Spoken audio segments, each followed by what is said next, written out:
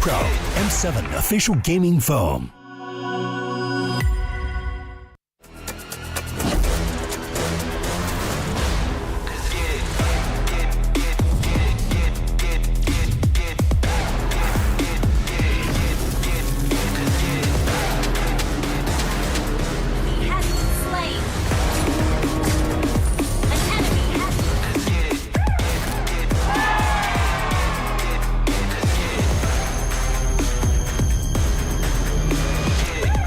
Realme 15 Pro, M7 official gaming foam.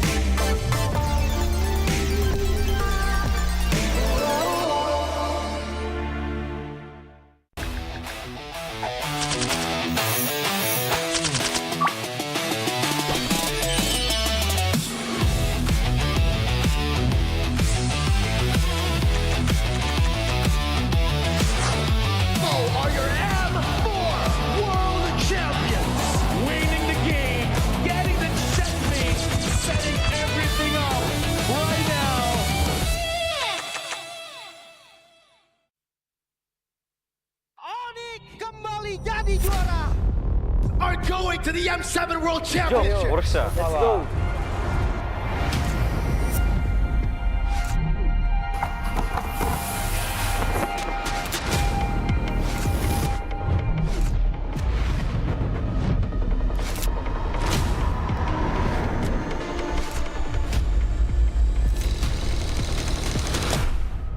Futbol uğraşıyordum, futbolcu olmak istiyordum. Ama pandemi girdikten sonra futbola ara verdim. Birazcık da Mobile Legends oynamaya başladım o zamanlar, yani yaklaşık. Que nosotros empezamos desde la MDL, la ganamos, después subimos a la MPL, también la ganamos y ahora estamos en el Mundial y también esperamos ganar. I think Team Zone is underdog in M7. Nobody expected us to be here. Evo was once a dark horse and we break through the expectation of everyone. They broke history! Even though we are coming in as a newcomer, we are not just coming in here for experience. We know we have power, that's all, we are good. Nosotros somos el equipo Dark Horse. Who do I think will be the dark horse? A bit of a Malaysian bias, but I would say CG for sure. I'll lean more towards Yangon Galactic. I don't think anyone really is expecting CG to be a threat. Kita orang bukan dark house, kita orang cuma pendatang baru. ကျွန်တော်ကတော့အဲ့လိုတော့မထင်ဘူးအများကြီးပြင်ဆင်နေတယ်ကြောင့်မလို့ပွဲတဲ့ကြရင်အကောင်းဆုံးပုံစံနဲ့ဆော့ရသွားမှာချပြသွားမယ်မလို့ချက်တော့စောင့်ကြည့်သေးတယ် Sebab kita orang ni suka invade orang, bantai orang, memang gaduh tak berhenti. ညီရဥအောင်ချတယ်ပေါ့အားကြောင့်မို့ကျွန်တော် gracious ဆိုတာတော့ကြာ Agresif, kenapanya? Karena suka perang. Karena kalau misalkan bermain agresif, musuh bakal kena pressure duluan. មូលហេតុដែលពួកខ្ញុំចូលចិត្តលេង aggressive ដោយសារពួកខ្ញុំកាលមុនគឺមើល player ខ្លួនឯងនីមួយៗហើយគិតទៅថាអ្នកគឺដៃខ្លាំងមែនតើអញ្ចឹងលេង aggressive គឺត្រូវ 我们战术打法无规则打法，就对手可能研究不透我们吧。 We are not that serious. We just playing for fun because it helps us not get pressure. If you play for real, we get a high pressure international. 可以打进世界赛的关键之一是早睡早起，保持好身体。 Siguro determination lang din talaga and focus sa sarili kasi doon nalalabas siguro yung pagiging consistent sa paglalaro. Our secret in our veterans in our team. Enemies need to respect us. Strong mentality and discipline because it's all about out of the game. King teams for me are gaming us. Siguro para masabi kong king yung team or legends, siguro meron muna silang MSC title and M-World title. Kalau dibilang tim raja, enggak lah. The Sky Kings have been taken down! Kita belum layak lah dipanggil raja. Ya, back to back dulu lah semuanya, baru bisa dianggap tim raja. Tingin ko isa kami sa mga king teams kasi sobrang dami na namin pinanalo na tournaments and sobrang dami na namin na-achieve ng magkakasama. Sa tingin ko kapag na-achieve na namin yung Golden Road, hindi na siguro king team yung tawag sa amin, siguro mas angat pa doon. I think we are because based on the recent tournament in NSC, we are the top 2. If we win, we already show everyone that we have the potential to become more than a king. Let's do it for Malaysia. I will redeem Indonesia. I will complete the Golden Road.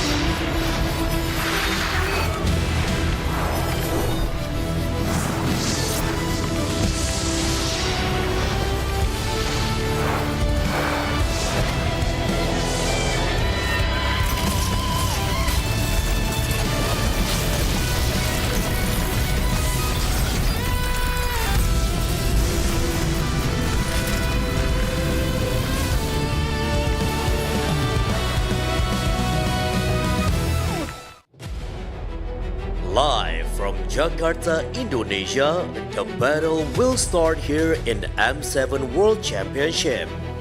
Let the world see us.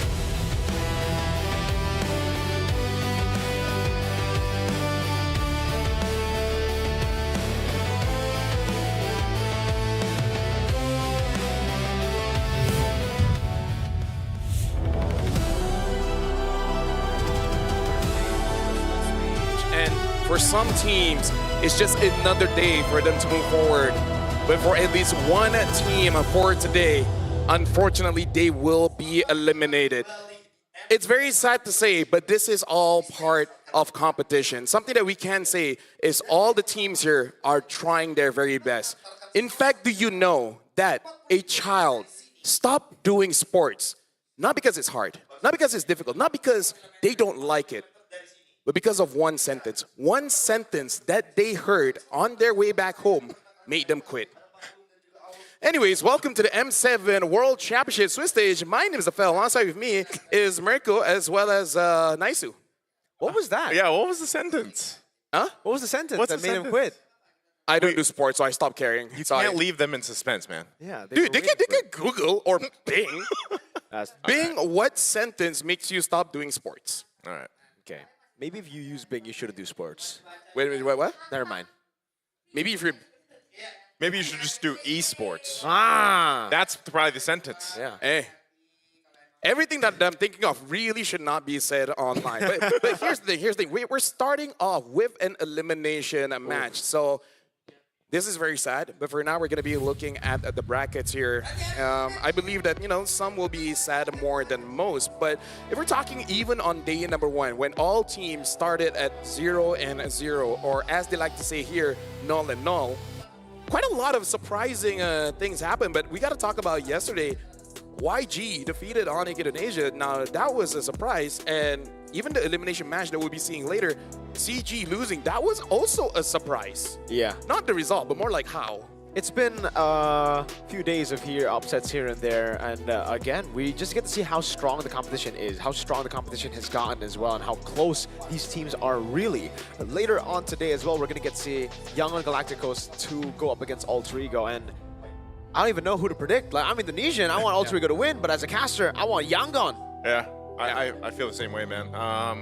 And just a reminder, too, because some of the chat was wondering in the past couple days, we will start to get into those best of threes, and I feel like when we look at the teams that go into best of threes, that's always something you have to look out for. Some teams really do perform better in best of ones, and some don't. And then you have these best of threes where some things come into consideration. So you might have seen, we can talk all about the meta and everything else. We see some of these niche or cheese picks, as like we like to call them, but when a best of 3 comes in consideration, it can be different. And so now we will start to see today one team go home, one team secure their spot for the knockouts. Yeah, you guys are looking at the schedule here. The first game as well as the last game of the day will be best of 3. The one in the middle, this is the 1-1 bracket. So they're still going to be playing a best of 1, but the difference is for game 1, it is elimination. In case you guys don't know, for this Swiss stage, you lose 3 times, you're out of the competition. You win 3 times, you move on. 8 total teams will be going to the knockout stage, and the other 8 remaining teams, they're what's the best way to say it? They're out. They're out. There you go. Thank you very much. Yeah. I don't know why it's so hard for me to even say that. They can't chase their dream anymore, man. Because not everyone wants to go out, No, not everybody. I think no one wants to go out, but you gotta have to deal with it, I guess. And don't worry though, for you guys back at home, when we get into the decider elimination or promotion matches, we will be seeing a best of 3. So we're gonna see a full series. No longer is it just gonna be a best of 1 where the cheesiest team or the best team at going 1 game wins it out. Yep. Edge of collapse. Who rises first? Because again, for both teams, they haven't gotten a win, and even in their losses, we can't really say that they did phenomenal. There were clear indications of missteps here and there, communication issues when it comes to Tiangfeng Yaoguai. E1 has a very tough time positioning, and it really cost him his team. Yeah. For CG, the engages, doesn't matter if it's coming from the EXP or the roamer, it's really not all that clean, making it hard for the gold lane as well as the jungle. I think both teams, at least from what we can see in the Land of Dawn itself, and also probably what we've seen in some of the personal players going through today and the previous days is some struggles, right? I mean, it's clear that there's been some issues looming, probably even but amongst themselves, trying to get things together. And really, when it's down to this, man, you have to fix it quickly. Yeah, and for this, let's see what's going on with Tianfeng Yaguai. We're able to talk to them, so let's see what's happening behind the scenes. Get long! One shot by Sailor, the tech charge onto 2, and a final closing fight for Evil as they get their first point here at the Swiss stage.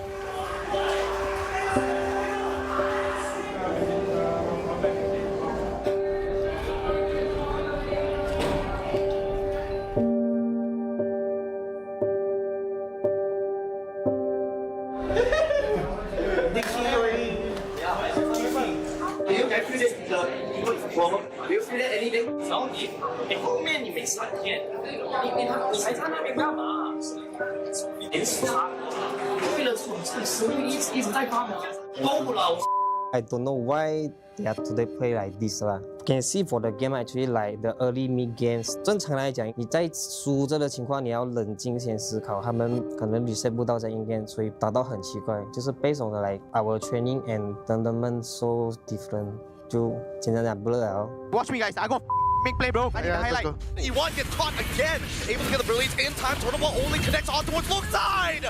Good wall from Powerful. And Ben takes out Long. Tianfeng Yaguai has no idea what to do against this. 因为那个 hero 可能没有玩到这么好啦，结果就打出来的效果就是 not so good。我很想讲就是训练了那么久。为的是什么？为的是就是秀出来，就是 on the China 的 region 的 power 嘛，就好好把握，好好的打咯，不要想那么多。每一年难得进到世界赛，不要留遗憾就可以了，真的。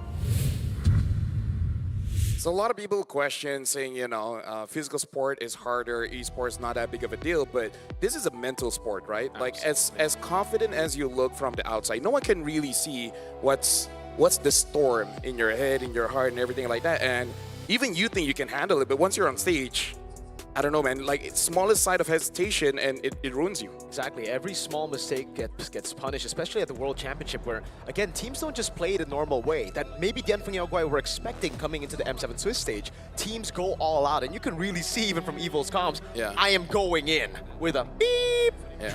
Yeah. It's one of those things where, again, we hear this so often, you know, in the scrims or in training, it was this way, but then when it comes to the international stage, things kind of fall flat for a lot of teams. And it could be a mix of things, honestly. Communication between the team, the way they're performing, and just overall kind of mood even. And that's why for me, I think finding success in a different tournament before coming into the World Championship usually puts them in a false sense of security. Like it actually makes them kind of feel like, all right, we're already strong, we made it to top 4, we won an event, coming into this tournament, we should just do what we've been doing. Yeah. Well, that's not the case. For all the other competitors, they've just been rising, they've been improving as they stagnate here, and I think that's the case for Tianfeng Yaguai. You can see the disappointment in Sasa and Long because, again, it's not what they practiced, and it's not even what they saw in GOTF. They saw really good plays from everyone, everybody being proactive, everybody making the right moves, right calls every single time.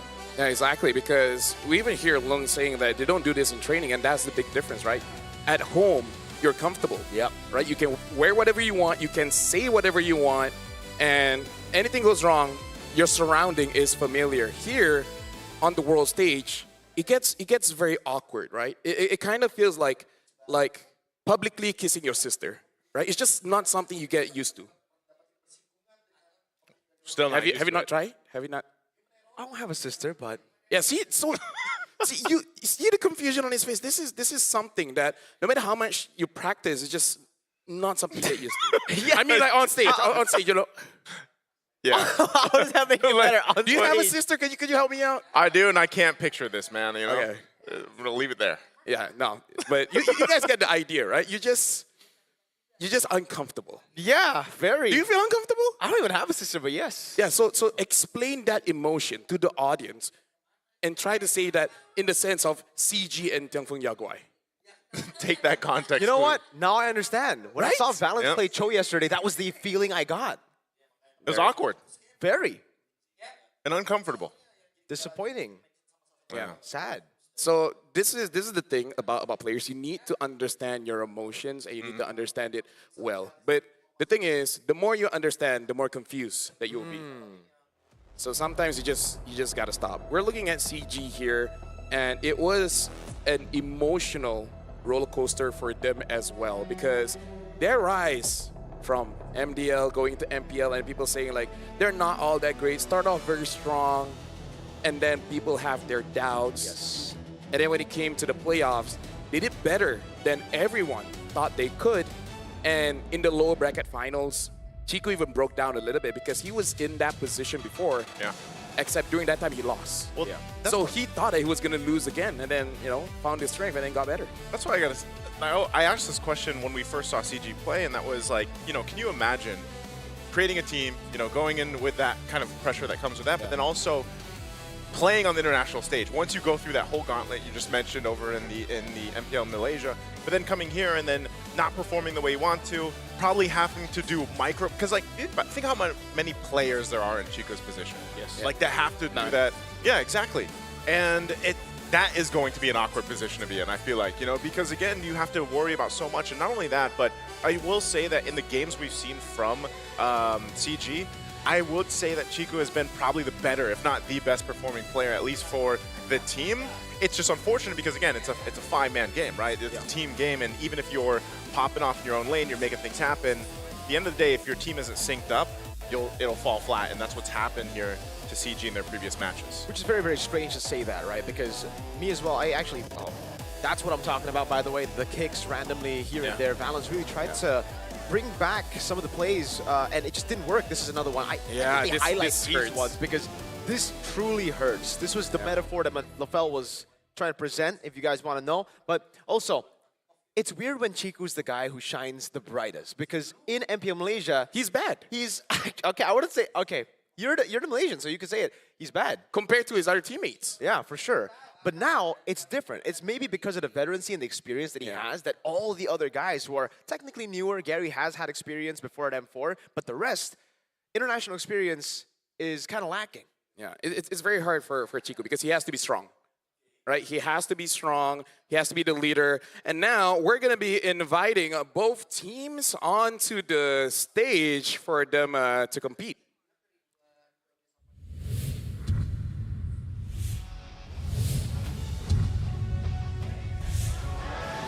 Ladies and gentlemen, carrying the hopes of an entire region, these monsters look to climb back to their peak and extend their tournament lives. In the XP, it's Fell, the jungle, my goat, Super Ken. Mid, he won, Rome said, and in the gold lane, Long. This is Tian Feng Yao Guai.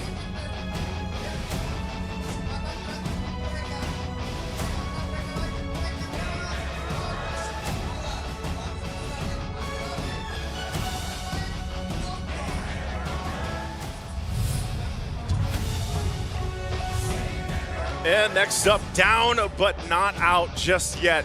Malaysia's runner-up returns to the stage to keep the M7 dream alive. We've got Ye through the XP lane, Gary in the jungle, Chiku in the mid, Valens, Rome, and Amzik in the gold. Give it up for CG Esports.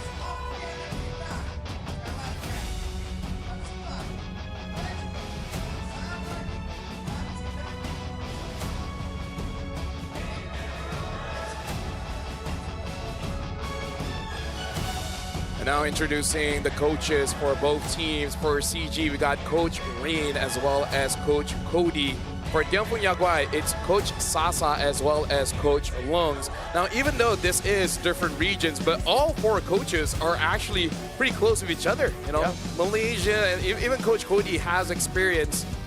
Well, of course, they have experience in Malaysia, coming in from CG. So, sorry, brain fart a bit. But anyways. This is going to be the final match for one of these teams. Yeah.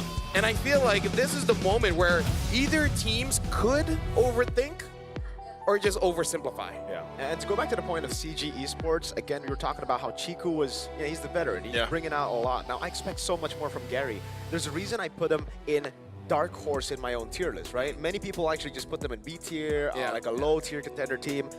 But I actually thought with Gary's killer instinct that he had in M4, man, he was able to bring the prime, the best version of Echo in M4 to 5 games. But where is that? Gary, he lost his killer instinct. Yeah, I think on both sides, man. Like, that's what we are desperately looking here for both teams competing here. I mean, even for Super Ken, you know, he's been, yeah, your GOAT, but he's kind of had some struggles, right? Yeah. And again, maybe this is partially due to some of the communication that's just off between them. But, you know, even Zed, for example, he likes to go ahead and play those pick-off heroes, but it just seems like he does better on some of the AoE zoners. Now, one of the main things about this, too, is I feel like there's so many boxes on both sides that need to be checked for them to get the win here that it's almost even hard to predict, like, which team is going to win in this best of one. And with the stakes being in consideration, like, that's a whole nother thing. And even if they get past this, whichever team gets past this, they have to continuously work on those things to survive and get to the knockout stage. You know what's so difficult being in this situation? It's hard for you to have fun. Yeah. And I feel like for top level teams, we've seen if they don't have fun, it makes it why am I not surprised? You know, who will win game number one? As even though Dimfung Yaguai didn't have the best of games, CG just next level. When you're helping out your opponents, it's pretty evident that you will have quite less votes. You guys can vote for the teams that you guys feel will win game number one. As for me, I don't know. I'm not a prophet. I'm not a weather dictator. Yeah, I'm not a weather engineer. Yeah, weather I'm not engineer. a weatherman. Yeah. Weatherman. Weatherman. I don't know. I just thought of weather dictator. Weather dictator That means sounds you- like he can actually dictate the weather. Unlike the weather engineer, who's kind of like a 50-50, right? And then there's a weatherman who just Reports on reports the weather, so... Yeah. Oh, but look at this. The votes Whoa, is actually CG. equalizing a bit. 166, 2-0-7. The Malaysians have woken up. Yeah. Dianfeng Yaguai, though. My goat, Super Ken. Come on. Dianfeng Yaguaiers. Wait, what do we call it? Dianfeng Yaguaiers. I mean, like, they're monsters, right? Yeah, they're like, monsters on monsters. peak. So maybe little monsters? No, No, they're, just they're the monsters. No, like for the fans. Yeah, monsters. Monsters on the peak, yeah, or hill, right? The mountain So the monsters. The MMs. The MM. M&Ms. Maybe they have. We should ask Michelle. I feel like Yeah. we need legal rights to say that, but yeah, I don't know. You guys can vote in chat. What do you guys want to be called? What about the CGs? Like, what are the fans? Are they all Like, just cool guys? Are they the Chikus? Oh, like the cool guys. They're the cool guys. I think And they were gals. Chico Garys. Cool guys and gals. There you go. We're very inclusive of men, women, and etc. Yes. What, etc.? Exactly. Goats? Yeah. Goats cool and goats. boys. Cool goats. Cool goats. The cool Cool goats. goats. But Yeah, that's Chico pretty has said, you know, if they lose, they're just cute guys. If they win, they're confident gaming. Yeah, gaming. that's what they said. Confident guys too. Confident guys. It's very nice where it's kind of like clay. Clay. It can be whatever you want it to be. Yeah. That's the You only, mold it. That's the only non-branded thing I can think of. Clay. Yeah. Which is also a player and the thing that can get stuck in your ears. Have you guys ever had that? No. My sister had. It was very awkward. We're game one in, and you got a whole lot of facts about your sister, man. Yeah. Oh, no.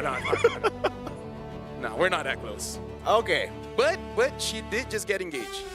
So that's good. Congratulations. Thank you. Yeah. I forgot. Clouds are ever shifting. You forgot about the wedding, or? Yeah. I wished her like congratulations like a day or 2 days later. Hey, I was busy. I was working here. a lot of people just say better late than never. Yeah. They do? Yeah. All right. Well, CG, they banned out the Eve, the Fanny, as well as the Sora for Tianfeng Yaguai. Banning out the Jushin as well as the Kalia. Now, let's talk about CG's draft here, right? They're banning out the Eve, the Fanny, as well as the Sora. The Eve as well as the Sora kind of feels like they want movement, right? They want to spread out. They don't want to be boxed in. The Fanny, I feel like, is just a bit of PTSD. Yeah. I think we're also getting to a point where I think Claude should be considered as a first pick prize. Yes, It could be yes. something that, I mean, especially if you have a very, very good gold laner. Yeah. You saw Claude Oheb, guys. Innocent, and Stitch all do well yesterday. Claude guys. I like that. That's also Claude just a Gaming. statement. Claude Gaming, yeah. Claude Yeah. Gaming. Claude Gaming. He's 5-1, by the way. 5-1? Claude is 5-1. Is it against the carry? I think it is. Is that the height? No, that would be pretty short. He's yeah. 5-1 in stats. Yeah. Dexter might be 5-1. The head-to-head. Wait, is anyone from our talent pool 5-1? The closest one? No, I don't think so. Is Eterna for something? It would be either Eterna or Brigida. Yeah. But they should be for something. Hey, Eterna, can you tell us like how tall you are? How short you are? How short you are? I mean, like, glass half full, half empty kind of thing, you know? But looking back at the drafts, Definitely Yaguai picks up the Yuzong. Yeah. Any other priorities here in mid? Probably not yet, no? Yeah, personally, I would just go for like, I was going to say the Claude, but again, they go for the Cho This here. is They so actually, good for CG.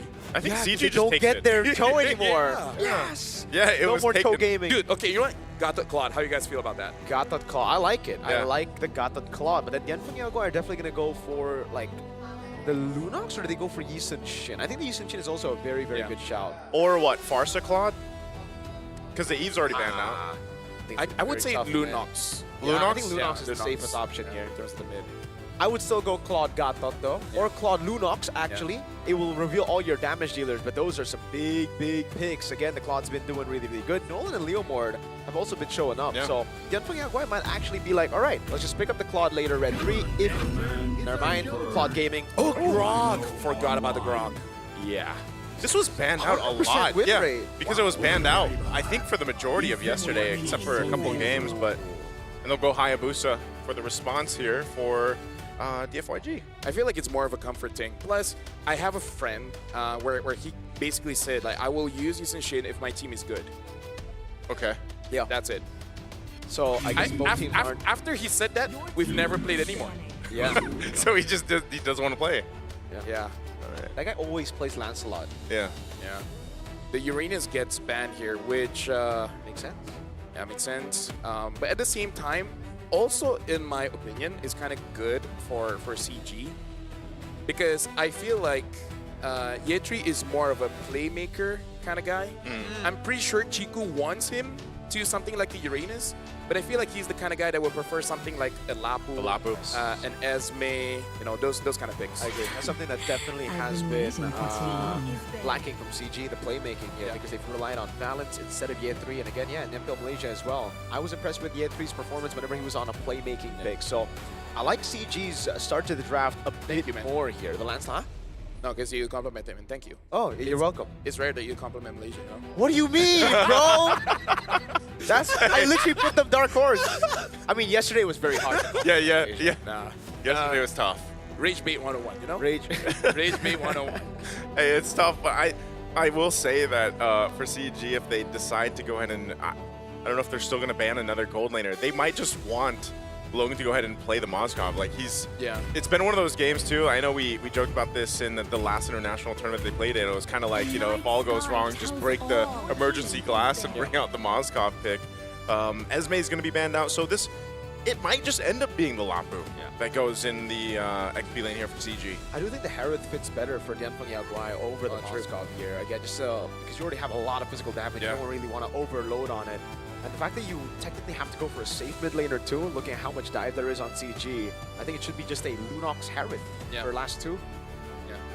No, Valen if they want to steal the Tectonic Charge. I feel like CG, either Lunox or Harith would be a good ban. Personally for me, I might ban out that Lunox because if you're not careful on this Claude, you dive in and then the Lunox just blows you up. Magic is my Will they go ahead and take out, was that the Harith? Yeah, I was say Harith. So I think we are just going to see the Mozgov, honestly. Probably, yeah. Yeah, but that's... Like, is the Lunox alright as just a solo mid magic damage dealer? Because I would say it is, but Yuan has been very disappointing on the Lunox. Yeah. He hasn't been brilliant just yet. He hasn't. And that's really what you need. You need to be brilliant and chaotic on the Lunox. So that's why they go balance. They're like, exactly, makes sense. Yeah. Get the tech charge, right? But now, if the Cho doesn't get a good engage, he can go in. That's true. But now Chiku is just going to be like, all right, brother, I'm going to gap you in the mid lane again. You saw the Valentino win rate, dude. It's 20%. That's I think that win is in the XP. Exactly. In the mid lane, it's even worse. That was an XP win for Ying yesterday. Yeah. The only question is, does he go for that Lunox or go for something comfortable like the Kimi, which is something that he does like, but personally for me, with the current meta, I would prefer a Lunox for sure. Lunox. This land is our homeland. There's the Lapu, which we expected. So this last pick's going to be the mid. We're opting for 200% win rate heroes. Ooh. I like that so far they've been drafting normally. Yeah, I think they have to though, man. Like again, given the situation here, right? Yes, it is a best of 3. Yeah. Again, that's in consideration. There's the Moscow. So this is kind of what we expected, at least here in game 1. And you know, honestly, on both sides, they have pretty good compositions. More of a standard that we're used to seeing. The Lunox is in an interesting position too, because I feel like you see the Lunox players right now that have been playing it die a lot. Yeah. And part of the job, I feel like, as the Lunox is to do that, like get some of those ultimates or those battle spells out, utilizing the brilliance, and then you're able to pop off and scale up really well. So we'll see if that happens here for CG. Yeah, for me, I feel like playing Lunox is, you gotta be a businessman, right? Like, you will die, but how much do you get in return? If I kill 3 and I die, worth. If Businessman math. Yeah, there you go. Main map. Ladies and gentlemen, welcome to the first elimination match between Demfeng Yaguai and CG. None has been able to get a victory. So from this point forward, it's all or nothing. Welcome to the Land of Dawn. Here we go, folks. Elimination match. High stakes here in this matchup. Let's take a look at the emblems. So far, pretty normal. Nothing too crazy on the right. Yeah, everyone just going for the standard here in this game. Also should be the fighter emblem for the Claude. We've seen how broken that is, but Lung is actually doing quite a bit of damage there over to Amzik. Both regens popped in very early. Yeah, that's complete comfort though. Again, like I said, you know, especially for Lung to play this Moscow, but against such a winning hero right now. Val's actually gonna burn the flicker already. DFYG going for the first blood, and they'll get it. Vel gets it on the Yuzhong here.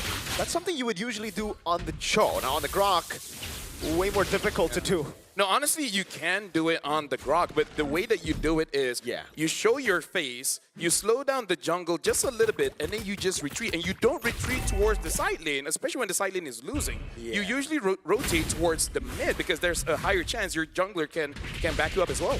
But that's the thing though, right? In the mid lane as well, there was just no prio. So the timing, the decision was just off. Demfeng Yaguai, taking a look at the emblems. Master Assassin for Lung, and it's actually the Festival of Blood for Amzik. We've seen a good mix of Master Assassin and Festival of Blood for Claude. It really depends on the matchup, and in this matchup particularly, Amzik feels like it's going to be really tough to out-trade a Moskov, so he goes for Festival of Blood, will just regen and play the weak side of the map, although Lung has a very good freeze up top right now. Yeah, I really feel like their idea is to hold on balance. So low again. Whoa, nice response though. Super Ken getting checked actually, so he goes back. Valen's looked a little dicey there for a second. U1 too could be in trouble. Gary goes in with a Phantom Execution, gets the flicker out from U1. So Gary dealing with Zed. Oh, U1, where's he gonna go? He's trying to escape. It looks like he'll actually be able to in between the turrets. Well, hey, it works. Don't knock it if it works, I guess. Down below. Oh no, here we go. This is the setup. Super Ken still half health though. Day 3 in trouble. Shadow Kill gonna be used. He has the backup. Super Ken gone. Vel gonna be next. What a turn of events for CG. They're going for Zed as well to get a 3rd kill. It's a triple for Chiku. Yeah, honestly, that's amazing. Good timing, and this is why we wanted more of a playmaker for year 3, able to get good trades, and then good rotation coming in from Chiku. Now, Demfeng Yaguai, I don't think they can really contest this. Right? Yeah, probably shouldn't. But either ways, U1 has to be careful, man. Like, that kind of positioning on that Valentina, you should not be doing that. You cannot give more kills to CG, like, without them trying. Yeah, the mid prio again now has gone over to CG Esports. I would say very, very sloppy as well from Super Ken there. Goes for the Quad Shadow, but delays the Quad Shadow. I understand what he was trying to do, but in this position, it's either you go in full or you back away. Because if you delay the Quad Shadow and you go Shadow Kill earlier, you saw he was just stuck there. Yeah, the Quad Shadow was down right as the Shadow Kill came out. Not only that, but also the consideration that after the patch, right, it's a little bit shorter distance with that Quad Shadow, and it doesn't feel as good, especially if you get trapped and the timing's off there. So definitely want to readjust, because with all that happening, speaking of that triple kill that goes in the hands of a Lunox for Chico, who, you know, you get scaled up quicker. That is just so much better. There's not that many tanky heroes at all from TFYG. So that burst from Chico alone is actually going to be a threat. Now, honestly, like those 3 kills, giving a very early glowing wand for Chico here is big. And we got to say big where. It's big on Vel especially. And Vel needs to do good around those turtles. So at this point, CG should win all neutral objectives just because that Yuzling is going to have a hard time actually staying alive in the front. Yeah. That's why we were thinking of the Lunox pickup for Dianfeng Yao Guai. I guess Yi1's just very uncomfortable on that pick after yesterday. Yeah. And now Vel gets the 100 strike, but that's a very quick War Axe by Gary. 2 levels ahead of Super Ken, by the way. This is a big problem for Dianfeng Yao Guai. Yeah, and here's the thing, Dianfeng Yao Guai, they look headless right now. They don't know what to do. All those rotations are kind of like hoping for something to be there. Yeah. But every single time they arrive at a destination, they're like, wait, why are we here again? Yeah, definitely. Again, you guys can let us know who will win this retreat battle. Is it going to be Gary or Super Ken? Vote in the chat. It's probably going to come down to this fight again for the turtle positioning and just this delay here from CG. Black Dragon form going to be used. There's the kick too. All for Ye3. He's going to be fine though. Oh, he still survives. They go for the setup anyway. Meanwhile, Turtle secured, a kill secured, and more. All for CG. 5-0 now for Chiku. Oh, and Yuan is there. Looks like will not be caught by Valence, and this is the big problem. Oh, at least Vel gets you 3. But again, the big problem is the fact that Chico is actually too far ahead. Because in terms of the goal difference, I believe that it's mostly on him. 1,200 difference. A difference when your team has a glowing wand and opponent doesn't. Yep. 5-0, doing so much damage, providing the proper amounts of utility. Oh, Zed. Valence, he's just trying to cause some havoc here, trying to buy enough time too. Tanky enough, but gets away with the flicker. Will still survive. Oh man, that's tough for DFYG. Yeah, and even the orange buff gets taken away by Gary. Nothing going in the way that Dianfeng Yao Guai wanted to go. This is a horrible start for Super Ken. 3 levels down now. Not an orange buff, not a single kill on a Hayabusa that now needs to snowball. CG, I just want to say, LaFell, I never want to see Ye3 on a non-playmaking pick ever again. No, same. Any kind of pick that makes him feel very egoistic, that's the kind of play that he should have. Yep. And sorry to say, but this is very much mid-diff here. Oh, they're going to jump in. Super Ken just trying to clear that out safely under this turret. But yeah, this Ye3 on this Lapu Lapu. And so far, Lapu Lapu is going to be... Oh, Chico popped the Brilliance. He's dead? He's going to be chased down. Yeah, actually, he's going to be able to set him up with the Petrify. Vel will get the shutdown. Super Ken might be able to go ahead and join this fight with Yi1, but they'll force Gary and Valens back. That's still a big kill for DFYG, at least for now. Yeah, that's a big shutdown there given over. The fact that the turtle is going to be up in 15 means that they will be able to utilize that gold a bit more. Vel also got a solo kill, so it really is Vel right now who's a big threat for CG Esports. They got to be very careful in the back line not to give these stacks over to Vel. Zed! Nice kid, Carry. Is he going to be able to get away from this? He has the mobility. He's fine on the Lancelot. Again, the Cho struggling to set things up here, and with this last turtle just going to go over to CG. Valens might just continue to try to delay Super Ken in the jungle. Yeah, and the big problem here is that the fact that Amzik has not been disrupted at all. Like, CG is looking very scary now. Once Amzik, honestly at this point, even gets 2 items, it might be too much for Dianfeng Yao Guai. It's really, really tough. Now Vel walled off Fury's knife. Yep, tech charge it. Vel gets just closed in with the wall, that rampart. So Vel being one of the forefronts of this lineup right now, just getting taken out. The gold lead continues to build. Yeah, Mirko, look at the jungle gold difference here. What does Dianfeng Yao Guai have to do?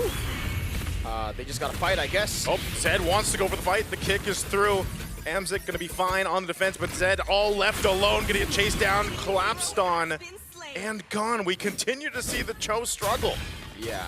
What do they need to do? They just need to go for fights at this point. The lead has actually gone a bit too crazy here, out of control. And Dianfeng Yao Guai, it's either they play it safe, farm up, which isn't really what the composition needs to do, or they look for fights where they're at a disadvantage. So it's a lose-lose until CG make a mistake. That's what Dianfeng Yao Guai are hoping for. My biggest worry is that if Dianfeng Yao Guai catches a mistake, do they have enough damage? No. Clearly not. I think Ye3 a couple of times has gone in, overcommitted a couple of times as well, but they just had no damage to punish. And again, it's also Valens. They try to chunk Valens down, they're unable to do so. And as long as it is just Valentine, yeah, 3, no damage. If it is Chico or Amzik, then yes, there will be enough damage to take him down. Yeah, and I feel like that's the biggest problem for Yaguai, which makes it a bit awkward for Zed as well as Vel. It's not that they don't want to go in, but they can't. They kind of feel like if they do, they might set themselves up for failure. Well, that's already what's happened to Zed a few times. Looks like he might try to do it again. Pops the conceals. They're going to go for Valence, even using the flicker. Tech charges on the defense, and they're going to chase him. The Petrify. Super Ken on the chase. They're dealing with it, but Yi1 caught on the backside. Now Super Ken in trouble as well. The shadow kill won't save him as a double comes through for the A3. A bit of a desperation move there, especially kicking Valence. And like you said, not enough damage, and they were punished. I have no idea why they just keep going on Valence, right? Like, the definition of insanity is doing the same thing and expecting different results. And Gyeonfang Yaguai are actually just insane there, right? They just keep on going for the same play over and over again, thinking it'll work this time around. Val trying to defend mid. There's no way he does that. Maybe they just don't like Valence. Maybe they don't like his face. Yeah, they took away his Cho, and now they try to kill him. But Valence is like, dude, I'm not on Cho this time. You can't do that. I have a tech charge. I'm on Grok. I love Grok. You can't spell Grok without OK. Or Rock. Yeah. I don't. You guys covered it. Yeah. Okay. 3,000 gold. There's no lead. lose in Grok. There is not. There's no lose in Year 3. But there is a lose on Lapu Lapu. Not when he's on the hands of Year 3, though. Holy shielded mid. Oh, down. They're managing the waves really, really well. They're actually going to be slow pushing the side waves, pushing in mid. They are looking to go for a base turret with the First Lord. And honestly, they can. Gary's 4 levels ahead on the Lancelot. He can just go all the way. Sorry, at this point, definitely Yaguai has not done anything, man. No. I've not seen an attempt. Well, when they do, it ended pretty bad. The attempt are the conceals that you hear. That's about it. There's a kick. Zed's just going to kick A3. They want to deal with this. Vel is gone, deleted, dusted, and gone again. Double kill. Yi1 going to be in trouble trying to get away as Ye3 chasing down. They still have the Lord. Even with Chiku gone, CG might want to end it here. They have enough damage. There it is. Amzik finally being able to shine, and Gary will clean up the kills as they go for one more. A shadow kill to delay it, and that will be game of 1 going over to CG Esports. GG CG. Match point 1-0 currently. Remember, ladies and gentlemen, this is an elimination match, which means Gyeonfang Yaguai are a game away from being eliminated. This is the first win for CG, and this is the most stable draft, I would say, that they've been able to get for themselves. The fact that they're able to get both Grok as well as Lapu that has a 100% win rate, and of course the Claude being one of the most picked heroes in the current meta, it looks like they were given every single hero that they need. And then from Yaguai, looked a bit lost, especially in the drafts there. It looked very, very lost, man. And I honestly just feel like it's because of the fact that they were very, very uncomfortable yesterday. Again, Yi1. You'd expect the Lunox, right? The easiest pick to go for there in Red 4 would have been the Lunox pick. You deny it away from CG, and you get it for yourself. But the fact that they pick up Valentina means, again, they were just uncomfortable. They probably didn't want to trust Yi1 on it again. And I think not only that, but like, again, there's many boxes to check here. Yeah, the Cho pick. So far, we've seen it time and time again.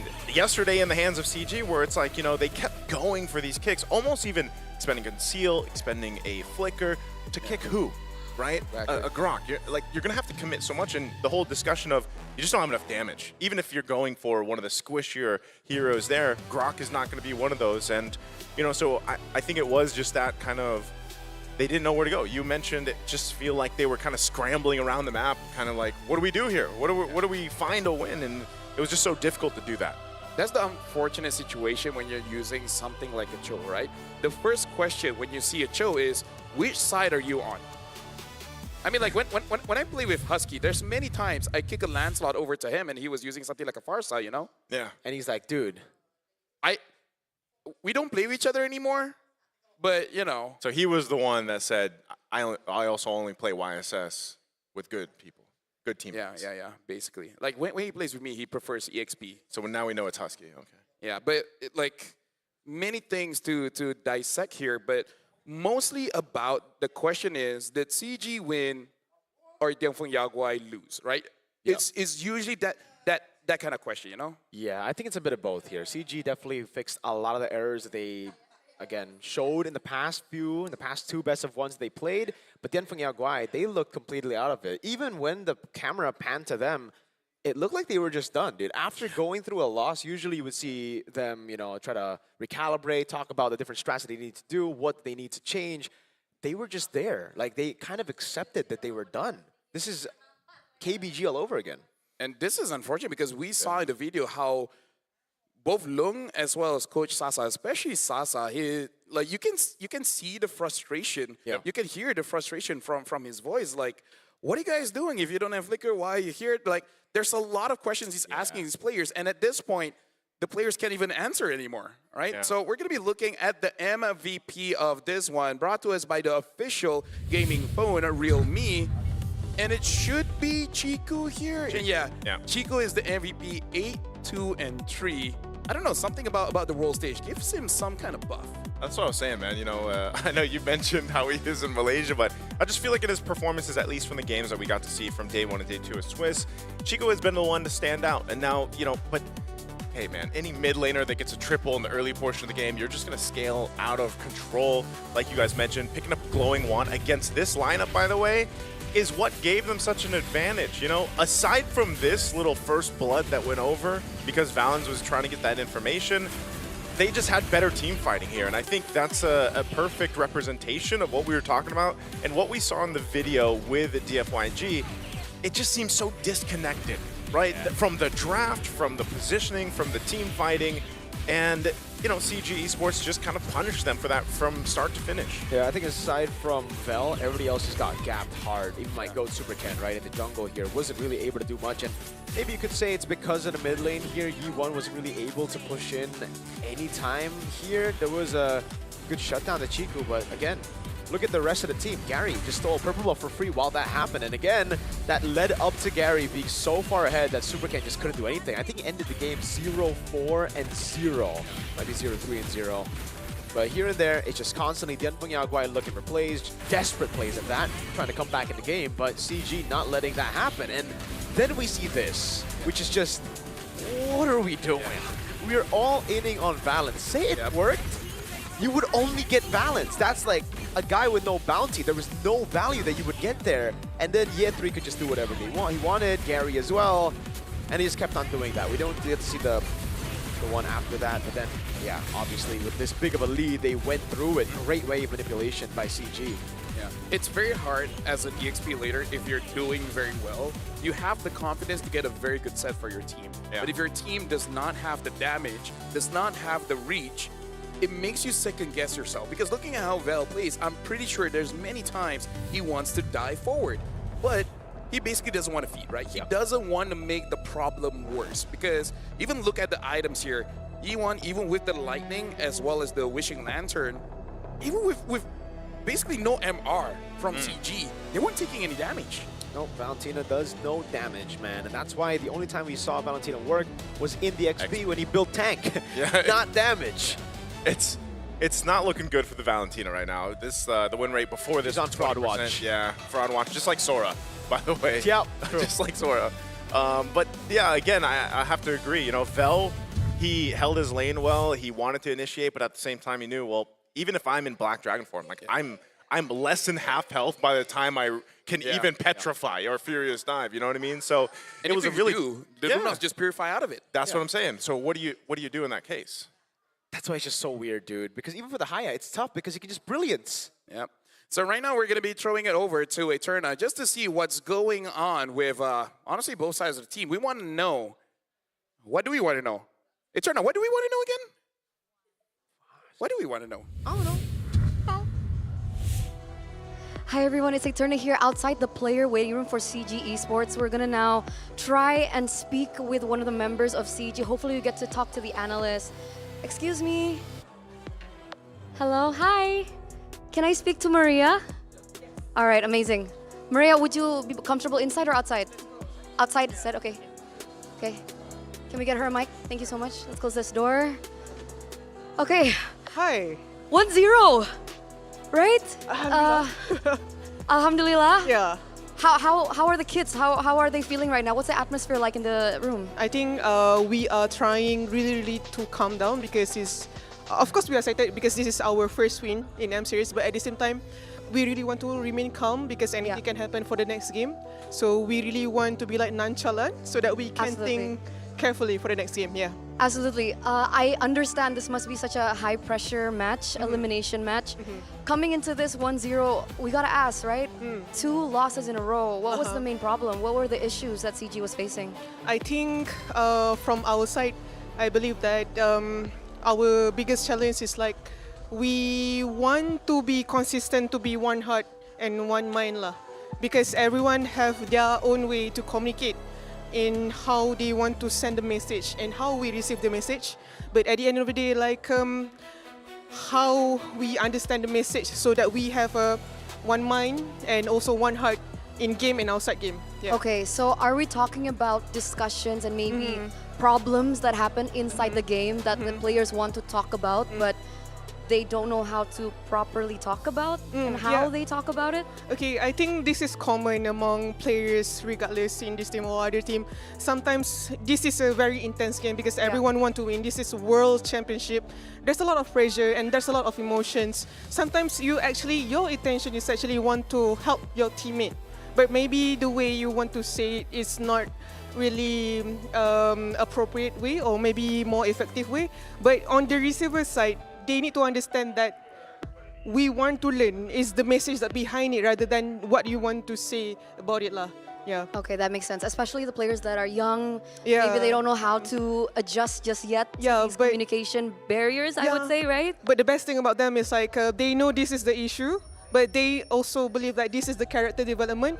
At the end of the day, it's not to win the argument, it's actually to win the match and to win the game together. Okay. That's the most important part. Yeah. I love that. How do you, though, as an analyst or part of the coaching staff, teach them these things? Is it difficult for you? If I can be honest with everyone, they are the one that teaching me a lot of things. Wow. They teaching me a lot about patience, about the game, how to go into the details, how to be more patient. It's like to, no matter what, that's the chair. Yeah, we can hear them right now. Just want to share our tagline is bigger than ego. Bigger than ego. Just to remind that every argument or everything, anything that happen, our dream, our hope is bigger than ego. Yeah. Okay. I know things are getting, I don't think I answered high your question, pressure. but I'm sorry, yeah. It's okay. I mean, we're watching the players get ready as is. We're hearing them chant in the background as well. Yeah. You must be proud. What did you say to them as we got into the second game before we brought you out? To my team? Yeah, what did you say? I don't say this thing to many people.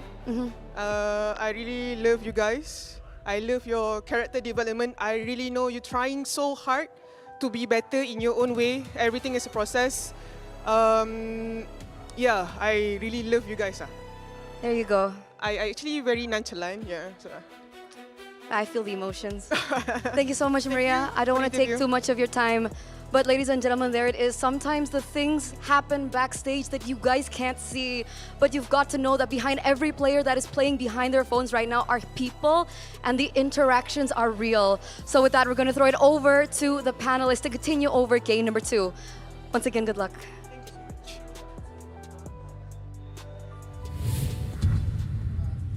Thank you very much, Auntie Eterna. Yeah, honestly, handling children is a very difficult job. And as we all know, men are very toxic creatures. It's very hard for us to talk about emotions. Nonchalant. Right? Nonchalant. No, like she said, they gotta be one heart, one mind. But as a man myself, if you guys can't tell, it's very hard for us to talk about our emotions because we're cool.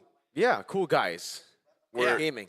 We're cool game. Confident guys. Men don't cry, okay? Anyways, check out the AI insights from the Realme 15 Pro as we're about to see, boom, a transition here. It has win rate predictions, can analyze gold items and everything in real time. It's like having magic.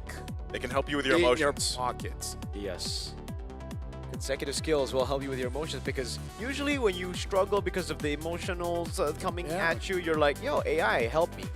If you have emotional problems, this is not medical advice, by the way, but yeah, get the Realme 15 Pro. Right from prediction to performance, it's the complete package. You play, we carry. Realme 15 Pro, the M7 official gaming phone. And of course, they would choose Naisu to be the one on cam. Yeah. It's been on the past few days, man. That's you know? been the case. I mean, hey, you have good eyebrows. Thank you. Good eyebrows. And then you look at me, what's going on here? But yeah. You got a great beard. Yeah, you got a nice beard. I don't have a beard. Speaking of emotions, let's talk about the M7 Battle Pass, because it went live on January 1, 2026, packed with exclusive rewards. A lot of rewards that you guys could get. Which one do you guys like? The normal Granger skin in M7 or the Prime one? I like that you're so nice of just picking Don't it worry. up. I was just about to leave it there. Yeah, the Granger's Thunder Ascended Epic skin, What would happen if I left it there? Finality Prime skin, M7 figurine, I guess we'll never know. Either ways, there's Battle Fags, Prime F top orders, and all of that. Plus, you can get the Gato Kacha Solo Sport skin for free, and the fan favorite M5 Yuzong It's back. skins. It's back. Don't miss all the wonderful rewards. Do we have more ads after this? We do. All right. Don't There's forget also free skin. Edith. Your free Edith skin. This is your Don't skin- you like Edith? Skin No, that's free Renmar. Edith. That's Renmar. What? Free skin Edith. I'm not lying. Skin. I'm not lying. My sister likes to use Edith. I'm not. Man, that's three facts. Well, LaFell, Specifically, not one, but three. I feel like last M series it was about his mom, and Yeah. now it's your sister. I mean, like, aren't you guys curious about me? Yeah. I am, but And like your family. Yeah, usually like we talk backstage, you know. But you're. But wouldn't you guys rather to have a conversation when everyone's watching? This is inclusion. Like we're including the audience as well. Ah, so that's what you're trying to do. Yeah. Yeah. So they get to know us better, and they don't need to start the game casters anymore. Yeah. Emotions are very important, so it's pretty good back for to you to this. just. It's pretty good for you to just ignore it, and then just like hold it deep inside. Just like Lone, Which one? the player. All right. Got it. So in terms of the mood here, it does seem like CG is looking eye. They're not really smiling, but it's okay. As men, you don't smile. We don't express ourselves. We're just there, living in the moment. Yeah. I think they're locked in. Is what I would say. You know, you got to be kind of locked in here, man, because yeah, you got the first game, but you're not out of the series just yet. Relax. You can still throw. You can. still throw. We've seen some reverse sweeps already, even in the wild cards. Especially the wild cards. Especially the wild cards. Well, right now it is going to be expanding river. So if there's any map that mid needs to win, that side laner needs to win, this is the one. So I feel like the jungle matchup is, pretty important, but they really got to make sure, especially for the gold lane, right? If you're able to get a hero that can rotate fast, it can start to get out of control very, very fast. Yeah. So are you saying that Yaguay cook?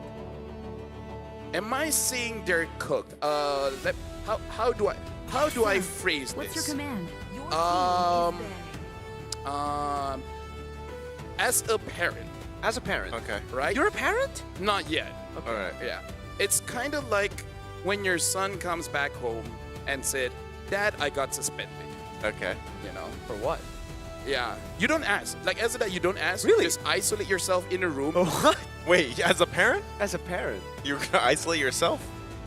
I mean, that's what I would do. Or are you putting your shoes in the boy? What? Yeah, I guess that's what I want. Instead of reacting immediately, Yeah. how about dad just Think about it. think Alright. about it for a while, Okay. Maybe he had a good reason, right? Maybe there was a kid that gets bullied, right? Ah. And you're the hero. But then you're the one that got suspended. fight. All right, so Fight how are for the And the- who's who in that story? And Yeah. the kid that was bullied, his dad is a CEO, but he doesn't know it yet. So Okay, that's but wait, is that Denver Yaguay yeah, or I was gonna CG? say, is that which yeah, one's yeah, the exactly, boy? exactly, yeah. Yeah, exactly. Alright. In terms of the drafts here, Denver Yaguay banning out the Grok, smart. I think CG's a dad because they're cool dad. Story. Cool. But that would be CD. Cool not CG. granddad. I can't speak. Cool granddad. Cool grand. Actually, no, you can't, because they're children. Children. The guy. children's goat. Oh, that sounds better. The children. Yeah, right? guy. It's actually not bad. All right. So Grok ban, which also means that they don't want to first pick that, so that's very interesting. And then Eve as well as the Hilda. And now for CG, banning out the Kalia, the Fanny, as well as the Jushin. In terms of first pick here, what is uncookable? Claude. Right? Claude. Claude. Yes. You just take it, man.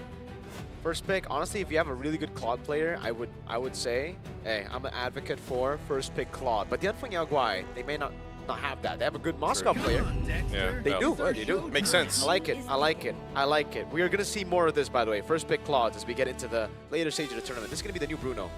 Yeah. Yeah. The only thing that worries me about it is last game was what, 10, I think under 11 minutes. It was like 10:40. So even for Amzik, the last game, like he was just like that base finish was like, oh, I can finally do something, you know. But then the game was over. So I feel like even with a first pick Claude, you obviously need to be able to go ahead and win that lane, but the rest of the team needs to be doing the right things here for DFYG, because if you don't get to utilize the Claude, especially when that 3-item power spike happens, which is usually under the 10-minute mark for a lot of the gold laners right now, then you don't really get to utilize this quality first pick, and they have to be able to complement it. Look at this, wow. So it's actually CG that's going to say, okay, now we'll take the run. Dude, the choke. You're the analyst. What do you think? I feel like at this point, it's like, dude, we want all 3 games. I like the Lancelot, to be fair. The Cho, though, why are we prioing Cho like this? You can't spell Cho with an ow.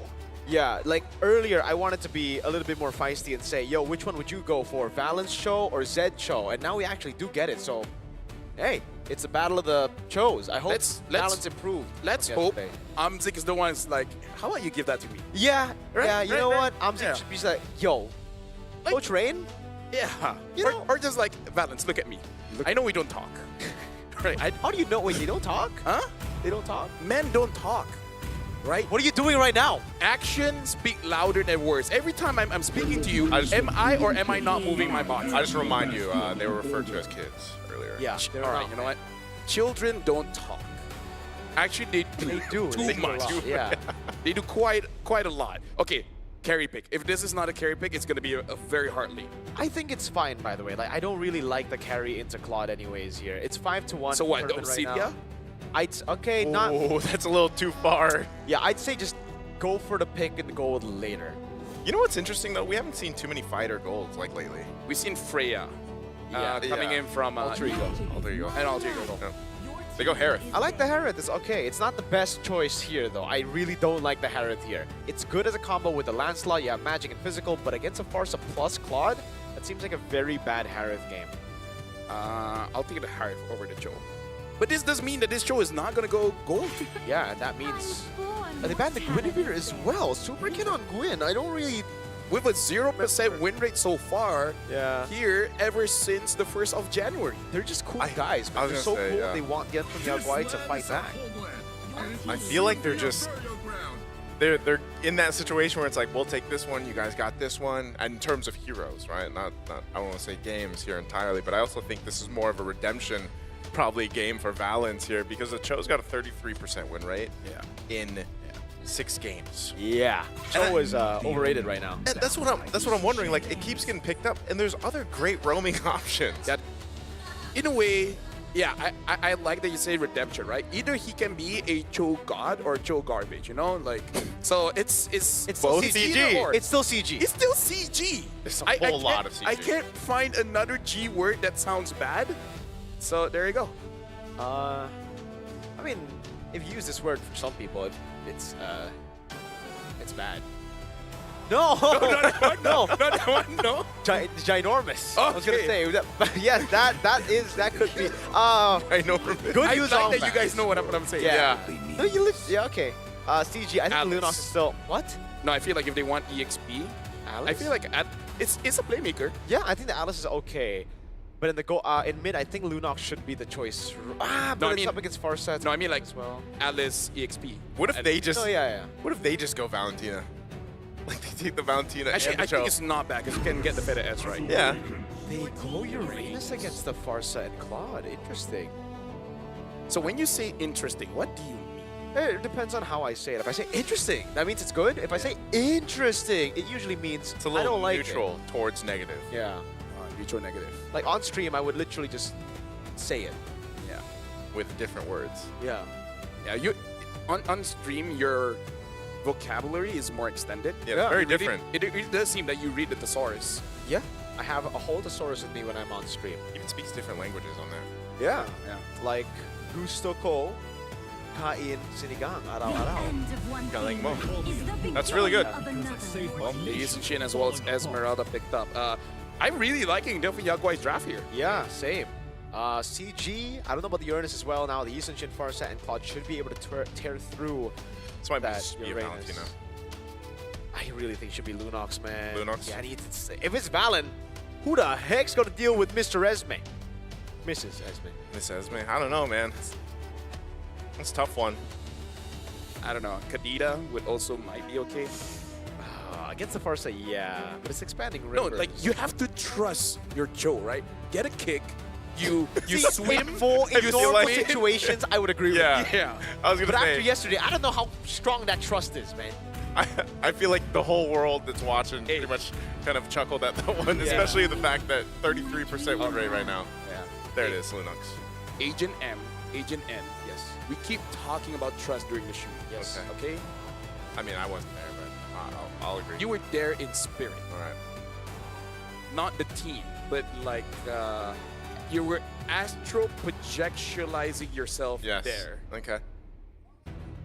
So what about it? What do you think about the draft? I think I like the Anfeng Yaguai, but the fact that they didn't ban the Lunox and they went for the Esmeralda means that the Esmeralda can get cooked if Chiku gets 5 kills to start again. So if the Anfeng Yaguai don't get 5 kills to start, they have a chance. Hey, you know what? I trust Valence. I feel like he can use his abilities in a way. I trust he can use his abilities. That will make you proud. We're jumping into game number 2. It's 1-0 in favor of CG. Can Delphin Yaguai win this one to extend the series? The Anfeng Yaguai are on the brink of elimination here. Match point. Welcome to the land of Dawn. Super Ken back on a Yisun Shin. Oh! Okay, Vengeance Esmeralda. That's why they were so brave, despite having the Lunox open on the other side. Very rare, by the way. Very, very rare. And you will be locked down, by the way. I know why. Why? Wait, you don't know why, or you do know why? I know why. Why? He doesn't go for the Purify because he trusts that Valence. Oh my. Like, that's me thinking meta. Yeah. Like he telling his coach, do I need Purify? And then the coach is like, do you think you need Purify? From what happened yesterday, makes sense, right? But you are going to be way more vulnerable to getting kicked. So that's a give and take. I guess that's the give and take that the Anfeng Yaguai are comfortable with. Let's take a look at the emblems though. This time it's Master Assassin. See, for Long, he thinks he's going to be able to win out the lane against the Harad, which is a very, very good call. Tenacity on the Esmeralda. Nothing too crazy on the other side though, yeah? Yeah, just a classic Tenacity Vitality. A bit of thrill there for Valence so that he has more base damage to play with. Yeah, quick arcane boots coming in from both E1 as well as Chiku. So, but this time I don't think Chiku should be getting that many kills because it's quite tanky and Zed does have that Revitalize. Yeah. So if somehow Chiku gets a lot of kills, that's really their fault. I mean, even in the last game, I was just surprised that he got that triple so early on, and that's just kind of what paved the way, you know, to that scaling and that MVP performance that he had. But in this case, I think for CG Esports, it's more so it's going to be a little bit slower paced, unless depending on how that first turtle goes too, because on both sides you have great level 4 power spikes in terms of like the ultimates that are available to them. Okay, level 4 already for Yi1. Esmeralda as well there. There should be a free turtle. There should be no chance unless Gary steals it away. Let's see. I don't know if Gary can get there in time. He's already used. Oh, he does! Goes in with Retribution out from Super Ken as Chiku picks up a kill. They're going to be going for more a kick, not in the direction, but it doesn't matter. Valens lives despite under the turret. They pick up 2 plus a turtle. Gary wants to take more. He's going to go ahead and grab himself a purple buff from DFYG. Don't worry, LaFell. I saw that reaction. It worked out. It worked out. No, I was sneezing, so I looked away. Right. He survived too. It worked out. It worked out. Hey, see. Oh. Maybe we should chill. Talk about working out. We worked out in the morning. Oh no. Okay, Gary's fine. Gary's already again doing this to Super Ken, and the gap is going to be crazy here as Gary has stolen away the purple buff, has stolen away a green camp. Super Ken can't do anything right now but go for Lethal Wanderer. He's going to be at least 2 levels down by the time Gary, or sorry, 1 level down by the time Gary clears up orange. Yeah, so honestly at this point, CG that was a good way to steal away that turtle. But right now, I kind of want to see a bit more systematic coming in from them, because I feel like their mid trio is pretty good at starting things. They want to start this one up here in that gold lane. Amzik trying to get away, a jump defensively by Zed. And Valence doesn't have the flicker, so he can't really continue on there, so nothing happens. Thank goodness. No, good cancel there from Long. Let's take a look at the items here. Superken is able to steal away a green cap, so that levels things a bit more. But yeah, Gary is so consistently farming out. 200 gold lead for the jungle. It's still manageable, really, for Tianfeng Yaoguai. It's not the crazy lead that we saw with 3 kills on Chiku. But still, it's not what you would expect with this composition. You would expect a free neutral objective contest earlier. Yeah, no, at CG, I kind of feel like they're on a ticking time bomb because they're not using a draft that, personally, in my opinion, skills as well as Tianfeng Yaoguai. Especially, like, the only reason why they can go to the late game is probably just Chiku. But Chiku really has to be the one to take care of 2. Long and Super Ken, or E1 and Long, like, as long as they're able to get 2, I feel like CG will have enough damage for the rest. Yeah, fighting for the turtle here. Valence looking for a setup. Whoa, in the gold lane too. A little 1v1, but they already started up around the turtle. E1 gonna have to back off. That feathered airstrike won't hit anybody. No use there. A jump from Zed fell on the chase. Chiku will survive.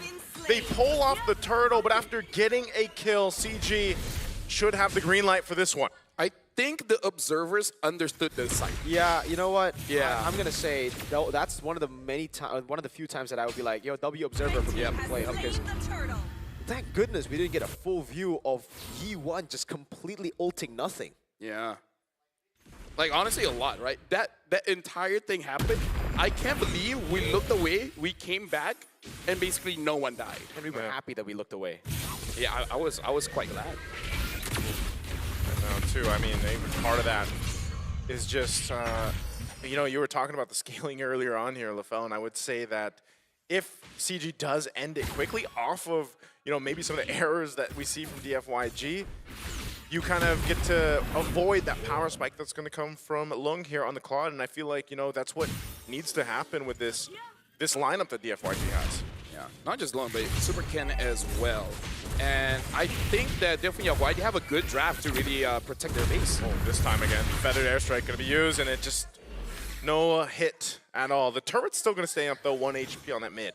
Yeah, but probably not going to survive all that long. Valence does have the Way of the Dragon. I just want to say that. Yeah. He has it. Not saying he should use it. He has it. But he has it. In some scenarios, he should use it, but he has it right now, is what LaFell's trying to tell y'all back at home, all right? But yeah, so far, even with the Vengeance, it seems like it is a big problem still. Valence, hey! Oh, Valence, okay. He's good, he's good. He got the turn. Yeah. He understands with all the martial art trains that he has done. You can punch a structure until it crumbles. Yeah. Don't be afraid of the guy that trains 1,000 different punches. But be afraid of the Grok, because they tried to do that the last game, and the Grok did not go down. Yeah. He's kind of a structure, isn't he? Yeah, he have yeah. a castle on him or something? Yeah. Oh, they go on Valence. Oh, Valence. Not sure if he's going to be able to... Okay, he does. Kundo, feather airstrike, not enough damage either. Didn't even have to burn the flicker. I feel Valence did something to Tianfeng Yaoguai because they just love him, or technically they hate him. Both games now, it's just they target Valence. I mean, like, love and hate, they're usually speaking in the same breath. Usually how a lot of fight starts. Gary gonna do the same thing here where he just shows up, gets the retribution off. They're gonna go for it, and that he does! Gary again, 3 for 3 on these turtles for CG, and I don't think they're gonna force anything further, man. DFYG just struggling. I like that the CG, they're basically just playing macro, not really forcing fights, understanding that Tianfeng Yaoguai is the one that has to get away. There's the kick, fell. Trying to bob and weave out and out of there. Thorn Rose doing quite a bit, but still, it's just CG taking what they want. A3 is going to be fine. He's on that Uranus, and they just continue playing that macro level. We got to look at the items here to really see, like, what's the difference, especially when it comes to farm. Looking at here, it's really mid-diff again. Yeah, I don't know how to say it lightly, man, but Yi1 is getting gapped so hard. It's not even funny. Like, the feather airstrikes have just been missing. Fell? Oh, Fell, even with a vengeance. There's 3 members of CG here. He does try to get away, but Chico will go ahead and secure that kill. And now a feathered airstrike. Drop down this time Super Ken to follow through, finally getting something for DFYG, but they're just losing across the map. Yeah, so for CG, again, they're just really punishing Dianfeng Yaguai. Dianfeng Yaguai have tried to deal damage, but as long as these feather airstrikes don't land the way they should, it's going to be a struggle. And the fact that E1 is so far behind means that it's going to be easier and easier for CG to dive through and to stop E1 from getting feather airstrikes. Because usually on Farsa, you get one feather airstrike and then you run and it's already okay because you've done enough damage. Yeah. In this case, you go feather airstrike and you miss it, then you run, you don't do any damage, and you've just gone away. Okay, Mountain Striker being used, just clearing up this top side, keeping Gary under control here. They might try to make a play once again, and AOG going to be used, and the A3 will try to get out. He's taking quite a bit of damage, and he will still survive long enough. Now, Gary is trying to disengage here with Valens trying to help him out. They're full force here. Finally, Loon getting a kill on the board, and now Valens on the run. DFYG will pick up a kill in perfect time. Lord's up, and now Amsic joined the fight. Dropping down that Zaman force, but Vel pops and he stays alive with a bit of shield, and Amsic's the one to get punished. This is a turnaround for DFYG. Yeah, that was a whole lot of what just happened there, where CG, they overextended, and it looked like they didn't have enough damage, and I'm not entirely sure why. Oh, this is a time for them to go ahead and secure themselves the Lord. Valens jumps in.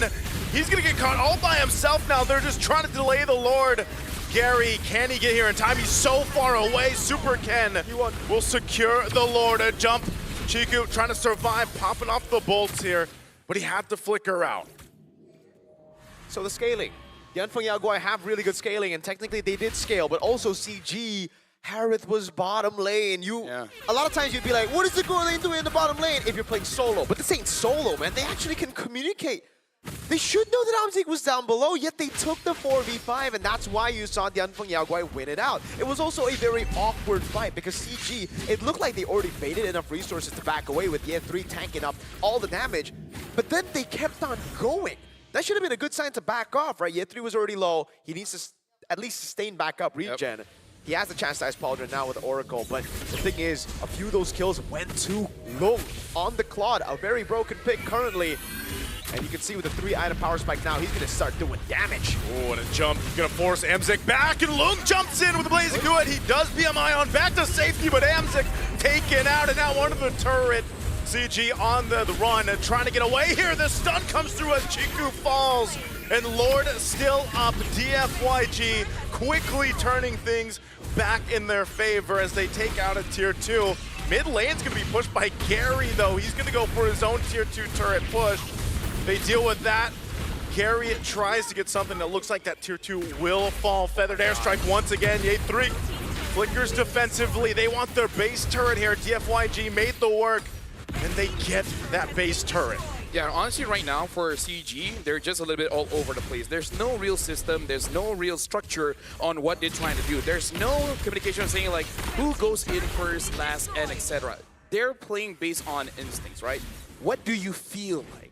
What do you want to do now? And what they want to do now is like, I want to limit test. Let's see if we can kill Vel. And then they couldn't kill Vel. They stick around a little bit too close, trying to bait them out, but then they just don't realize they're putting themselves in danger. I just wonder what happened to the macro gameplay that we were seeing in the early game, right? CG were playing such a good game of MLBB. They had the leads. They got perfect turtle. They were building towards a bigger lead, but now they're the ones caught. AOG. AOG going to be used, but it's on the A3, so nothing to follow up off of that.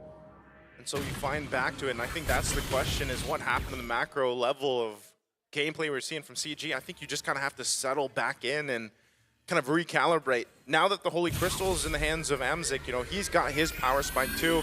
Lung hit his earlier, about a minute or so ago, but Amzik's positioning too, you know, it's got to be very on point because there's so many ways to cut Amzik off on the disengage, just like we saw happen to Chiku. Yeah, because honestly, whenever Amzik fights, it's kind of he's all alone, right?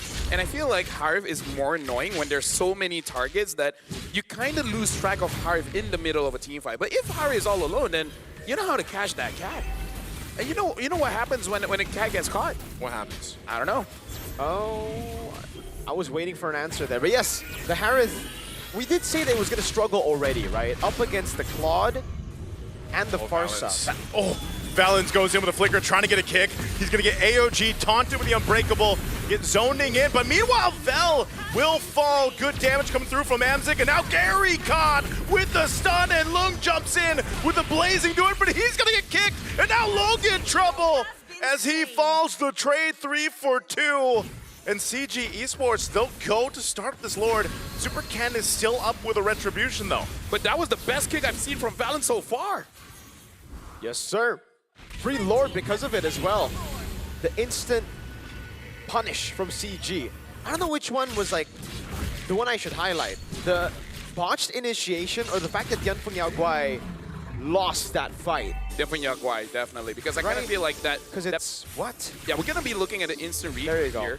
Right? Let's break this down. It was a botch engage coming in from a CG, but then we got to look at the response here. They were all focused on balance, and all the while, Amzik was all alone, able to deal damage. He won a lot of damage onto Gary, got caught, got stunned up, and Lung, I understand why he had to make the move, because if he cleaned that up, they would have won. For sure. And now they're knocking on doorsteps.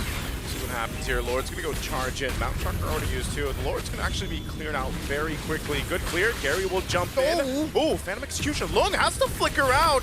And now in the mid lane, Amzik trying to stay alive, but he's taken it down. Revitalize coming in clutch here from Zed. He'll take some damage. They're going to run him down. I'm not sure if E1's going for an angle here, too. Way on the sides. They want to force this fight. Knowing without Amzik, maybe they can take it. Gary trying to help Ye3 out. Ye3 consecrate there to heal back up. Gary now trying to get away. Lung jumps in. Blazing duet. The damage is there. They'll take out Balance and Ye3 next. Double for Super Ken. That was honestly amazing coming in from Dianfeng Yaoguai, catching the mistake of CG Esports and Amzik on this pick, on this Harif. Actually, you know what? The entire of CG Esports. The bane of their draft right now is honestly that Gato Kacha. Every single time someone dies, they got taunted, right? Yeah. CG needs to stay calm and not get taunted. Don't put themselves in a situation where they're gonna get free hit by E1, because the entire game E1 had struggles with that. But the moment Zed was able to catch either Gary or Amzik, that's GG. It's over. Like at this point, Farsa really hurts. It really does feel like a meteorite to the face. Yeah, it's... I don't know what to talk about sometimes in these fights, because it really just feels like in that fight as well. CG had the siege. Yep. It looked really good. They can back away after losing 1, but they just stayed, right? So, right now they should just respect it. Amzik on the Harith, this is a very difficult game to pull off. Yeah. Gotta remember, the Esmeralda, the Farsa, and the Claude, all of those are counters. The fact that Long is gonna build out towards the Winter Crown is gonna be an even bigger problem later on for Amzik. So Amzik at this point needs to try to adapt in a way where he plays the Harith as an assassin. He comes in very late into the fight once those abilities have been So you flicker forward, summon force, kill Yi1, and then die, and then let everyone else do their job. No, like the proper assassin, not that kind of assassin where you die together with your opponent. You have to come in late. So when all the resources are built, you come in, you clean up. Kind of like a Benny Cutie playstyle where you come in very, very late. So yeah, good thing is for CG, they've managed to actually weather the storm to a point where now Dianfeng Yaoguai won't have the far lane advantage, right? The base turret that was taken was the one up top, so the Lord is spawning up top. Now CG have a way to deal with waves, and at the bottom lane is actually building for CG that slow push. Well, let's see what old Balance gonna get spotted out here. Brought so low already. I'm not sure if Balance is gonna be able to get away from this. Feathered Airstrike dropped down already. Zaman forced as well. So some crucial ultimates on both sides being used. This fight for this Lord, though, still gonna be slow and steady. And we'll see if this time Gary's been able to steal these objectives. We'll see if he goes for this one. Yeah, that was pretty sad. Oh, hold on. The Lord is still there. Gary has been winning this Retribution battle so far. Is he gonna go for it? I think, yeah, okay. Goes for the reset. Got the call. Just back off. We need these ultimates. Yeah, bottom lane, someone's gonna have to deal with that. Actually, it might be building back for Dianfeng Yaoguai towards CG Esports because the wave was actually super low. Let's see how that unfolds. Would love to see a camera down there to actually confirm what's happening in the bottom lane, because that will be the determining factor as to who wins out. Holy Crystal as well for Chiku, so should be able to deal with Vel But look at it behind. Chico got hot. There's the jump. AOG already used by Zed. Taking quite a bit of damage. Goes in with the Unbreakable. Goes a little bit too far. Pops the Revitalize. He's in trouble. Gary gets the Lord secured. Lung is gone. Zed is gone. And CG Esports will take down 3. They're going to be going for Vel as well. Yi1 so low. He's got to disengage and get back to base. Vel has enough shields and defensiveness. He's going 1v3 now. And with Lord secured, CG will just go ahead and get ready to go with the Lord. And now just don't throw, right? You got the Lord. Gary's still there. Yetri is still there. It's unfortunate that Chico and Valence will not be here. And yeah. They got to deal with that wave in base too. They should be able to, yeah, he can feather airstrike that one. Oh, Yi1, whoa, Yi1! With the feathered airstrike, he gets caught standing there. The Lord is still up as well. So when I say flicker forward, get Yi1, not exactly how I thought it was going to be, but hey, it happened. And it was good. They bought enough time. And they clear out the bottom lane as well. Great cut by Vel, and great decision by Yi1 as well, not to back off. He just stood his ground so that CG couldn't go for the end. Oh, I don't know if they're actually going to continue to put pressure, knowing that Yi1's down for another 15 seconds. No flicker available for Valence, so they can't quite force it, but they will get the base turret on the bot. CG sees the win in their sights. Can they actually end it, though? Trying to clear out the minions. DFYG holding on. They might re-engage, or they just take the safe route and let things reset. I like that CG actually took it slow there because, again, you could easily throw there, and at 19 minutes, that's an instant win for Dianfeng Yaguai. They could just all mid, especially if Lung does not die. Exactly. Again, the scaling for Dianfeng Yaguai is getting really, really good. We do have a pause, so we actually have a little bit more to dissect here. I would actually say, again, an advantage is an advantage, right? They were able to get the gold lead back. They were able to get some good turrets. The fact that they didn't get the turret they needed for the next Lord, because if you look at the map, Lord's going to be spawning in the bottom side. So more advantage, more value you would get from getting the top side base turret. Now it's actually still Dianfeng Yaguai who hold the advantage, not just the scaling, but the waves. Earlier, it was very, very botched for Dianfeng Yaguai. They didn't really want to send anyone down below to manage that wave, and the wave kept on crashing in. That's why CG just got the advantage, and they just pushed through. But now, it's going to be completely different. They have a slow push up top. That means the Lancelot, out of all the people, I think it should just be the Lancelot, will be sent up top to constant clear, and that gives a big window for the Eastern Shin to burst out Lord. Not only that, but you saw from that last fight when they delayed it, and one of the stories, the main points for DFYG throughout this game is Zed. Yeah. Finally got a Contra. Yeah. Well, you saw what happened there. If he is also off on the timing with his AOG, he popped the Revitalize, he get focused in, he's not able to actually catch anyone, you lose such a big component of what's been working for their lineup, you know? And even Lung got blasted, man. And, you know, unfortunately for him, by the way, he had the winner's crown, right? I mean, he had it, but still, he was just gone so quickly. And I feel like, again, it's just the team fights this whole game have kind of been a little just all over the place, you know? And it's really like whoever comes through with the less errors is going to win that one. That's why I feel like for Zed, he should play it differently. Like, he's been constantly going in, and it has worked, but he needs to know that in positions where you're not chasing, in positions where you're actually trying to just hold your ground around Lord, you should be peeling for your Claude, for your Farsa, and for your Yi Sun-shin, right? It's all about the 3 backliners here. I think Vel's gotten to a point where he can actually, he's a big boy. He can handle himself. He doesn't need Gatakacha to be constantly babysitting him. Vel is a strong, independent woman, by the way. In this game, In this game. Yeah, I really feel like for CG, even though Lung is the biggest threat right now, they have their eyes on Zed. Because you can see, once you see Zed using that Unbreakable, either to try and catch or run away, that's the one where CG gets a little bit more aggressive because they understand they only lose if they get caught by that Unbreakable, if they get taunted. Other than that, they should be able to maneuver around and deal enough damage to, I would say, the main damage dealers of Dianfeng Yaguai. So yeah, Zed really has to be careful with his timing. The longer the game goes, the more important timing becomes. Yeah. Peel for your backline, Zed. Yi1, Lung, and Superken are all very vulnerable. If the Lancelot gets back, there's no one to stop him, so at least you need to be using the Revitalize to heal them back up, especially considering Gary, by the time he gets to the backline, he would already have punctured Vel maybe twice, Yep. and then Zed once. So that means like stacked up on the War Axe, stacked up on the Puncture as well. And that's why you saw Lung also. He couldn't react to it because he didn't expect that much damage. That's something with the Lancelot, right? The longer the fight goes and the more he's able to build up before he gets to you. Once he gets to you, you're popped.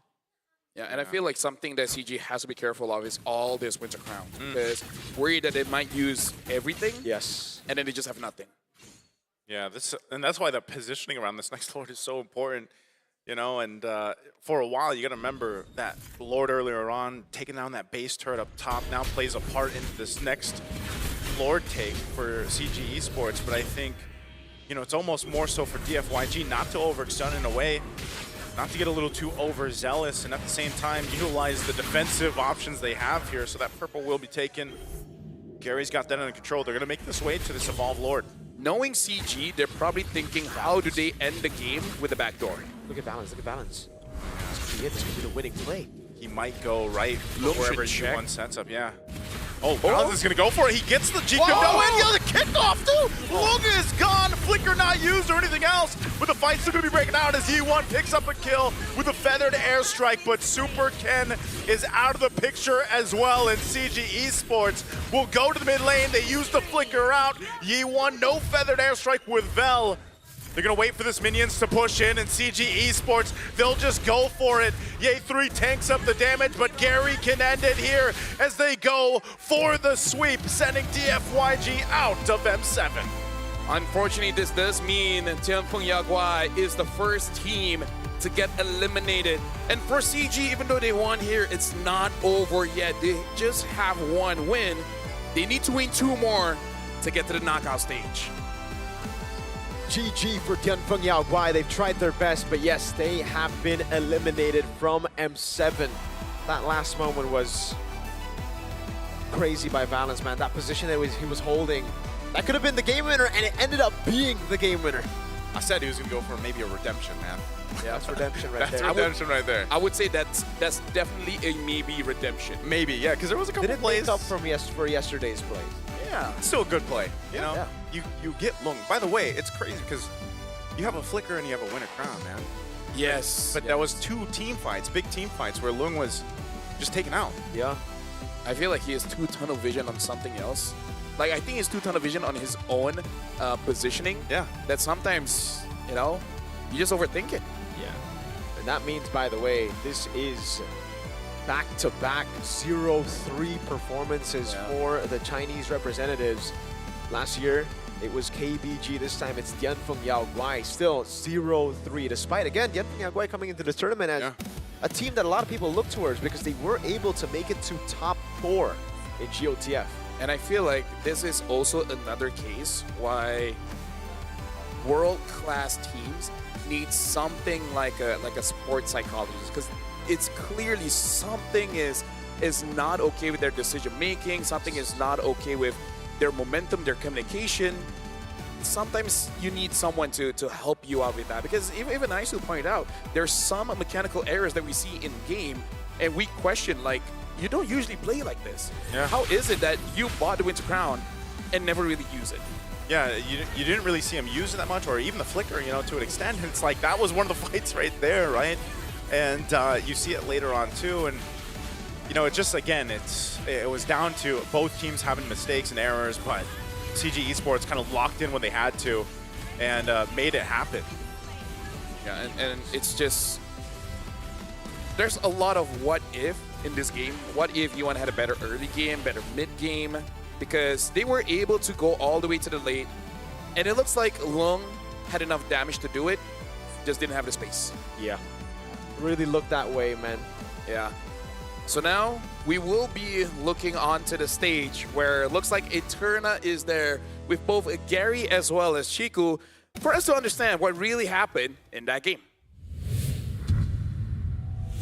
Once again, thank you so much to DFYG for their time here at M7. But unfortunately, their journey must come to an end. And on a brighter note, we have CG now up on stage with us. We have Chico as well as Gary. Let's give a round of applause for CG! Hello. Hello. Pulse check. How are we feeling about that 2-0? Of course happy, but cannot happy yet because we still have match, right? Yeah. You still have matches, so you're happy but not too happy, Yeah. right? Okay, Chiku, I want to continue on this because earlier on I got to talk to Maria, one of your analysts in the coaching staff, and she mentioned some issues that have been happening within CG. Yeah. You guys have been through so much to get to this point.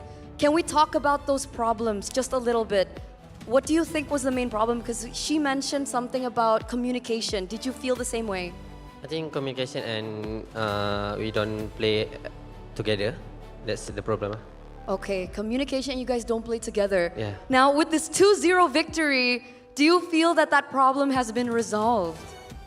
I think already okay, and then but still sometimes have miscommunication, but we can fix later. Can fix later. Yeah. Positive though, right? Yeah. Positive. What about you, Gary? Do you feel like there was a similar issue for you as well? Communication and not being together in the team? Yeah, I think we just not play as a team, and I don't know, maybe we just got pressure by BO1 because we never play BO1, right? So when we got play BO3, we can do better. Okay, so it was just because of the tournament system. The tournament format, best of ones, made you a little shaky, but now you're back in a best of 3. Gary, it's been quite some time since we've seen you on the international stage, but this isn't your first time, right? We saw you at M4. Yeah. What do you think is different about your M series performance back in M4 and now here at M7? Another team or me? Just you personally, how do you feel? Oh, if I personally, I think I already be more mature in gameplay, and for another team, I think all the team now very stronger. Okay, so personally you feel more mature, and then you see now in the landscape of the MLBB community here in M7 that the teams are stronger. All right, on that note, before we let you go to celebrate just a little bit for this victory, we do want to know if you have any messages to your fans back at home. Cakap Malaysia ya. Boleh, boleh. Okay, untuk fans Malaysia, untuk fans Malaysia and CG, InsyaAllah kita orang akan buat yang terbaik untuk next match and keep doakan kita orang sebab perjalanan masih belum terhenti ya. Okay. The venue is clapping for them right now. We're so proud of you. Do you have anything to say, Gary, on top of that? Anything you want to share? A special someone maybe you want to shout out? I just feel happy. You just feel happy. We're also very happy for you guys, and we hope to see you in your next match. Good luck, because we now want to throw it over back to our casters to break that best of 3 down. Casters, you know what to do.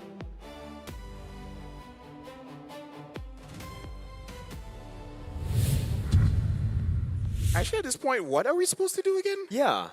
I mean, I'm a bit lost. I'm pretty lost as well, man. Break it down. Break We're gonna what? break it down. Break it down. We're gonna break barriers, right? We're gonna show the world. Not gonna lie, I was hoping for a bit of translation coming in from Eterna because I'm not really sure what was the message that Chiku was sending over to the rest of Malaysia. But I just assumed he was just like, I'm happy but not too happy. Yeah. You really don't want to hear that coming in from your boss. Yeah, I'm happy, but not too happy. That's a bit passive-aggressive. Yeah. Chiku knows how to be a boss, though. That's what bosses all do. Yeah, it's like telling your parents you got an A. Yeah. But they want an A+. Exactly. Speaking of, Gary is the MVP by our official gaming partner, Realme, Yes, sir. 4, 2, and 5. In terms of the KDA and the damage numbers, it's not all that impressive, but I would say in terms of his performance, especially securing all those neutral objectives, Exactly. really made it so that how do I say this? That CG was not bugged, ducked, that kind of thing, you know? Huh? They weren't what? Bug what? They weren't ducking a lot, you know? Ah, yeah.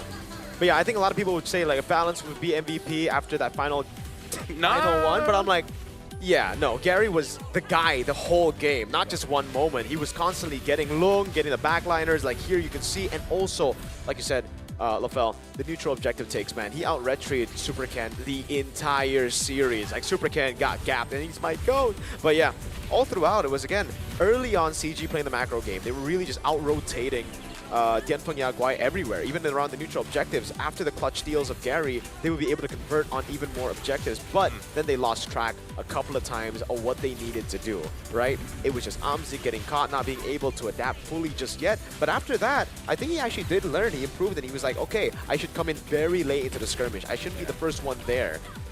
Tianfeng Yaguai, though, with this draft, I think it's safe to say that they should have done better. This was a draft that was really, really good. So many moments here and there where Gary just styled on Tianfeng Yaguai. And again, it's because Zed just showed up and used all of his resources way too early.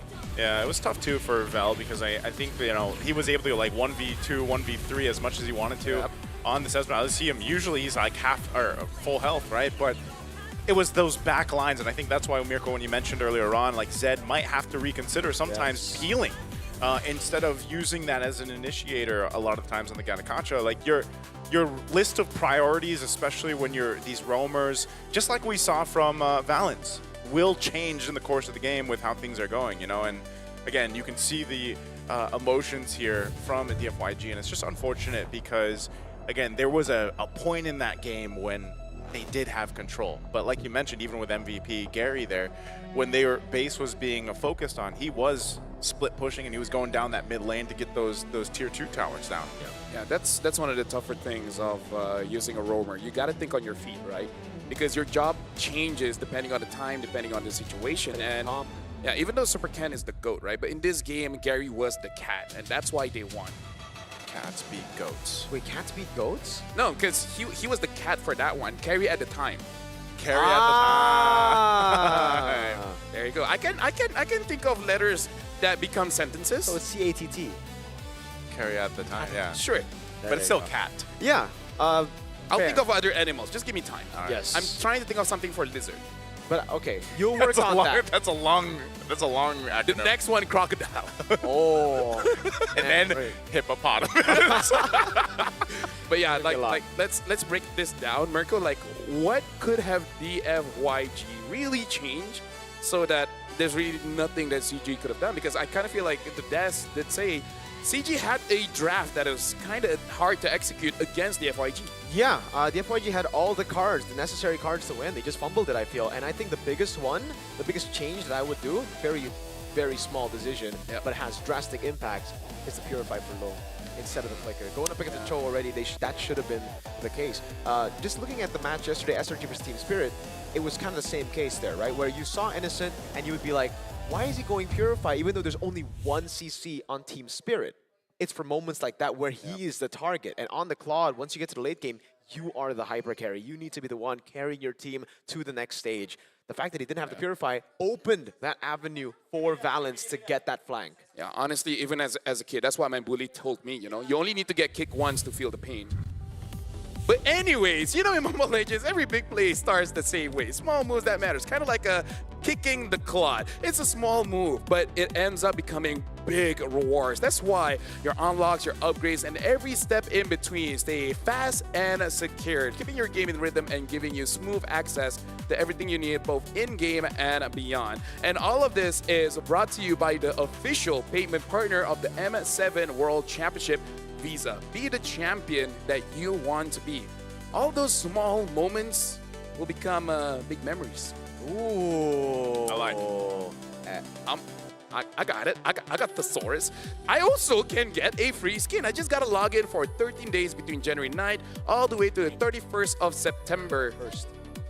31st of January. Yeah, like September. That's a long window. Night, completely free. I was just testing y'all and y'all. Okay. Hey, I even gave a pause so that you guys can say something. You should let your sister know about that, by the way. What? That's his sister's favorite hero. Right, your sister. Yeah, he did. Next item, Gato Kacha. Who doesn't love free stuff? Gato Kacha's electrifying Solar Spark skin is free when you hit level 45 on the M7 pass. Keep leveling up and claim your reward. Because if you don't, you might lose friends. But don't worry, LaFell. If you thought you were done, you're not. Oh, sure I am not. Because now we got to talk about the MLBB Rising Open, or Moreau. Season 5 is back. Still open, by the way, to everyone and flexible to join. Now with major upgrades, in case you guys don't know, you guys can team up with your friends or enemies. It really doesn't matter as long as you have 5 men or women or other team to compete. Rewards are stacked, win or lose, earn Muro coins to redeem permanent skin, exclusive at-top orders, and more. Climb the weekly championships to qualify for the championship, win bigger prizes, and keep the M7 passion alive, and make more friends or less friends, depending on the result of the game. Muro. I like that. I like that, LaFell. That was a great job. By the way, we can help you on those sometimes if you want. I don't need help. No. I don't need Doesn't help. help. That's fine. That's right. Don't. Men don't ask for help. Exactly. Right? Exactly. He is a strong, independent man. Man. I'm strong in the man, yes. Strong in the man? Independent. Strong, independent. Independent. You forgot the pendant. Yeah. You just put in the man. CG won, so congratulations for them. They're moving forward. Liangfeng Yaguai has been eliminated. After this, it is going to be a best-of-1 match between a Black Sentence against Falcon. We'll be going for a short break. How short it is, I don't know. You'll find out, and you'll see us right after this.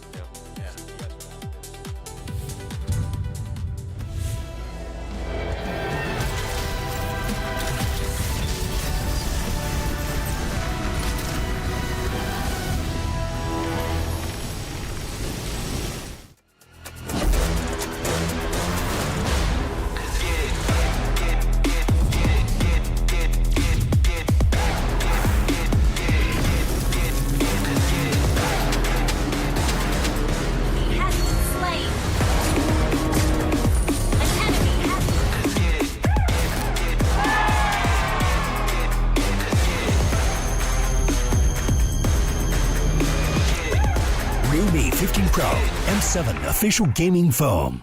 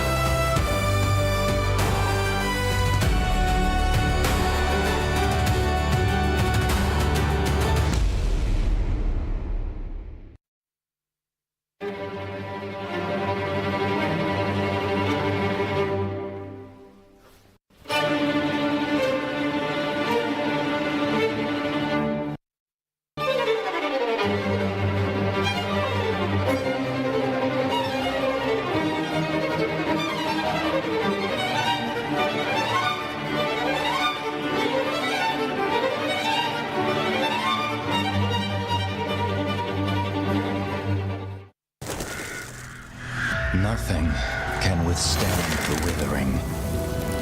Against the endless erosion, my strength grew weaker by the day.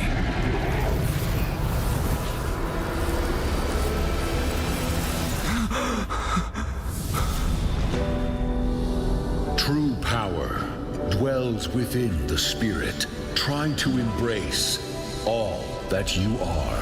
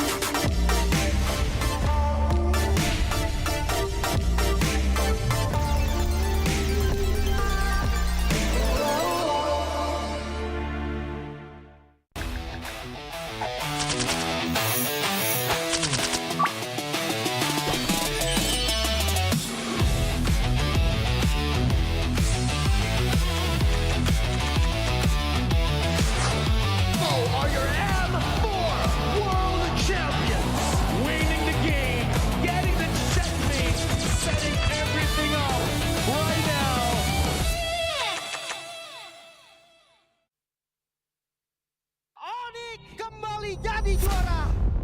Are going to the M7 World Championship. Let's go.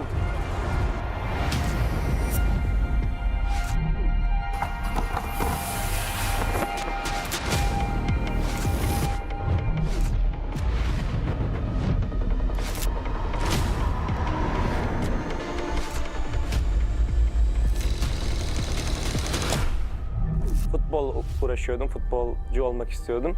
Ama pandemi girdikten sonra futbola ara verdim. Birazcık da Mobile Legends oynamaya başladım o zamanlar yani yaklaşık. Que nosotros empezamos desde la MDL, la ganamos, después subimos a la MPL, también la ganamos y ahora estamos en el Mundial y también esperamos ganar. I think Team Zone is underdog in M7. Nobody expected us to be here. Evo was once a dark horse and we break through the expectation of everyone. They broke history. Even though we are coming in as a newcomer, we are not just coming in here for experience. We know we have power, that's all, we are good. Nosotros somos el equipo Dark Horse. Who do I think will be the dark horse? A bit of a Malaysian bias, but I would say CG for sure. I'll lean more towards Yangon Galactic. I don't think anyone really is expecting CG to be a threat. Kita orang bukan Dark House. Kita orang cuma pendatang baru. ကျွန်တော်ကတော့အဲ့လိုတော့မထင်ဘူးအများကြီးပြင်ဆင်နေတယ်ကြောင့်မလို့ပွဲတဲ့ကြရင်အကောင်းဆုံးပုံစံနဲ့ဆော့ရသွားမှာချပြသွားမှာလို့ချက်တော့စောင့်ကြည့်သေးတယ် Sebab kita orang ni suka invade orang, baca orang. Memang gaduh tak berhenti. ညီရဥအောင်ချတယ်ပေါ့အဲ့ကြောင့်မို့ကျွန်တော်တို့ aggressive ဆော့ရတဲ့ဘောကြတယ် Agresif, kenapanya? Karena suka perang. Karena kalau misalkan bermain agresif, musuh bakal kena pressure duluan. មូលហេតុដែលពួកខ្ញុំចូលចិត្តលេង aggressive ដោយសារពួកខ្ញុំកាលមុនគឺមើល player ខ្លួនឯងនីមួយៗហើយគិតទៅថាអ្នកគឺដៃខ្លាំងមែនតើអញ្ចឹងលេង aggressive គឺត្រូវ 我们战术打法无规则打法，有对手可能研究不透我们的。 We are not that serious. We're just playing for fun because it helps us not get pressure. If you play for real, we'll get a high impression international. 可以打进世界赛的关键之一是早睡早起，保持好身体。 Siguro determination lang din talaga and focus sa sarili kasi doon nalalabas siguro yung pagiging consistent sa paglalaro. Our secret in our veterans in our team. Enemies need to respect us. Strong mentality and discipline because it's all about out of the game. King teams for me are gaming us. Siguro para masabi kong king yung team or legends, siguro meron muna silang MSC title and M-World title. Kalau dibilang tim raja, enggak lah. The Sky Kings have been taken down. Kita belum layak lah dipanggil raja.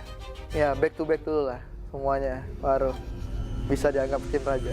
Tingin ko isa kami sa mga king teams kasi sobrang dami na namin pinanalo na tournaments and sobrang dami na namin na-achieve ng magkakasama. Sa tingin ko kapag na-achieve na namin yung Golden Road, hindi na siguro king team yung tawag sa amin, siguro mas angat pa doon. I think we are because based on the recent tournament in NSC, we are the top 2. If we win, we already show everyone that we have the potential to become more than a king.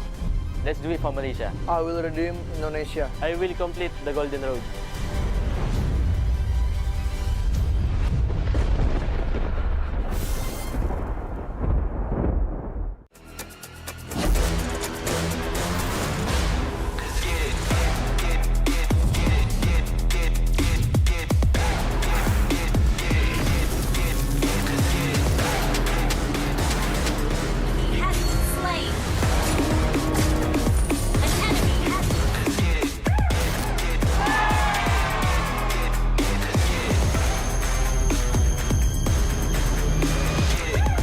Realme 15 Pro M7 official gaming foam.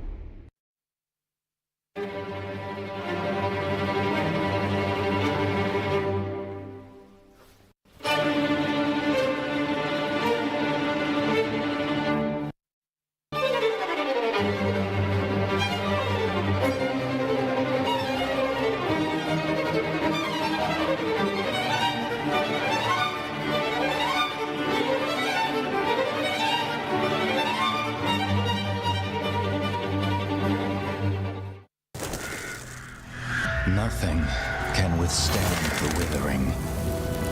Against the endless erosion, my strength grew weaker by the day.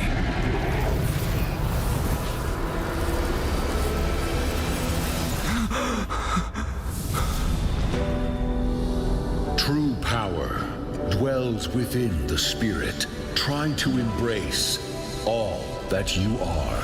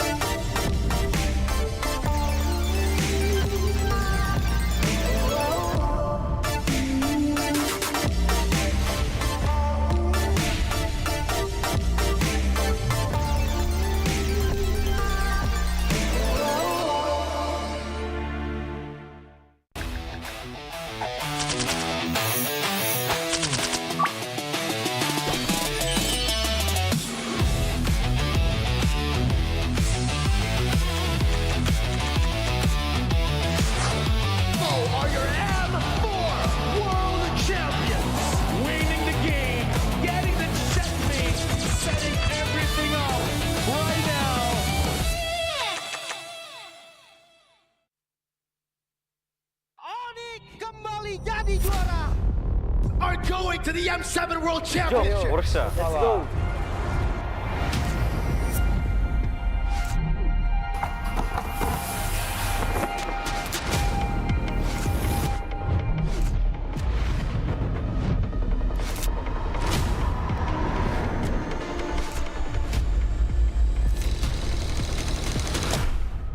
Futbol uğraşıyordum, futbolcu olmak istiyordum. Ama pandemi girdikten sonra futbola ara verdim. Birazcık da Mobile Legends oynamaya başladım o zamanlar, yani yaklaşık. Que nosotros empezamos desde la MDL, la ganamos, después subimos a la MPL, también la ganamos y ahora estamos en el Mundial y también esperamos ganar.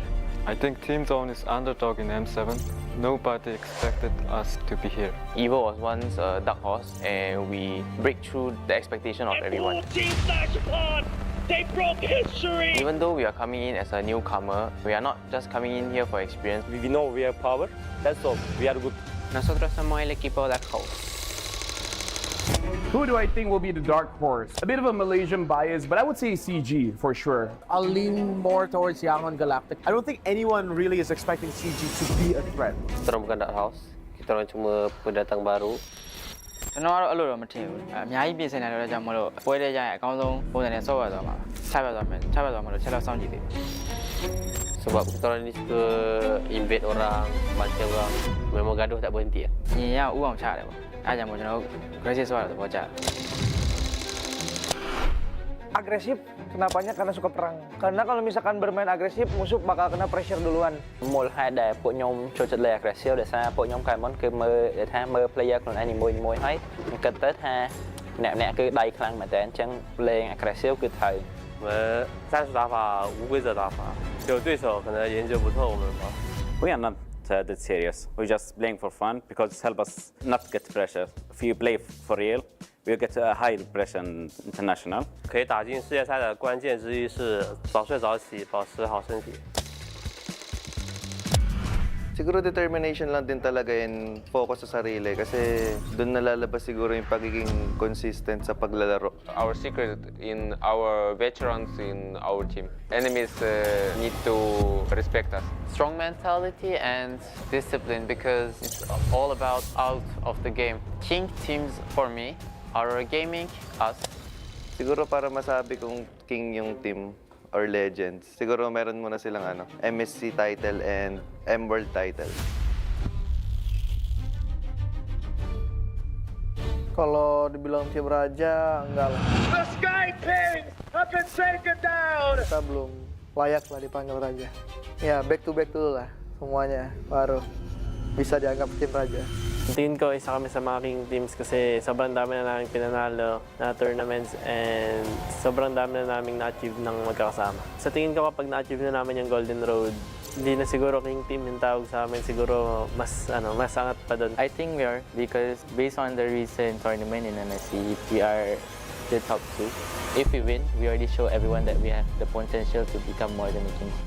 Let's do it for Malaysia. I will redeem Indonesia. I will complete the Golden Road.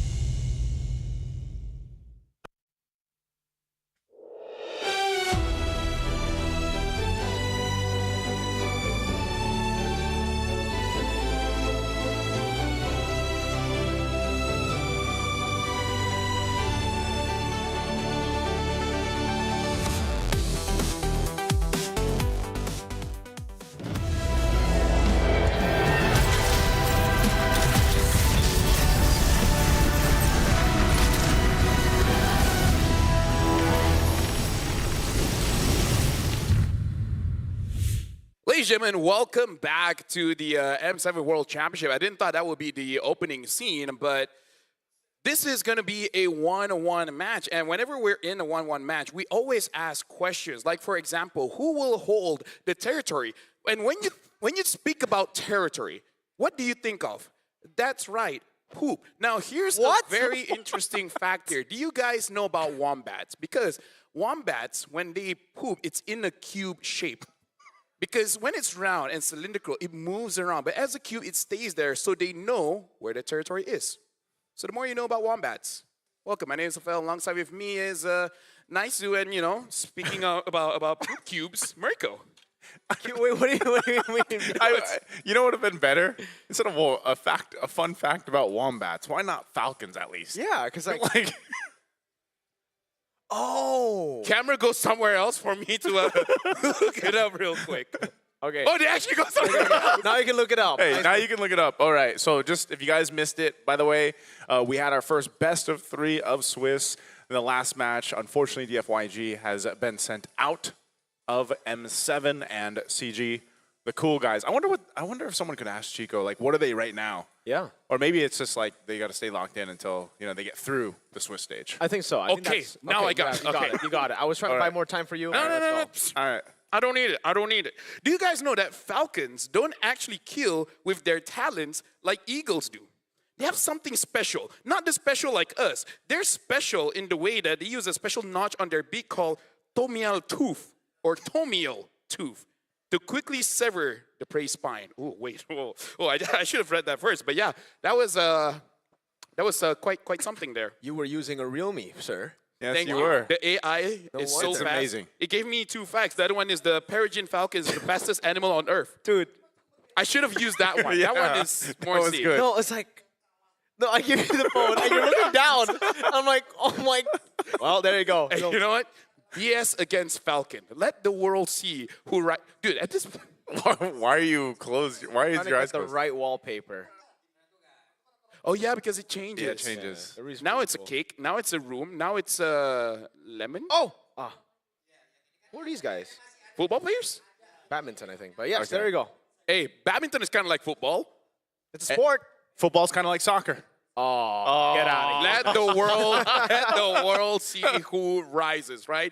Is it going to be BS or Falcon? Because honestly, Falcon, even against Team Liquid, they actually look pretty good. And we got to put into perspective, yes, BS lost, Falcon lost, but BS lost to AE, and then Falcons lost to Team Liquid. So it's kind of like an honorable loss.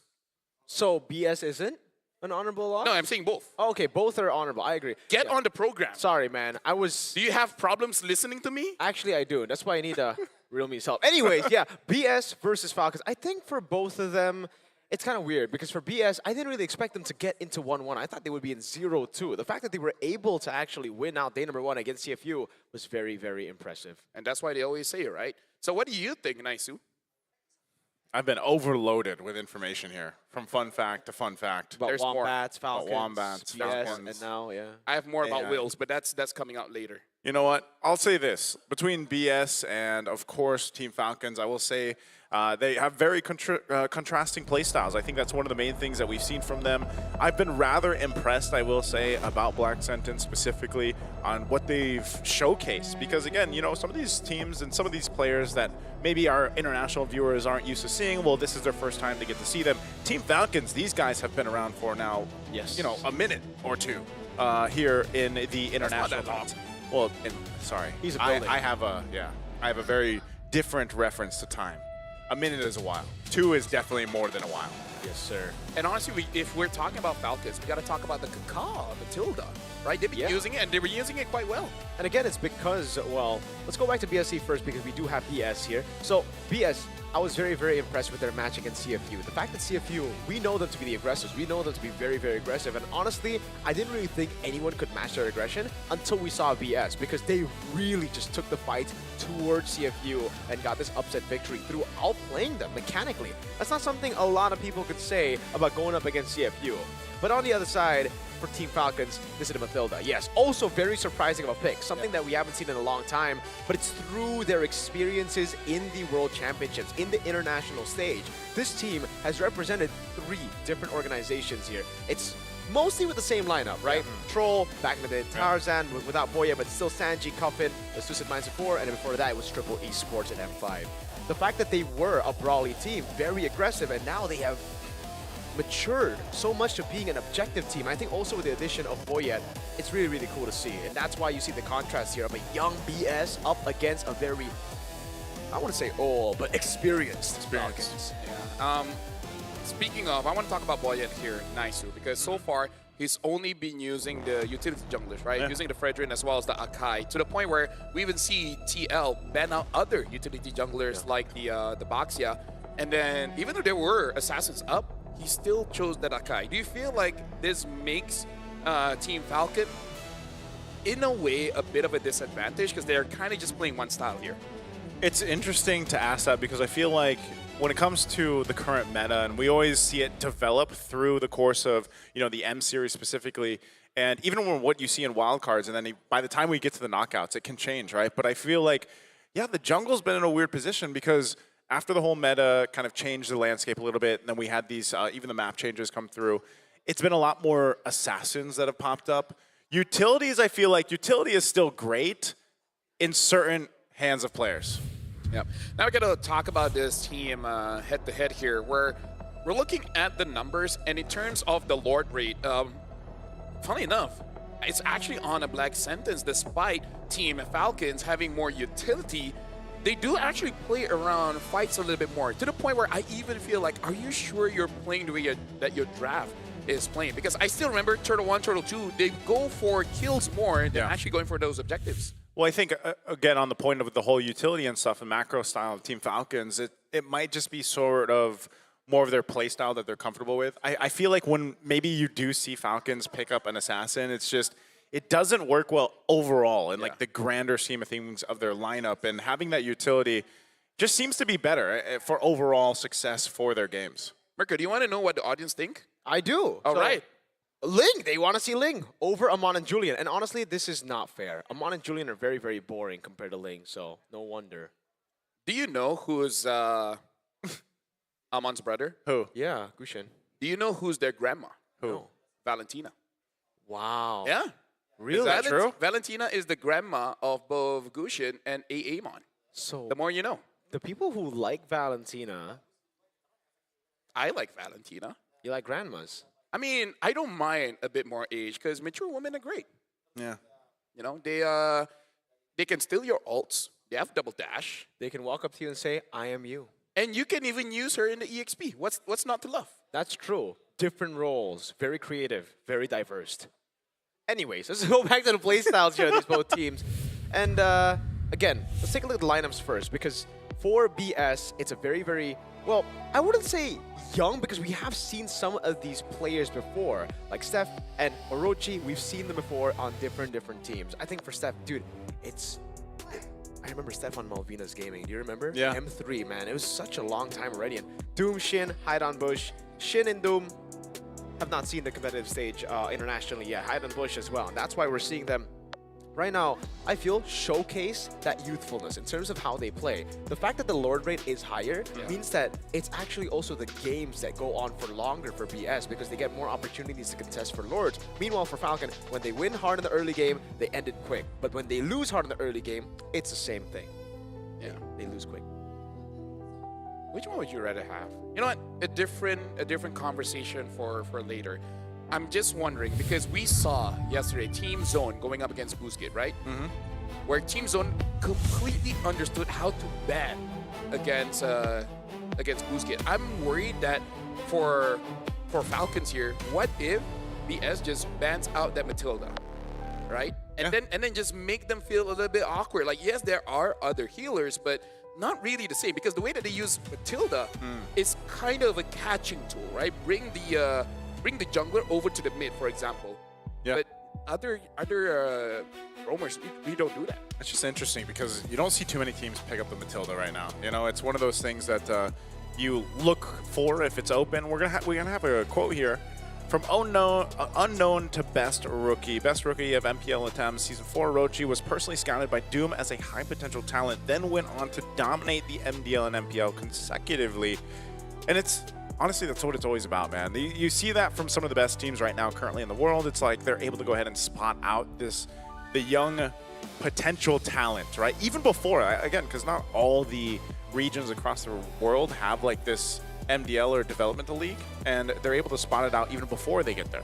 What's very impressive is the fact that he did an MDL and MPL. Then a lot of people were like, all right, but it's in Latam, right? Yeah. How will he do on the world stage? And he gapped Wadu on the Yuzong, Orochi. Very impressive stuff as a rookie, as a young player, already showing what he's got in a meta where it's very important for you to win that XP matchup. And now we're looking at who will get first blood here. So you guys in the chat can start voting. And so far, it is leading more towards Falcon on getting first blood onto BSE. And honestly, the question really is where, because I feel like Team Falcons, they like to kill the mid laner first, but Shin has been pretty good at maintaining his position. But we do have to see, because the game that BSE lose was when Shin was pressured and Hide on Bush was pressured. Once both of these guys is not having a good time, the rest of the team does not have a good time. By the way, shout out to Trex, fact-checking about Wombats. You taught him a new thing. Yeah, don't you guys learn new things too? I do. Every time I work with you, I learn something new, man. And see, chat, you guys learn something too, like expanding rivers. I think you we learned guys that a long know time that ago. rivers. Wait, in the game. Yeah. Do you know that there's waters that cannot touch each other? Yeah. Yes. All right. Some people don't. Oh, well, if you don't, now you know. I wonder how many new facts people will learn by the end of M7. Count. I'm already thinking ahead of M10. Ooh. What do you think M10 will be? Speaking of, Valentina got banned. Bro, why you ignore me, man? Yeah. The Bachan got banned. It's because he likes the grandmas. That's why. Grandmas. The first thing you noticed. Both. Okay, I saw it with the Valentina band that was set up for the Sora. Exactly. But it's banned too. Hey, it's how you get in your opponent's head. So BS are gonna be like, damn. Is this the Claude like priority? I think so. I think it should be the Claude priority here. If it's not the Claude, Yuzong. But then they have to take Lance because BS can just take Lance. yeah, I'm really liking Claude, because you know what they say about Claude, right? What? Lazy Duet? A good Claude is a good Claude, so you gotta pick it up. There's not really a quote that would make me want to pick Claude. I'll find someone else. The guy I found behind, he was not that creative. Okay. Okay. Yeah, but to be fair, his job is just to make sure that people go in and out. You know, he's not really thinking about Claude all that much. Maybe he doesn't even play Claude. Yeah, he looks more like a Tigre player, honestly. Well, it is the Yuzong here, not the Claude. And it makes sense because for Falcons, the way that they want to play, the objective-based playstyle they have doesn't really suit the Claude. It suits the Yuzong. It suits the strong top side of the map more. And you know what they say about Yuzong? What do they say? Is it Yuzong or Yuzong? It's definitely Yuzong. It's definitely Yuzong. All right. Yeah. Yuzong. Just want to make sure. Just want to make sure. Well, on the other side, they will take the Claude. Yep. So that seems to be the trade. The Claude, the Ganacontra going over here to BS. And now on this, I wonder if we will see Boyette on something other than utility. Maybe he does pick up a Lancelot or something. Take it, yes. Yeah. Because it's actually very, very difficult for the Yuzong to deal with the... Not very difficult, but it is a bit more troublesome because the Lancelot has two abilities where he can actually use to be untargetable. The carry still comes up despite the matchup not being favorable in the Swiss stage. Again, it's 5-1. It almost feels like the Bruno Granger matchup, you know, in M6, where we're like, yeah, Bruno's doing really good, and we see more Grangers, and we're like, I guess it's a matchup, although it's really one-sided so far. By the way, they don't pick up Lance. They still stick through to the utility pick. But again, this actually gives a lot of value to BS if they get Lance. That's another target where you can just go puncture, puncture, puncture before he gets to the backline. But now I want to see what's the next option because they didn't pick up the Matilda, so probably going to get banned, no, Naisu? Might get banned. Also, I want to say with the Baksha, like this is just going into the whole thing we talked about with Falcons, the way they like to play on the macro level. Baksha kind of likes to... He gives you a bunch of rotational speed, but also you get the passive, right? The passive that you can go ahead and use. Because you already know, like, Ganacontra's over there. There's going to be a Revitalize. At least it helps alleviate some of that pressure. Maybe even helps with the build path in terms of the mid lane option. But the Farce is already over there. And it's interesting because with all these options out, like, what are we going to see? A Lunox? Like, are we just going to see a Lunox for Team Falcons? Yeah. You know what roamer I think would be good for the, Minotaur? For BS? No, for Falcons. Because they want to play like some kind of healing. how about just a little bit more crowd control? And then who's going to do anything to the carry? Why haven't we seen a Minotaur? Like, very easy to poke. You're kind of squishy here, especially the fact that there's a Farsa on the other side, right? And a lot of heroes that you see now are anti-CC, so just bypassing the Minion's Roar. But I just feel like, you know, he's got heal himself. He's got Minotaur. Yeah. There's no other hero that motivates other characters. Yeah. You're right. Yeah, Motivational roar. Hey, if you wanted Minotaur to make it through, you should have rooted for Guangzhou Gaming because they were the ones to actually pick it up in the wild card. Yeah. Actually, I feel like a lot of people did, but, you know. Yeah. That didn't happen. Yeah. Zone had other plans. Hey, they actually banned out of Matilda, by the way. Yeah, Matilda and Angela. I think right now Falcon are probably going to be on just normal picks. Yeah. I don't think we're going to get to see a healer unless they pull a sneaky one and pull up an S-Test because for BS, they are looking very, very strong. Again, I like the Farsa. The Lancelot would have been a good pickup, but I think the Farsa actually gets more value than the Lancelot here just because the carry is short range and the Bakshi is going to take a big beating against that Farsa. And there's always an option for Guinevere for BS still. Yeah, I'm really interested to see what, maybe I don't know if they're going to go with like a Hilda or something just to scout things out. That could be good.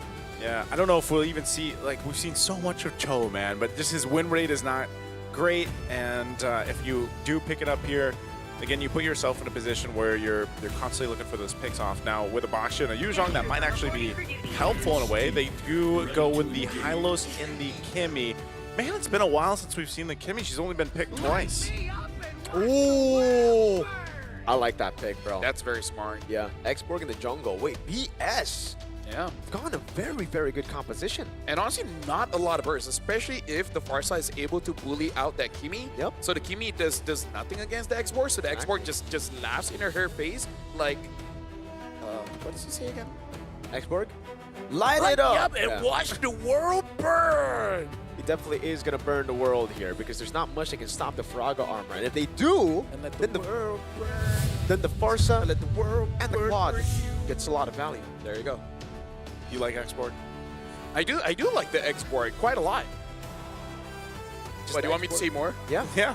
Well, we got to jump into the game here because, ladies and gentlemen, this is a best-of-1. Falcons going up against Black Sentence. And I can say Black Sentence has a very good draft here, but Falcons going with their identity as the fastest animals on Earth with the utility jungler. Are they actually the fastest animals on Earth? Okay, let me. Because like you want to fact check that? They can actually fly. Yeah, the peregrine falcon is the fastest animal on Earth. Peregrine falcon. They are the. These are green falcons. They can reach over 300 kilometers an hour. Holy wow! Which is over 190 miles per hour. Hey, that's pretty fast, right? Yeah, that's what I said. Wait, Yuzhong gonna go for the Brave Smite. Interesting. I think we've seen like different iterations of Yuzhong, like Warcry and then also Quantum Charge. Quantum Charge, yep. Brave Smite is new. Have we seen Brave Smite? Is it just because you're up against the Lapu Lapu and, you know, he's got Brave Smite himself and kind of like saying, look at that. Yeah, they have the exact same emblems. Yeah, I think it's because of the poke that Black Sentence have with not just the Lapu Lapu, but the X-Borg and the Farsa. I think this is just a draft for Sano. Like, all of us are just going to be very hard to die so that you don't die and you kill them. Okay, that's fair enough. Master Assassin, though, for the Claude. And yeah, the only thing that can really stop the X-Borg would be himself, because he actually clears really slow compared to the Baksha, right? In terms of the utility jungles that you see nowadays, the reason you don't see X-Borg and even that Kai too much is because their clear is horrendous. Oh yeah, already able to rotate, getting tempo. Yeah, chasing down Shin. Shin wings by wings, but man. Oh my god. Hey, Boya will make his trip up here, but to no avail, is not going to be able to catch Shin. Yeah. See, everyone knows a tortoise can keep up with the bird as long as he tries hard enough. Yeah. And he did. As long as you got that speed, you know. Different kinds of speed here. Cuffin actually burning the flicker already. Troll's going to go in. Boya jumps in as well.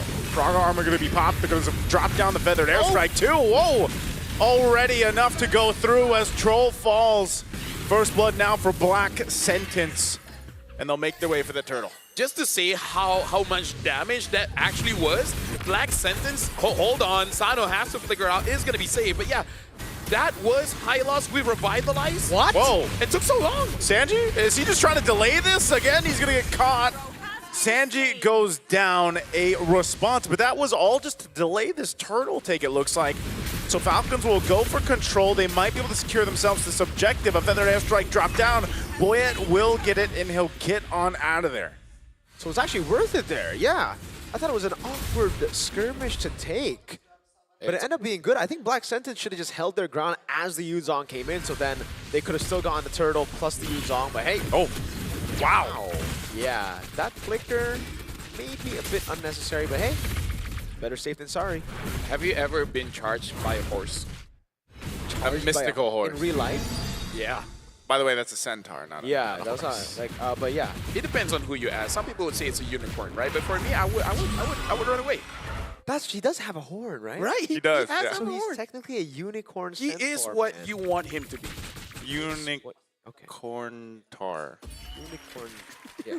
Yeah, sure. I'm pretty sure in some languages that is not okay to say. I'm pretty sure in so yeah. Can we get an AI? Sounds like a slur.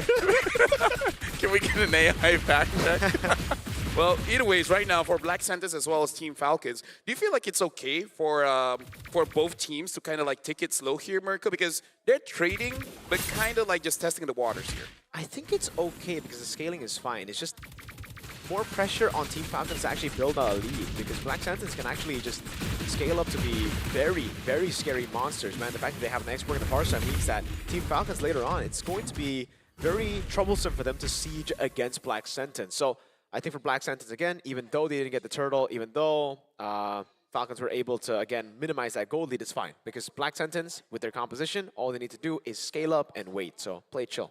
Yeah, I kind of feel like Cuffin has to be careful here because now with the Lightning Truncheon, I feel like Shin, even just hitting one time on the feather airstrike, he's already out of the fight. And if he's out of the fight, there's really no damage coming in from Team Falcons. Yeah. Ooh. Okay, then part of that too is just the amount of like objective space that can be controlled with this lineup that Black Sentence has.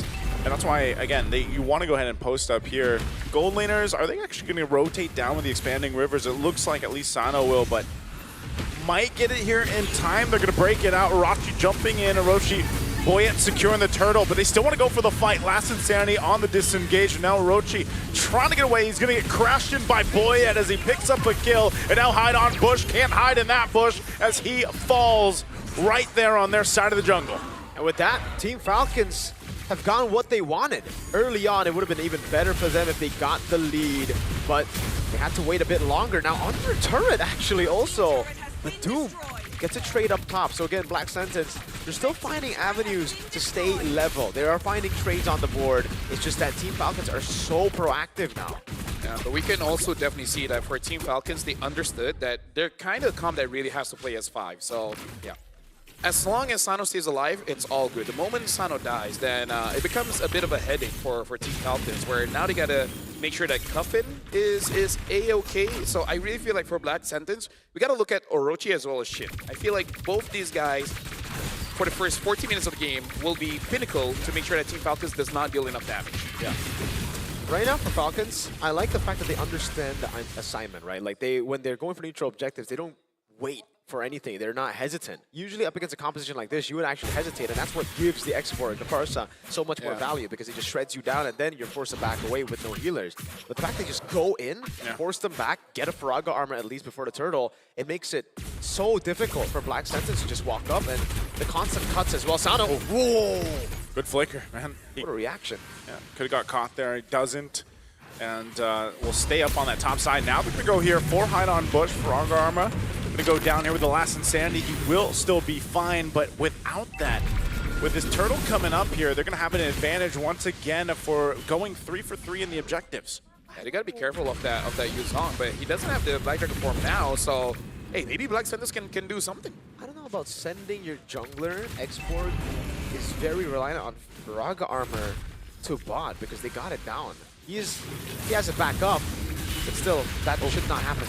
They'll use the Feathered Airstrike. Troll will back off here, but they can still go now knowing that there's no Feathered Airstrike. Stefe trying to hold up on the front side. He's actually going to be able to do quite a bit of damage to Sano, but Sano's still fine, fighting for the turtle. Boyet will go in and grab it, and as Orochi falls as well, still looking. Boyet sticking on here to hide on bush. Once again, the Faraga armor will pop, but still in the mid lane. They got to respect this. Look good. Stun through, but Cuffin trying to clean up the kills. Feathered airstrike dropped down again. Whoa, Cuffin!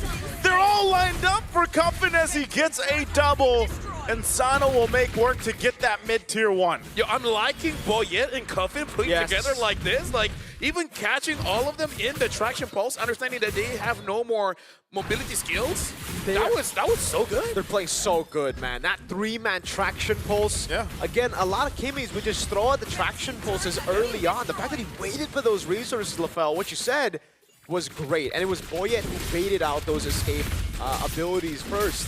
Now you can take a look at the items, and now you can really see where the struggle is for Black Sentence, right? When Steph gets poked, oh, perfect timing on that pause, right as I paused. But right as he gets poked out, once he's out of the fight, they have no anti-regen. Meanwhile, on the other side, Cuffin's always there. He's so safe in the back line, so the fact that he got Glowing Wand means that he can just constantly put the anti-regen down on Black Sentence. Here's the thing, Naisu, like, it looks like for Falcons, they kind of only play utility, but if they play like this, I don't mind. Yeah. It's, you know, it's one of those things, again, it's their macro level of understanding that we're seeing unfold here in this game and even in their previous games.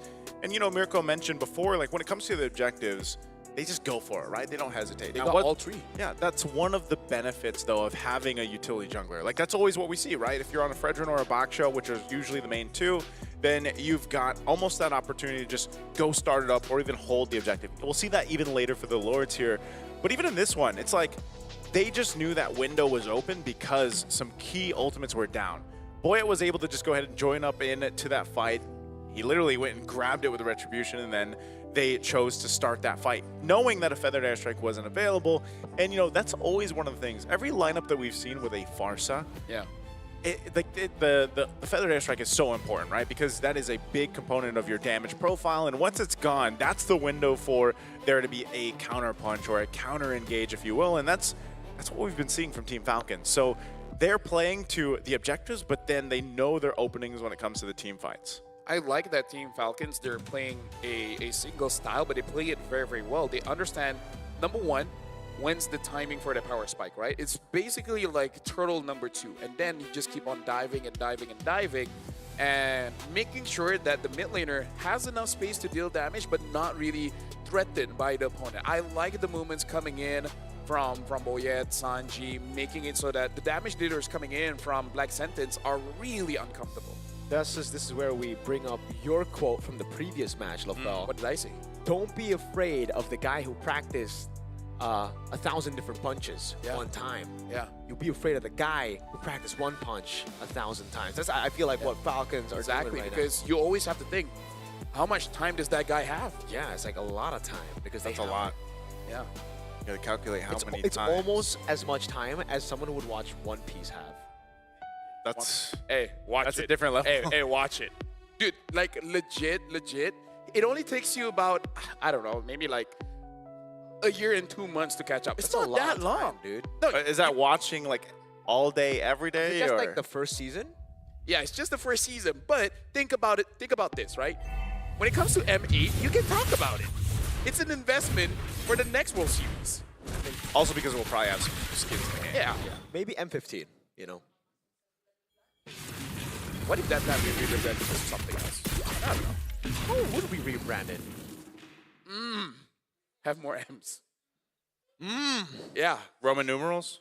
Oh, that, you know what? That's the best one. That's why we need a smart guy on the desk, Yeah. Right? Joseph Charles Omega Rezbek. All right, just dox me. That's fine. I mean, I'm pretty sure anyone that's Googled. I'm pretty sure people can find out with the AI here. Boyet's gonna be fine, but I don't know if Hide on Bush will be. Feathered Airstrike gonna be dropped down. He tries to get away. Cuffin picking up another kill on the board.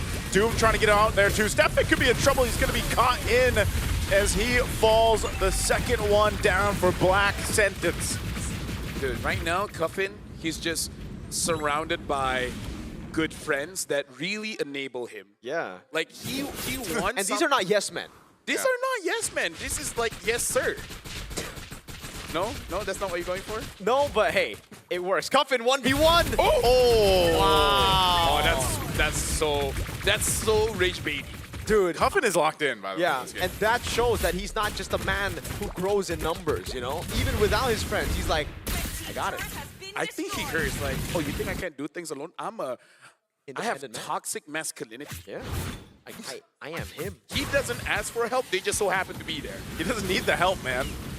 You know, right now he's just completely locked in on his own. Feathered Airstrike to get Team Falcons out of their jungle, but it's almost, it's looking a little dicey here. I was saying, you know, with Black Sun's lineup, like they should be able to fight into these objectives well, but it just, Team Falcons kind of has all the answers for it.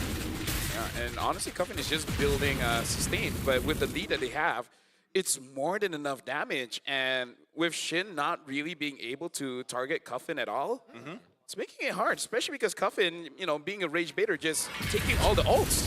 Oh, right now he's going to get stunned again. Lord making his way up top, but mid lane is going to be the focus as the tier 2 does fall here. And this X-Borg just has not worked out so far. Yeah, not at all. I mean, maybe in the early parts of the game when they were able to get first blood in the first 2 kills, but after that, yeah, the Faraga armor, it's just the instant adaptation from Team Falcons to group up together, like LaFell said, utilize or revitalize because they only have Dominance Ice on set and abuse the Faraga armor completely, just jump on him. Also, great pickup by Sanji. Right after the war. Oh, Steph! Oh, Steph jumping in it. They give the call. Last Insanity can be used as well, but Doom just blazing to it. Nothing in the back. They're going to re-engage. Team Falcons going to capitalize on that mistake. They do get into Mortality out. Steph jumping in. Once again, Boyet falls. And now Team Falcons, maybe the first time in a long time in this game, will have to go ahead and recall. Where's the AOG? He was saving it, okay? He's looking to the future.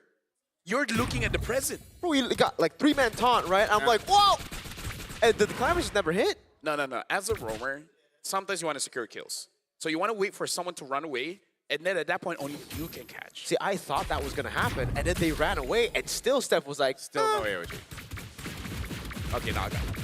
But yeah, that was a good team fight. The fact that Doom was able to kite around. Right now, we got to look at the items, and he hasn't built the Trinity. So I was wondering why the damage wasn't entirely there.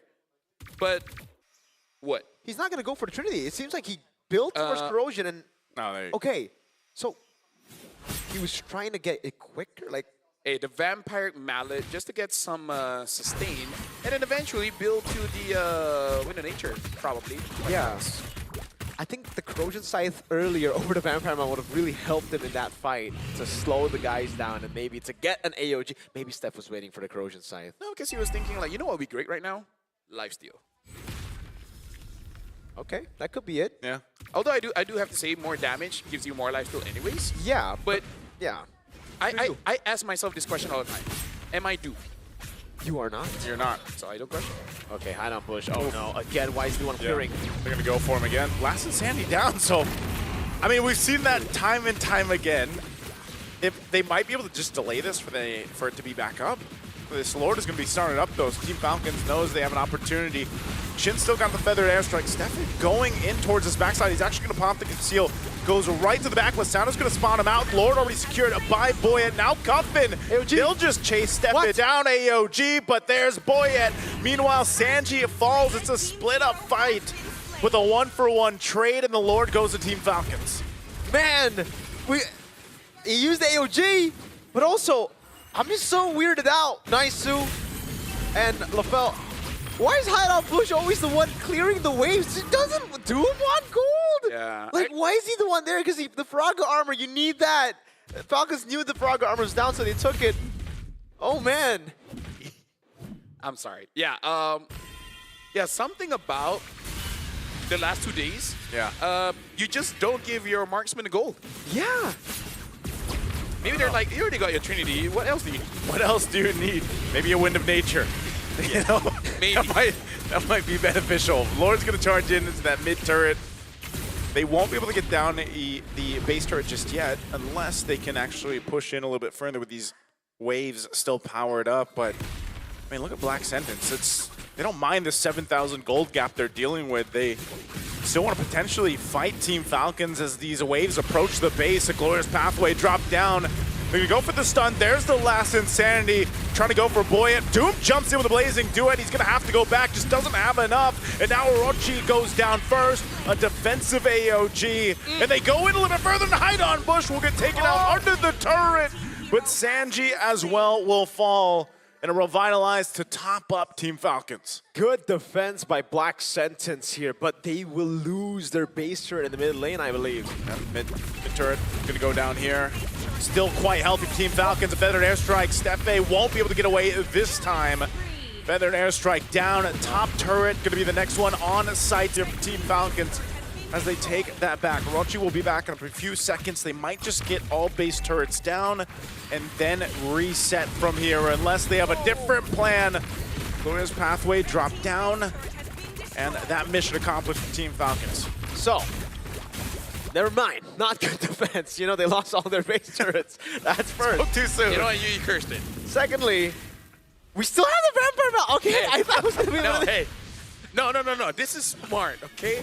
Because he saw, as the main damage dealer, that there's not enough damage. No. So he needs penetration. No.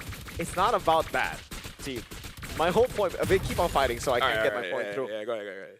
I think Winter Crown is better. Like, it's a Yeah. carry. I agree. It's a Kimmy.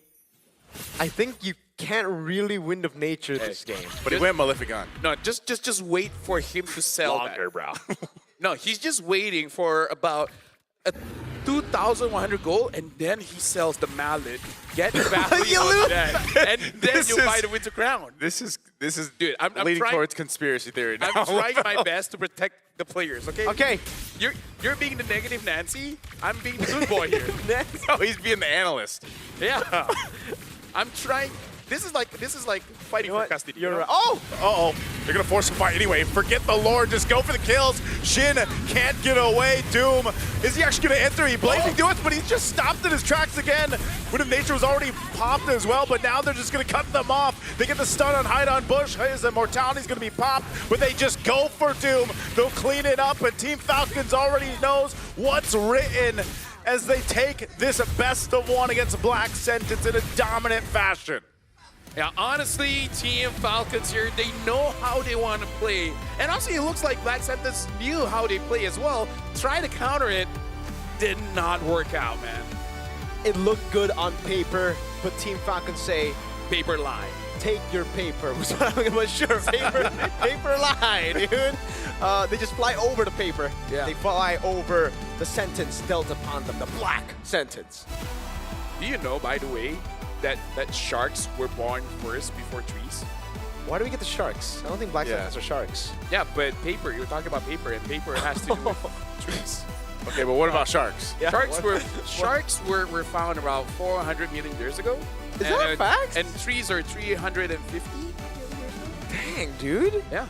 You know your history. But I don't know. I have a lot of free time. But the thing is, after that whole platypus thing, I'm not sure if you're saying if it's like accurate, you know? Platypus or the wombat? A wild card. The Spoke of a beaver, and Arashi corrected it. He was like, no, that's a platypus, not a beaver. Hey, Rashi's smarter than me, man. I don't know what to say.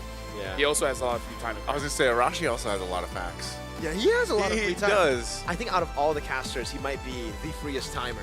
I think he likes matcha, too, because he asked me like 4 times if I want to. What a guy. we got to look at the final fight here.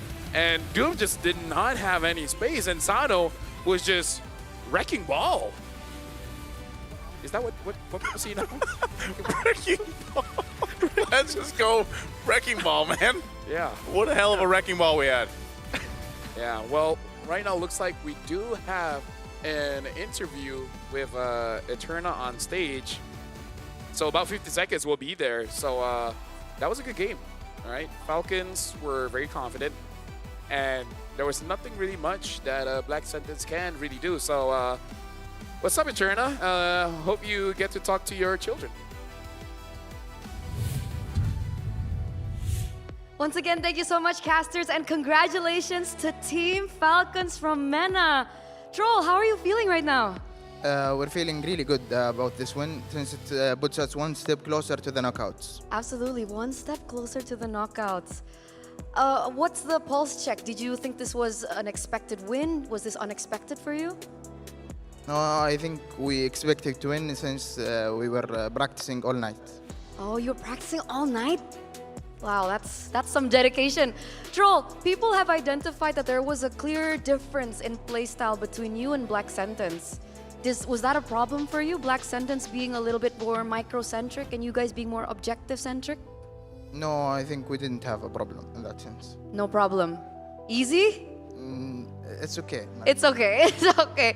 What about you, Sanji? How did you feel about that match? I'm feeling well. Feeling good. You mentioned that you guys were practicing all night, right? I heard that you guys didn't get enough practice though coming into M7, is that right? No, because all of us are college students, so we don't have that see. much of time. Okay, what are you guys studying? All of you?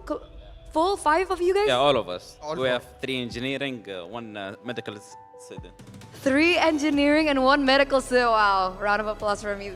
How do you guys balance your time between Mobile Legends and your studies? I think you get used to the pressure. Used to the pressure. What about you? What are you? Are you an engineer student or the? No, medical student. Oh, you're the medical student. Yeah. Okay, we have a very intelligent person next to me right now, guys. I'm a little nervous. But yeah, how do you balance that? Just in the time we're not practicing, I just study. Would you say that you would spend a lot more time studying or playing Mobile Legends? It depends on what time it is. Like now it's break, so I play Mobile Legends more. I see. Well, earlier on, you did mention that you are 1 more game away to the knockout stages, and I do believe that this is kind of a similar situation as you guys were last year. Is that right? Yeah, we were in 2-0. 2-0. What is different this time? Maybe we'll see later. We'll see later. You were smiling there, Sanji. You have something to say? No, I'm good. No, I'm good. Do you have maybe a message to the people back at home or maybe your family back at home, those of you that's supporting you right now here at M7? I hope they keep supporting us. Maybe we'll get to the grand final or at least top 4. We hope so too. Any final message? Support us more. Support us more. I'm pretty sure everyone is supporting you. Even the casters are supporting you as well, and we're excited to see your next journey here at M7. And with that, congratulations once again, because we're gonna throw it over back to our casters. You guys know what to do.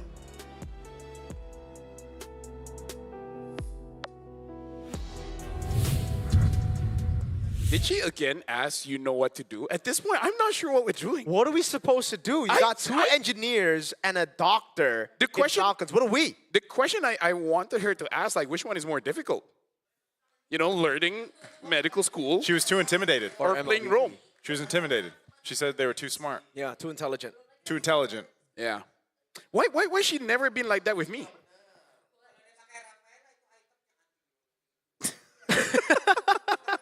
Why are you laughing? I'm smart. Yeah. Yeah, you are. You've got all the facts, man. Yeah, I got a diploma. You know what? I think if you ask Troll, he probably wouldn't know about all the facts you know. Yeah. Yeah. You got to start looking up medical facts. Dude, medical fact, your brain does not feel pain. It's the skull and etc. I'm kind of disappointed by that, LaFell. No, okay, look, dude. I've learned so much about semen, so I can talk about it a bit later on so that you guys understand your body better. Speaking of learning your body better, Cuffin is the MVP by our official gaming phone, Realme. So talk about this, Mirko. Yeah. 6-0-10. He played perfectly. He did. He did play perfectly. 6-0-10, 60,000 total damage. Good GPM as well. I don't know, man. Like, he was just outclassing Black Sentence every step of the way there. A couple of times the traction pulls. I love the fact that he's able to save it. And in terms of itemization, there's nothing too crazy here. Even in the emblems, it's totally normal. It's just the fact that he saved the traction pulls. A lot of people start the fight with traction pulls. He saved it to the very end. So it was kind of like the assassin Kimmy. By the way, if it wasn't for that level up, he would be dead. That is a very, very clutch level up to 4. Yep. Honestly, like, maybe the fact that he's so used to having other people start the fight that he's not pressured to be the one to start it. I think part of that and that statement right there is proof that these guys just have so much synergy and trust in each other. They've been playing together for so long now And I think these highlights and the way that this game went really showcase that, you know? And it's funny because, again, when you have Boyet as their jungler and he's picking these utility junglers, yeah, this is the traction pulse or the setup from Cuffin. You know, like, you're able to do these things, right? You have that trust in each other to make this happen. And, you know, their playstyle on the macro level looks very reminiscent of some of the, you know, the best teams that we've seen on these international stages. Yeah, and I really feel like they're able to engineer the draft so well that they really work with each other. And Troll having the medical knowledge really makes it good, where he has this sense of responsibility. He has to make sure that his team doesn't die. Yeah, and they don't. I just cringed there because right as that was a bit too perfect of timing, by the way. We were just having a conversation about the Wind of Nature not being good, and he just went in, and he was like, wait, what am I Wind of Naturing? And he just popped Wind of Nature as like a damage dealing ability there. I don't know. It's kind of autopiloting at that. Yeah, it really feels that way. And for Falcons, it's not. It's completely not. It's completely understanding what to do every step of the way. And for BSC, man, for BS, that X-Borg is a good pick. It is a good pick. It's just, why are we dealing with waves? Why are we putting ourselves in a position where our Faraga armor gets compromised here? When also, Doom is very clearly trying to farm up to Wind of Nature, man. Give him his gold. I think Hideon Bush is too used to playing assassins, like the Joy and Lance, right? So it's habit at this point. I'm pretty sure if he uses Akai, it would be the same thing. Oh, if Boya used it? No, Hideon Bush uses Akai, who would like clear yeah. the waves, Yeah, I don't know.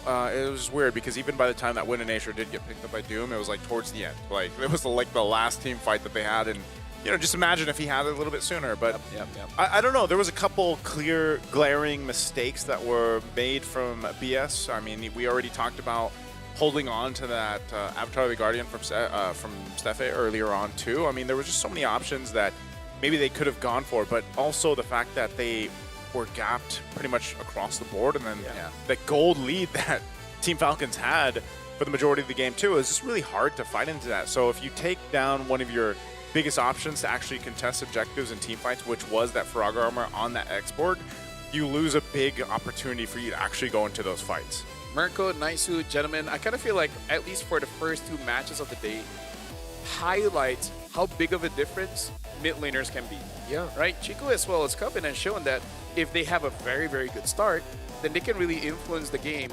And we saw that Falcons, the mid duo, did definitely had an amazing time. Yeah, and I think we expected this coming in from the patch before M7, right? We were seeing more gold in the minions coming in from in the mid lane. So the fact that that gets your mid laners items quicker means that the mid laners can be activated way earlier. So it really comes down to also having a big mid gap nowadays.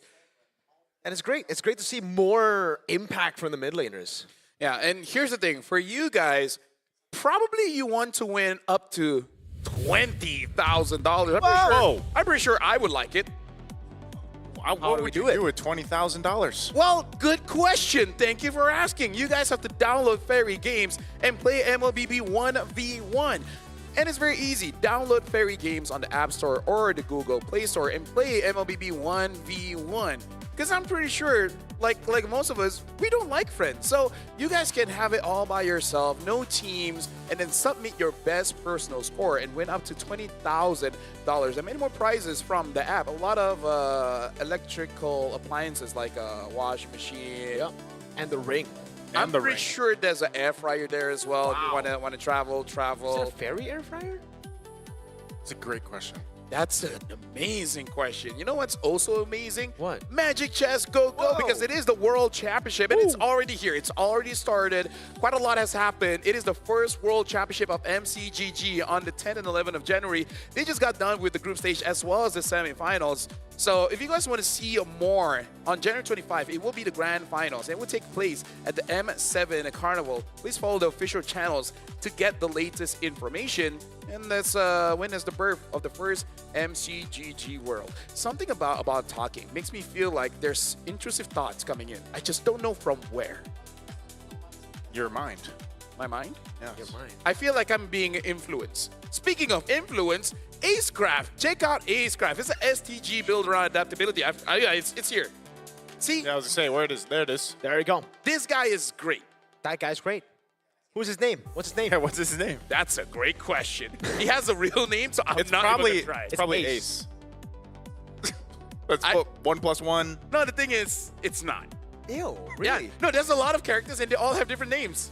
Oh, so what if that guy's name is Ace? No. One of them is Ace, right? Random skills, bullet deflection. You know, I'm gonna check. Mechanics and a retro cartoon style. Yes, put the phone there. All designed for fast, skill-driven aerial combat. Jump into Acecraft now for some nostalgia fun. Now you guys talk. I'm just gonna check what is his name. There are a lot of characters there. There are a lot of characters, man. You know what? Red Mar, if you're watching this, I hope this is a reminder from me and Mirko that you've been saying you're going to download Acecraft. Yeah. You're there, downloading it now. Download it now and let us know. Also for a special Kaisam Eves No Pueto, same. Download it. Don't just be eating. Don't just be eating food. Yeah. All right. It's updating, but it's finished. So just give me 20 seconds. Okay, we are getting. You've actually played it, right? Yeah, I do play it. I know you do. I have Tom, the cat from Tom and Jerry. Wait, Really? it's there? Yes. Oh my God! Wait, Dude. I gotta download it. I knew I know. Didn't you play it even last year? Is this new? No, it's not new. I It's thought I remember Acecraft. it last year. Yeah. It's not new as Acecraft. Okay. Well, folks, you just watched Black Sentence get kind of demolished by Team Falcon's system. I need to download more, but when we return, I swear I'll get his name. After this, it is going to be one more best of one. It's going to be Zone against Aurora. We're going for a quick break, but when we return, we will know who's his name. See y'all later.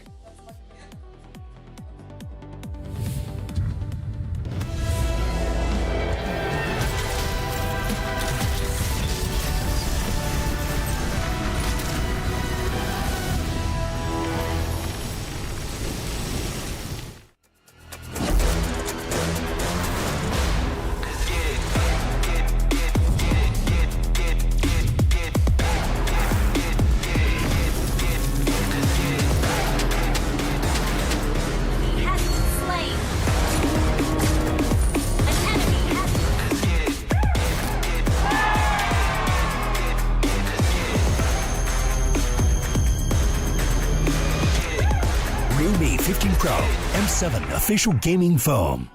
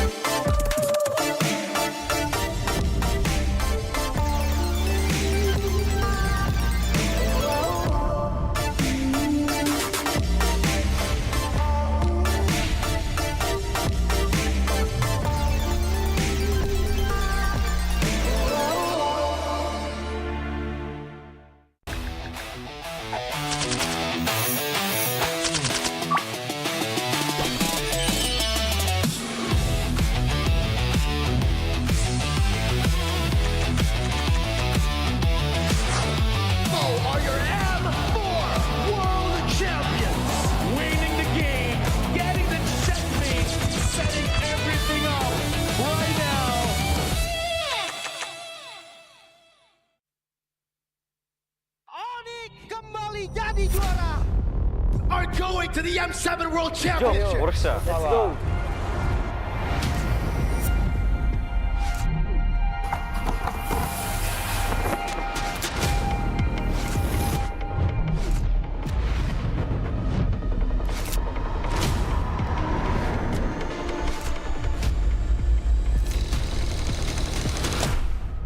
Futbol uğraşıyordum, futbolcu olmak istiyordum. Ama pandemi girdikten sonra futbola ara verdim. Birazcık da Mobile Legends oynamaya başladım o zamanlar, yani yaklaşık. Que nosotros empezamos desde la MDL, la ganamos, después subimos a la MPL, también la ganamos y ahora estamos en el Mundial y también esperamos ganar. I think Team Zone is underdog in M7. Nobody expected us to be here. Evo was once a dark horse, and we break through the expectation of everyone. Team Flash upon. They broke history. Even though we are coming in as a newcomer, we are not just coming in here for experience. We know we have power, that's all, we are good. Nosotros somos el equipo Dark Horse.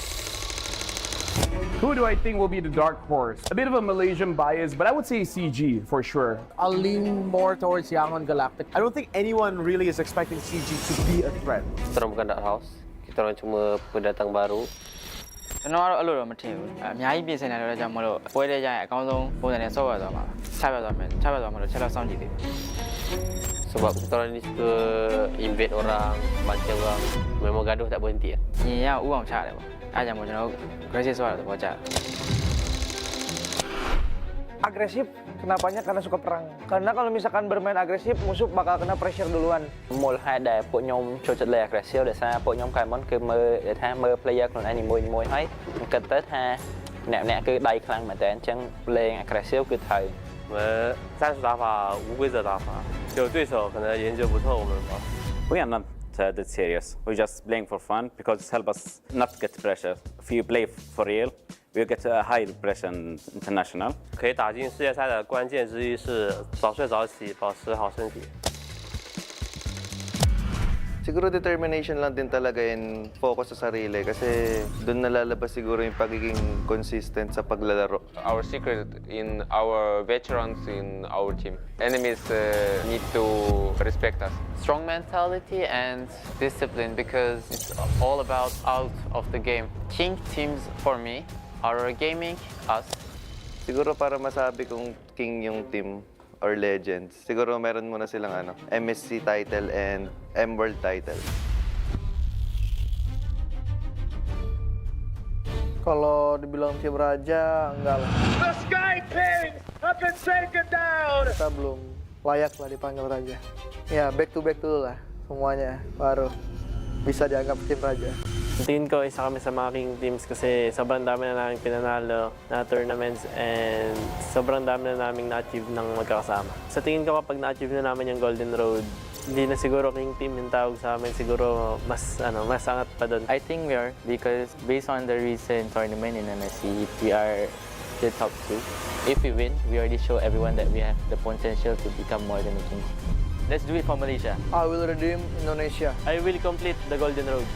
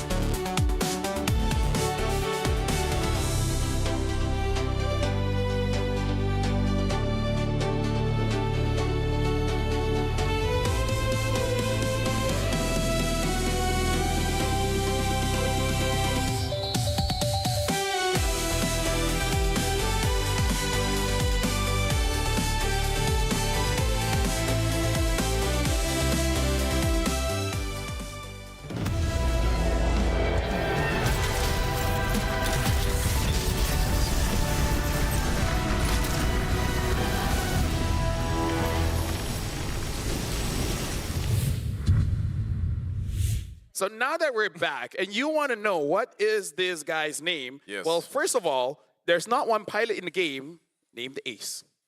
So what's his name? What's Acecraft then? This is Echo. That's Echo? EKKO. Oh. Yeah. Okay. Yeah. I don't know. Similar. Similar. I know that guy. I know that guy too. Yeah, that's his name. Apparently now we have Tom, Jerry. There was one more IP in there. All right, I Tom can't or remember. Jerry? Both. Come on, man. You gotta choose. Oh, no, me, I have Tom. I don't have Jerry. Okay, so you're more of a Tom guy. I'm a cat kind of guy. You're a cat kind of guy. Speaking of cats, do you guys know that Mongolian horses are actually quite small, very strong, stonky, and the reason is because they're built for performance and not aesthetic. So Mongolians make sure that when they feed as well as the climate, make it so that they're more efficient. So in terms of combat, they're actually pretty good. Wow. So size matters, but in a different kind of way. Yeah, definitely. Hey, I don't know how to relate It's that around- to the Follow that up with the the team zone, but So it's as big as 12 to 14 hands. That's one of the measurements that you can why use. would you use hands? Hands? What about feet? You know, Look like- at this, standing around 12 to 14 hands. Look, I'm not lying. Wait, standing. So that'd be vertical. Yeah. Right? It's equivalent to 122 to 142 centimeters tall. What? Look, 122 to 142 centimeters tall. So that's about 500, 600 pounds. All right, that's diff. That is built diff. Yeah. Thick coats for extreme cold, excellent stamina, and ability to survive on grass and minimal water. So is that zone? That is zone. Or is it Rora? I'm pretty sure Zone's Mongolian, so it's more on them. This is Aurora from Philippines, by the way. It's going to be a tough opponent. Yeah. Do you have any fun facts about Roras? He's got the real me. He's got the AI, man. That's true. I'll have this fun fact. Let the world see bright light. Oh, I get it. Yeah, I get bright it. versus light. Bright And versus did light. you guys know? Fun fact: Bright was inspired by light. That's why he got his name. His IGN is Bright because of light. light. He's a fan of light when he was in RSG Philippines. Yes. So is Naisu's name like being influenced by behavior? Why? Is that what you want to be? You just want to be a nice guy? Nice suit. Now, technically, the origins of that go way back, but yes. Oh, that's a story. That's right. a story for another day. So anyone want to sponsor that documentary? You know where to call. I'll do the voiceover. Ooh, he's gonna do his own voiceover. 16 teams. Yep. But for now, before we go into the game, we actually have a little bit more backstory coming in from the players. So maybe more fun facts. Let's check out this video. Get zoned. Hey, Bright, I heard that you idolized someone at M7. Yeah, Light was my idol since RSG days. Wait, Bright? What's going on? What's going on with the lights? Guys, hello? Can someone help?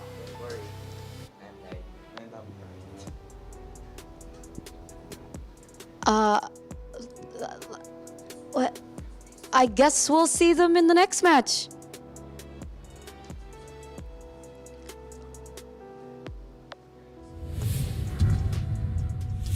Think about this, gentlemen. Look at the genius that our production team had, right? Not only did they turn on bring the lights. bright light and turn off the lights, they even have yin-yang visuals there. Yin-yang? White shirt, black shirt. Duality. All right, The that duality. you think it's black shirt. You think your suit is black. Is it not? Wait, is it not? Not. Look, it's black. It's not. Oh man, We have you're the right. same color It's- blindness. Okay, Oh, yeah, I'm the we're both minority colorblind. here. I'm the only one here that's actually not colorblind. But yes. What color? Wait, What color is If this? you're the only one that, Maroon, burgundy. if you're the Exactly. only one that looks at colors different, aren't you the strange one? Yeah, I'm the minority on the desk, but Yeah. in the world, I think it's. Right here, buddy. Right here. Hey, That's my boy right there. type in the chat right That's now my whether ball. it's black or whether it's like maroon. This is back like what, 2016 when you just have a dress and be like, is it white and gold? Or black and blue. Yeah. Yeah. Anyways, Cool game. Check it out. Hey, scrapped. why'd you flick? It's just here. So is this. Yeah. That's there. Do you too. guys feel like who would win? Do you guys like VIPs? Yeah. Yeah. So let's talk to them. Some VIPs? We have VIPs? Actually, I don't know this. Oh yeah, there you go. They're gonna do an interview probably. No. Oh, we're still talking. They just have a different It's not thing going on. VIP, it's yeah. like PIP. Oh, I think. PI. Yeah. I'm sorry. I don't. Dude, like my language comprehension is not as good as my fun facts. Okay, so LaFell, I would follow you into the darkness. you know what? You are light, but not the player. Yeah. Dude, we all know that I am special. I get it. I'm trying to work through my struggles. Speaking of struggling, we got to look at how Boostgate really couldn't do much because Team Zone know exactly what to do against Boostgate. If I remember correctly, they banned out the Hayabusa as well as the Selena. But against Aurora Philippines, is there really any real target in the bans to make it easier for Team Zone? I think for me, it would just ban out Edward. For some reason, like the whole team, despite winning out in the early game, what we've been seeing, right, is Aurora dominate the early game, but actually they fall short once we get into the mid to late game. That's when, I guess, the passive of Aurora comes back to hurt them. But it's always Edward on the playmakers that's able to turn things around again, like you see on your screen right now. Yeah. So if I were an opponent of Aurora Philippines, I'd be like, all right, let's get rid of this Depat guy. He's a bit too good. I think not only that, but also maybe some of the options from Forward Light. But honestly, it's been a whole lot of high losses and Gatakachas, right? So I don't think that's going to change too much. Not only that, but I would say that even with the Cho, that's potential. Demon Kite, obviously, as well, you're going to have very specific options you can go there, but it's mostly been a whole lot of YSS, Lancelots, you know, the Assassins there. So, yeah, the biggest playmaker right now is Agent Zero, Mr. Consistent Edward himself. You know, we talked about it on desk yesterday. He literally put that winning game on his shoulders to get that win, and I think that would be a great place to go ahead and focus in when it comes to the bans. Yeah, speaking of Edward, we got to talk about Bankai as well, because between both, honestly, Bankai hasn't been the most consistent. He has great games, and then he has games where he doesn't really get to contribute much, right? It's either the MVP, or you just forget that he's there. But for now, we got to look at the lineup here. Bankai, Zaxora, Kenny, Bright, as well as K. And I would say Kenny is probably the most consistent coming in from Team Zone. Kenny's really, really good, man. Even from the wild card, right? He was stealing the show actually from Zaxora too. The guy that we thought was just going to be the main guy on the team, which sometimes can be the case. But just like Bankai, I think Zaxora is actually also kind of inconsistent. When he's really good, oh man, he steals turtles. He turns the game around. But when he does a few of those extra moves that you would not expect an experienced jungler to do, that's when you're like, okay, that's when Zaxora dials it back. And you know what's crazy? We can say the same thing about just Aurora as a whole, because yesterday's match against CFU wasn't convincing, dude. Yeah. The first 4 minutes were like, oh man, this is top tier MLBB, and then they just started Auroraing everywhere. Are we gonna have that as a verb now? It's either that or I say choking, right? Like they're Auroraing.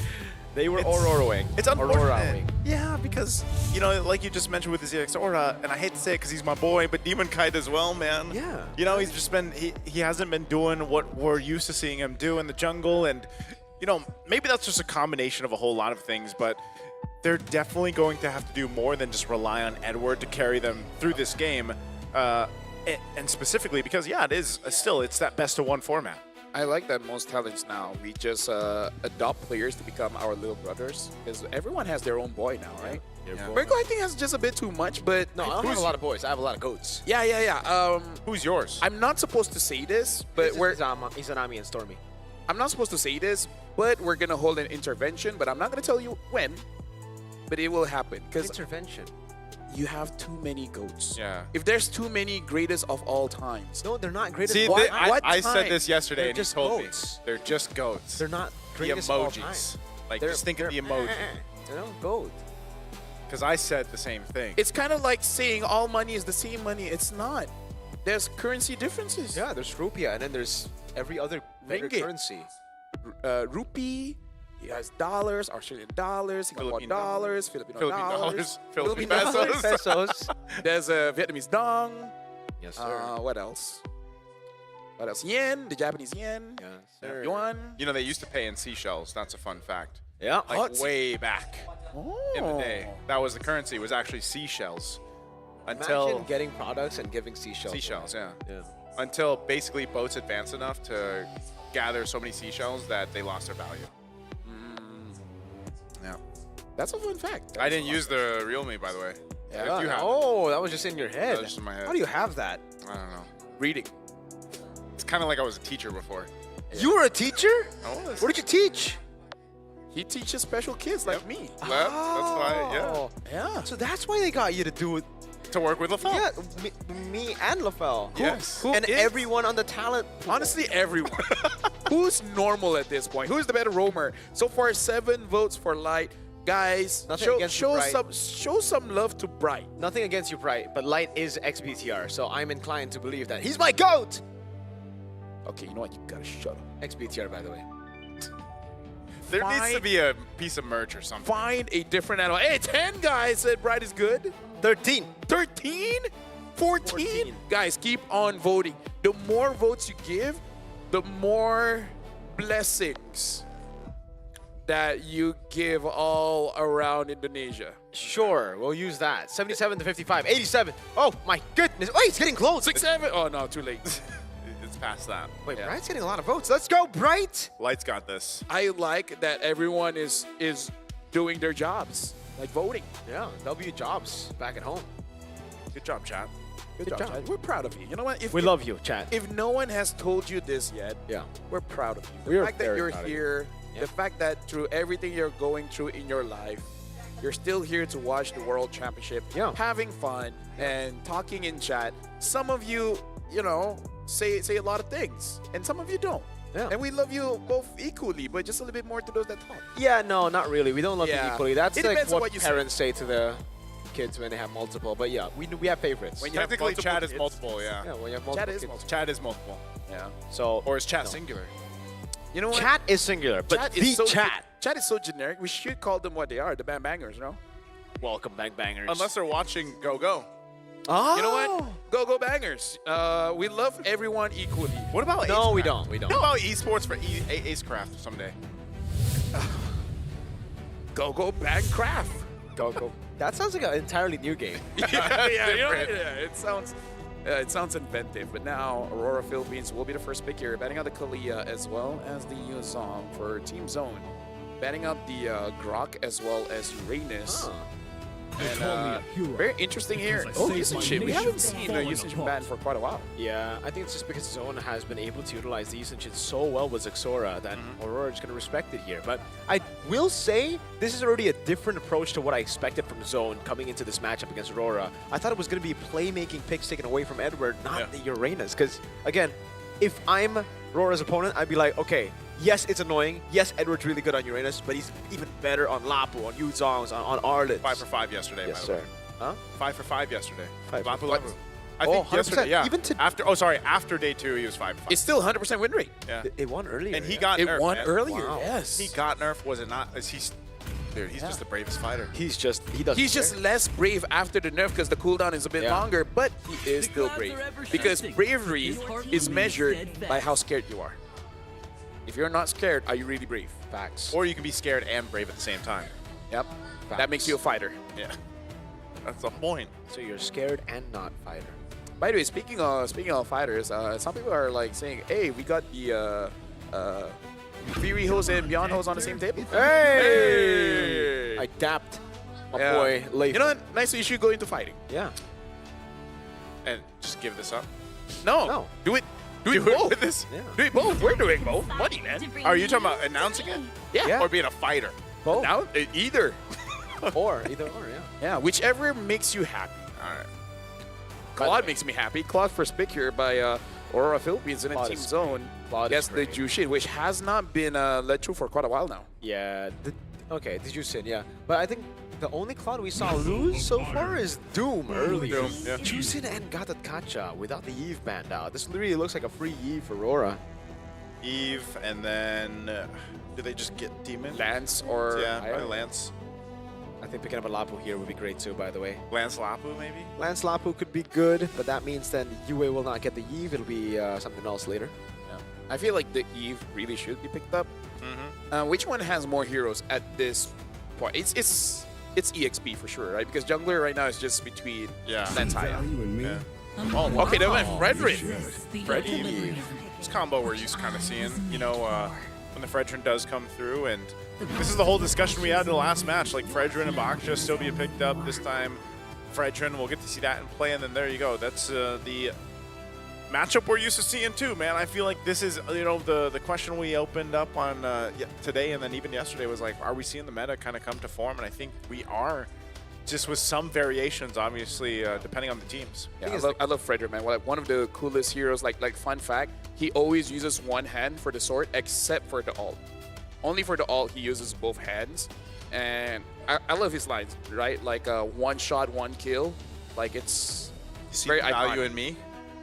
Does he say one shot, one kill? Fight. He could. Fight for the ultimate Wait, so he doesn't?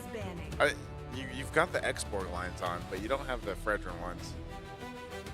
For me, reality is what I bend it to be.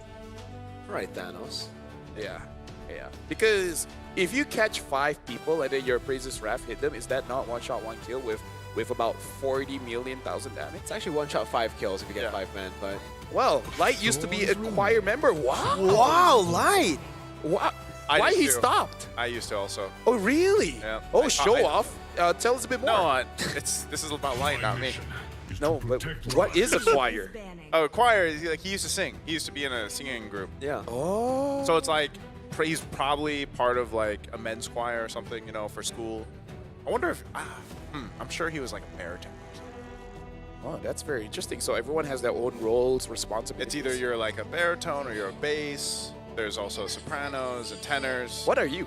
I was a baritone. Baritone. Yeah. Dude, I have no idea. That's all singing stuff. Yeah. I was a kid. I was a kid too. I can wash the dishes, man. Hey, that's good. That's a good one. You should ask Light when you see him later what he was in the choir. Yeah, just ask like, what are you?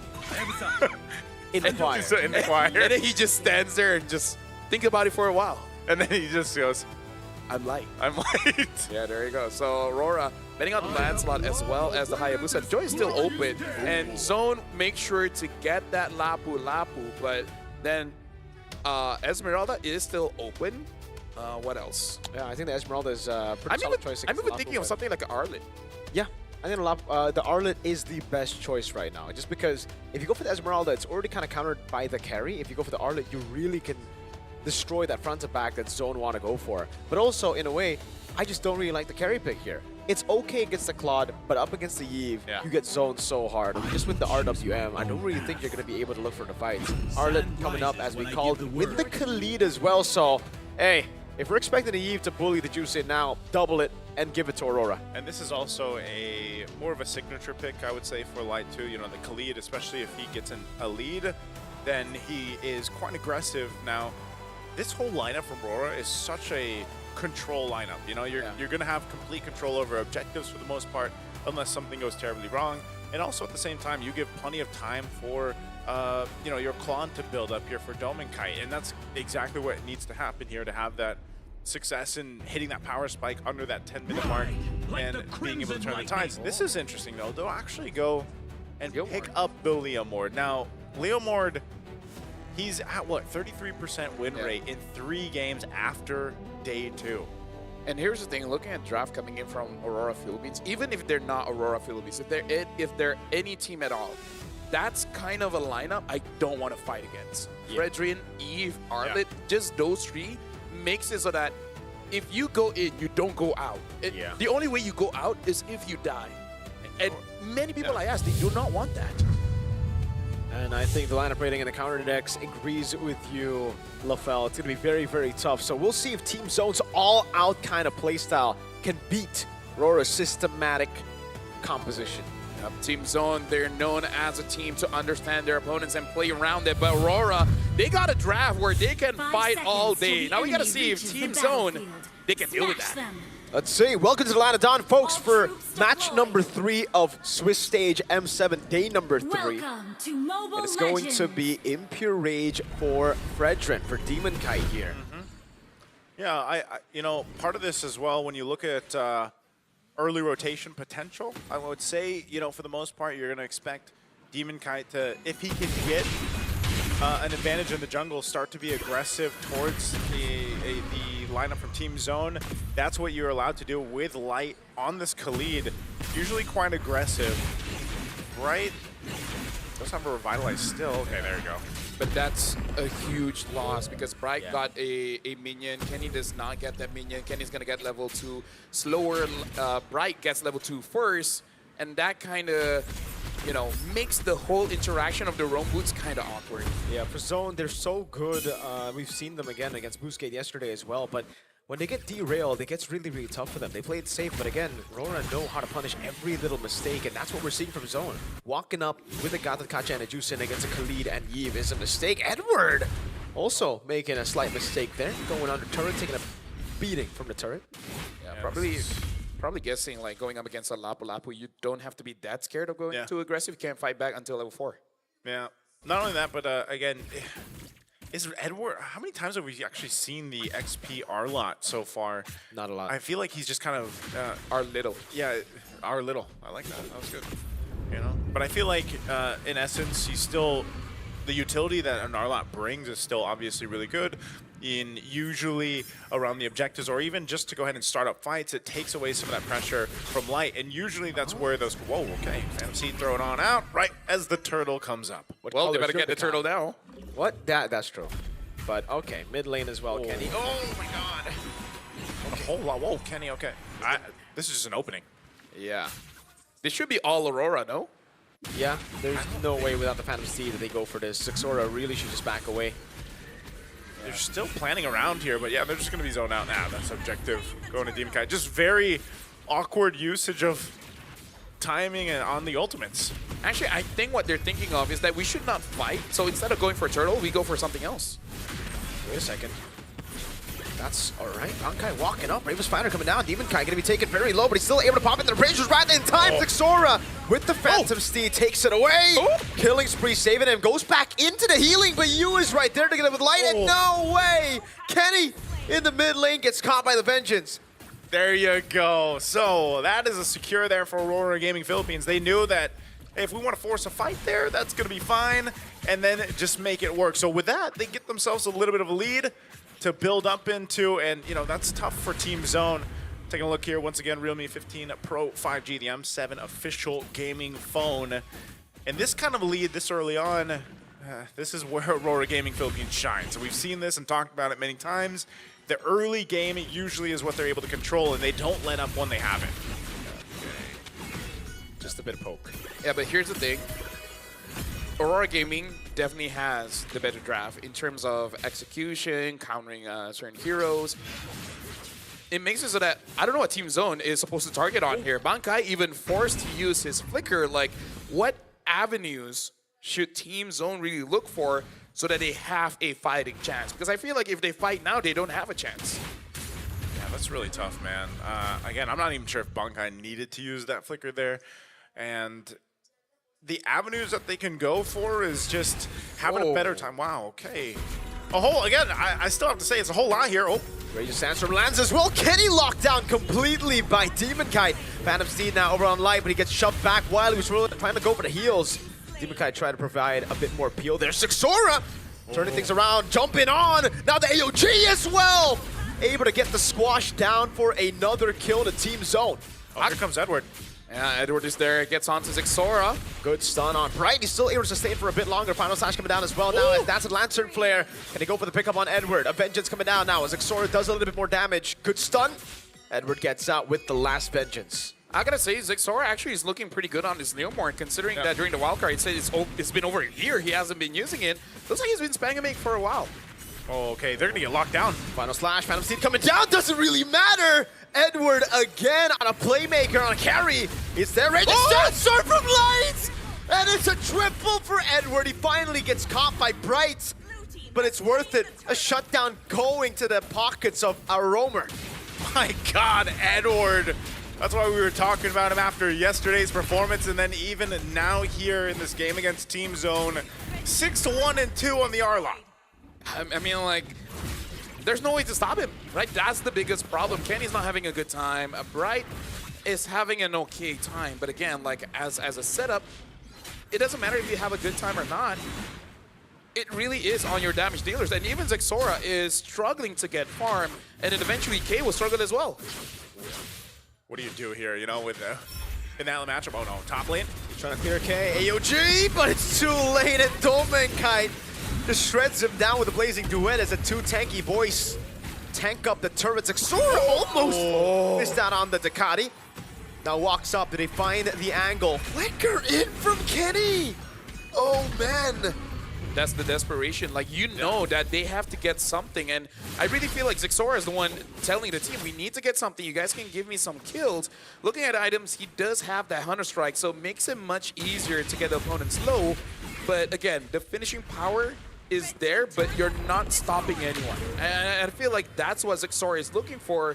Kenny and Bright is having a difficult time here just to make sure that Aurora Gaming sticks in place, especially this Arlen. That's why I said, man, it's just these weird timings from some of the ultimates and battle spells, even from Team Zone. You can see even with that lead that Edward got, you know, he's basically just got that Fury Hammer, then he went Oracles, he's got the Black Eyes too. So that all is enough to pretty much make him a threat, but also durable enough. Whoa, Domenkite. This might be a solo kill. Bankai taking very low. Domenkite going on, and they get the shield in time, and Kenny provides the backup necessary. Yeah, but that's kind of scary when the quad at 7 minutes wants to 1v1 Alapu and almost winning. Yeah. Bro, that's not a good sign. Yeah, he just got his golden staff too, so right on target for that Trinity when he gets it. Oh no, this is trouble. Yes, Flicker. Good flicker out of the Raging Sandstorm now, but he gets stunned up there by Edward. It's still K surviving against two. Almost doing enough to take Edward down. Domenkite gets lifted up by Crimson Beacon and now gets all in. Xora takes him out. Good pickup by Kenny. They're rotating up here though. They're gonna join the fight. They're gonna force him off the turtle. A stun with Final Slash lands, brings him into the RWM now as Kenny gets chain CC down. Xora doing a little bit more damage, but won't be able to find that skill 1 down on him as Bright AOG's out of there. You know what? Honestly, looking at how the game has been playing out, there is a chance for Team Zone here because Xora as well as K, they are farming up. If you look at a KDA, it doesn't look like a good game, but they understand that as long as they get some kind of farm, eventually things will be fine. That's leaning towards the carry like we've seen, but yeah, statistically the matchup is in that favor. But DHS now picked up the pressure on this purple buff. Xora will go ahead and grab it though. It seems like he's gonna be just fine. A good turret push up top from Bankai. So with that, it's more so of Team Zone finding what they can across the map. They know they've got some distance to cover here and some grounds to cover in terms of catching up, but it's not too big of a deficit. I mean, the biggest one was Edward. As Yue takes some damage here from Bankai. He's gonna have to go reset. The fact that Xora and K, they're not losing by a lot is quite impressive. K only losing by about 700 gold. It's still manageable because it does mean that they'll finish the Trinity at roughly the same time here. And eventually K will become a big problem unless Light or Edward is able to get onto him. Okay. So with that, we're looking at the next objective at this point in under a minute with all 3 turtles going into the hands of Aurora Gaming. This is kind of what we've highlighted with their run through the Swiss stage so far. You know, they've had relatively good control in this portion of the game. They just can't let it slip out of their hands. You know, they've had this bit of a lead. They've got majority of control around the objectives. They might go set up on Bright here. Oh, Kumar. He knows. Yeah. Yeah. If they go all in on Bright, I really don't think it's worth it. And so they don't. They just look for a little bit more poke as Bankai rotates over mid. Yeah, so right now for Aurora Gaming, being 2,500-ish doesn't feel like a lot. The main threat right now is definitely Domenkite. So I feel like Team Zone, the moment they see that his Purify is out, he's going to be the main target. And if they're able to deal with Domenkite, I feel like they're in a relatively good space. Because it does seem that Xora can deal quite a lot of burst damage on both Domenkite as well as Yue. And if they have not been fighting against a lot of Leomorns, they might not be able to be prepared for that. Look at this zone, though.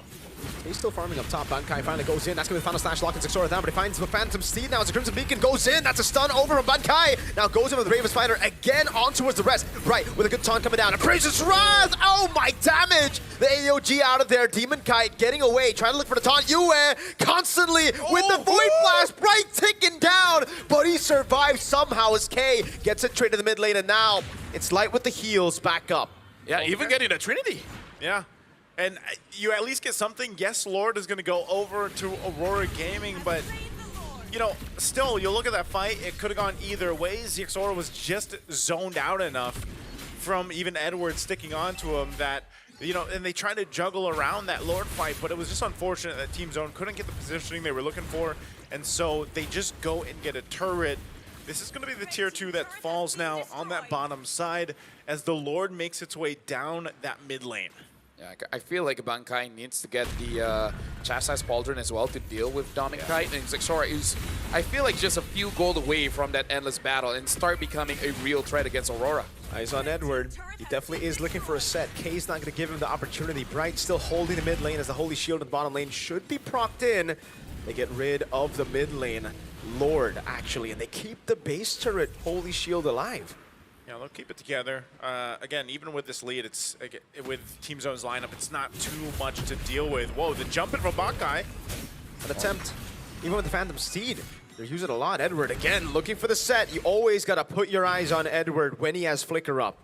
Yeah, I feel like, in a way, that's kind of good because they did push UA off, making it so that Aurora Gaming cannot apply pressure onto the mid lane, and Team Zone were not punished for that one. So I feel like, considering that fighters generally do have lower cooldowns anyways, I feel like that was worth it, right? At least you protect your base. Yep. That's really what matters. You protect it long enough and as many times as you can until Key gets to where he needs to be on this carry. He's starting to get there. I mean, the damage, Bankai again. And the Steed. Bankai gonna go back in with Bayless Fighter now. RWM locking them down, and look at that! That's gonna be him getting out. Zexora caught in the back spot. Still, whoa! What a knock up there from Kenny! K with a flicker! K! Oh my god! Now an AOT! And K gets a double before he ultimately goes down. You know what? That was cool. K made the hero play, and Bright comes in, giving him enough time to actually get Dominkite. And even though K died there, but the main pushers, Yue and Dominkite is not there, making it so that Aurora, they're in a standstill. Oh, and Edward has to flicker defensively. I'd say all that was worth, basically. Yeah. I mean, Team Zone needed to make something happen, and they do just that. They will actually get a good push up top, too. Getting that tier 2, it looks like it's going to fall here. Good work from Zexora. Now, kind of opening up the map a little bit before this Lord comes up in 30 seconds. So again, Aurora Gaming, you know, they're going to find themselves in a very precarious situation for this Lord take. Let's take a look at the instant replay here, though, for this one. Again, a lot happened in this team fight. Yeah, we got to look at the initial engage. Zexora was actually taken quite low, making it so that he has to back down. But look at K's positioning here. He was basically ignored for a while, got a lot of space, and then instead of going back towards his team where Light was waiting, he went forward because he knew that he had enough damage for Yue as well as Dominkite. As of now, K is doing his very best to bring back the honor, the glory, the reputation that the carry deserves. Hey, he might be beating the odds here right now in that matchup, the Claude and the carry. Again, earlier today it was 5-1 favoring the Claude. They're going to go here for that fight around the Lord. Final slash from Edward. Now Zexora zone in the back line, gets caught with the real world inflation, and now it's going to be the shred coming down as K is still in the midst of it all, dealing a lot of damage. And now the blazing duet from Dominic comes in, but he gets stunned up and he's forced to use the Purify. Zexora runs away, gets the dash, but it's unable to save him now. It's a 2 for 2. That's Crimson Beacon backwards. Bright with the AOG gets out of there. Honestly, that would have been better if K stayed alive, because it does seem like they're doing a double prong attack where Zexora attacks the damage dealers, allowing K to deal with the front line. It was unfortunate that Zexora really had a very bad time, unable to do enough damage to either Yue or Dominkite, and he tried to run away, but again, it's just not enough. Not enough. Lord's going to be secured here for Aurora Gaming off of that fight. So now Team Zone once again on the defense.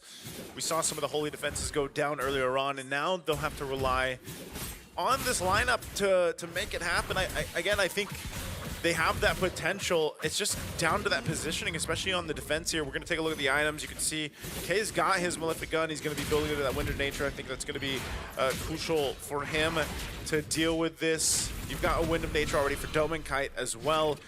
And then over on top, I mean, like you mentioned, this is the potential to just force a fight into the base because you have Edward on the R-Lot. One of those heroes that can just kind of take surprise on even a base defense. They got to make sure they're not all clumped up. Malefic Gun now picked up for Dominkite as well. So Immortality's in play here for a couple of the members of Aurora Gaming as they walk in with this Lord down this mid lane. Lord charging in, able to get the base turret down in the mid lane now. Looking for the bottom lane. K sent down below. Chastised Pauldron. Picked up by Bankai. Should help him against Domain. Kind of the win of nature as well for K. Yeah, so right now for Team Zone, around 15 minutes here, I believe K already has 4 items. So it's really just about the execution, because Zixora is a threat, but he's not getting the positioning that he really wants. Dominkite's damaged even with that. Chastised Pauldron takes him a half. They're going to go for the turret. Yep. Really nice real-world manipulation there. Zones them away from the base turret. Now they have to save this top lane, because that's the only one they have left. Although, what are the chances here that Team Zone can turn things around? Because I feel like Zixora just needs a good combo with the Phantom Steed, because I feel like all second skill, first skill, that would do enough damage to both Yue as well as Dominika. Even if they don't die, it makes it so that they're scared, you know? And at that point, K can clean up. Yeah, it's a lot of this okay, actually. Using that, but I don't think they're going to force a fight. It's a little bit... Oh, whoa, Edward. Yes, Reba Spider is going to be sunlocked completely there. Bankai still able to flick around. The Revitalize saves him. K almost taking Domenkai down there. Luckily for Domeng, he had a BMI. I mean, I was going to say, I don't think they're going to force a fight, but anyway, they go for That's why they do it. They do it, yeah. There was a lot of battle spells used up there, but still they have plenty of time to go ahead and reset by the time that Lord comes up, unless Team Zone somehow, some way finds a potential pick-off to get the numbers advantage against Aurora Gaming Philippines, it's going to come down to the execution. And like you were mentioning, you know, what's the possibility, what's the potential for Team Zone to turn things around? Well, it could be off of plays like that, if they can actually make it work. But also, more than ever, here comes a Conceal. Oh, two-man taunt. Good disengage. Xora now looking for the Phantom Steed. Gets caught. Oh my goodness. Xora is going to be gunned down completely by Domenkite. Re-engage impossible because the real-world manipulation stops them in their tracks. They got the jungler down right as the Lord spawns. I'm going to apologize for saying the truth, but Edward is too annoying, man. Yep. Like, Zixora had actually a pretty good angle to go in, and then Edward's like, nope. Like, that's my friend. What do you want to do with my friend? Nothing. That's what you're going to do. That's why I said, you know, Edward is just one of those players. There's a reason why he has so many titles, and then Mr. Consistent especially. He's one of the players, like I said, you don't bring up the R-Lot that much. There's not many teams that will go for it and make it work to this amount of success within this game.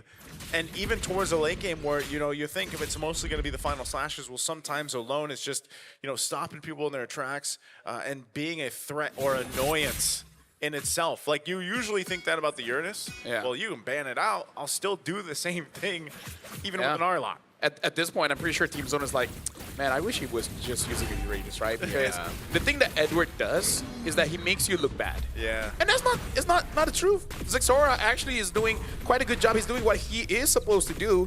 It's just that Edward doesn't allow him to do that. Edward makes it look like a mistake all the time. Yeah.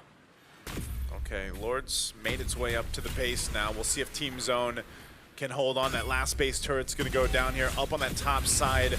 How do they defend? Oh, no. My goodness. Xora gets out just barely. Bankai now with the Brave Spider. Oh! Final slash. The Raging Sandstorm lands on K. He's still able to flicker out now. There's a lot of damage over. The Precious Wrath doesn't land. K is still able to go and tread through the front line. Light's going to lose the immortalities. Bankai is able to go back. Yue with the flicker in. Getting the point blast in. The minions, can they clear it up? That's a big one with the Lord. And the answer will be they cannot. Aurora Gaming Philippines move on to 2-1. And unfortunately right now for Team Zone, moving on to 1 and 2, and we already have 3 teams there. You know, one of them being CG, the other being Team Falcon. So we already have 3 teams in the 1 and 2 bracket. Wait, no, not Falcon. Sorry, not Falcons. BSE. BSE. Thank you very much. Fun game, by the way. So Aurora Philippines again showing an amazing draft, but more importantly, an amazing performance on that Arlet. Again, like, I feel like we saw that with the Eve as well as the Fredrin.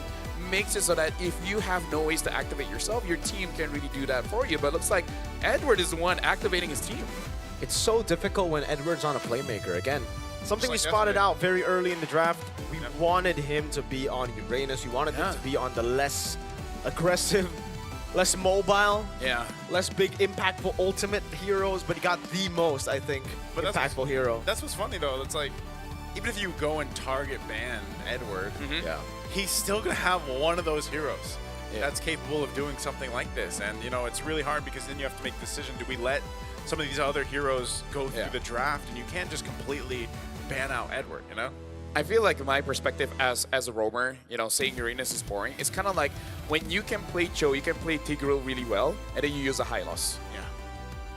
At least there's a good side to Zone now dropping to 1-2, is that they're known to be downloaders. So they'll Yes. get to play best of threes instead of just being on best of ones now. Yeah, and the more games that Team Zone gets, the stronger they get. Because again, they even had to spend $10,000 to go to Malaysia to get a little bit more experience. So, in a way, yeah, they're getting their money's worth. Yeah, you know, they're getting to play a lot of games. I think it showed too in their improvement over the course of that. We've seen these players, you know, from Team Zone, but it was just unfortunate because they were doing some things right. Like there was some team fights where they had some pretty good angles, but yeah, like you said, Edward was a big component to that. But also, early on, I feel like if they could have just refined their early game a little bit more, because they were making some weird timings on some of the ultimates, then maybe they would have had a better time moving forward. Yeah, honestly, congratulations to Aurora Philippines. Now we're going over to stage with Eterna. Congratulations once again to Aurora. Guys, that was such a decisive victory in that best of one. Again, I love to ask this question because I want to know how you guys are feeling right at this moment. You can start with you. I'm feeling happy because this is our second win for the Swiss stage. And What about you, Doming? Are you feeling happy too? Yeah, really happy and feeling better right now because our second match is win. Yeah. Oh, wait, feeling better. So what happened before? How were you feeling before?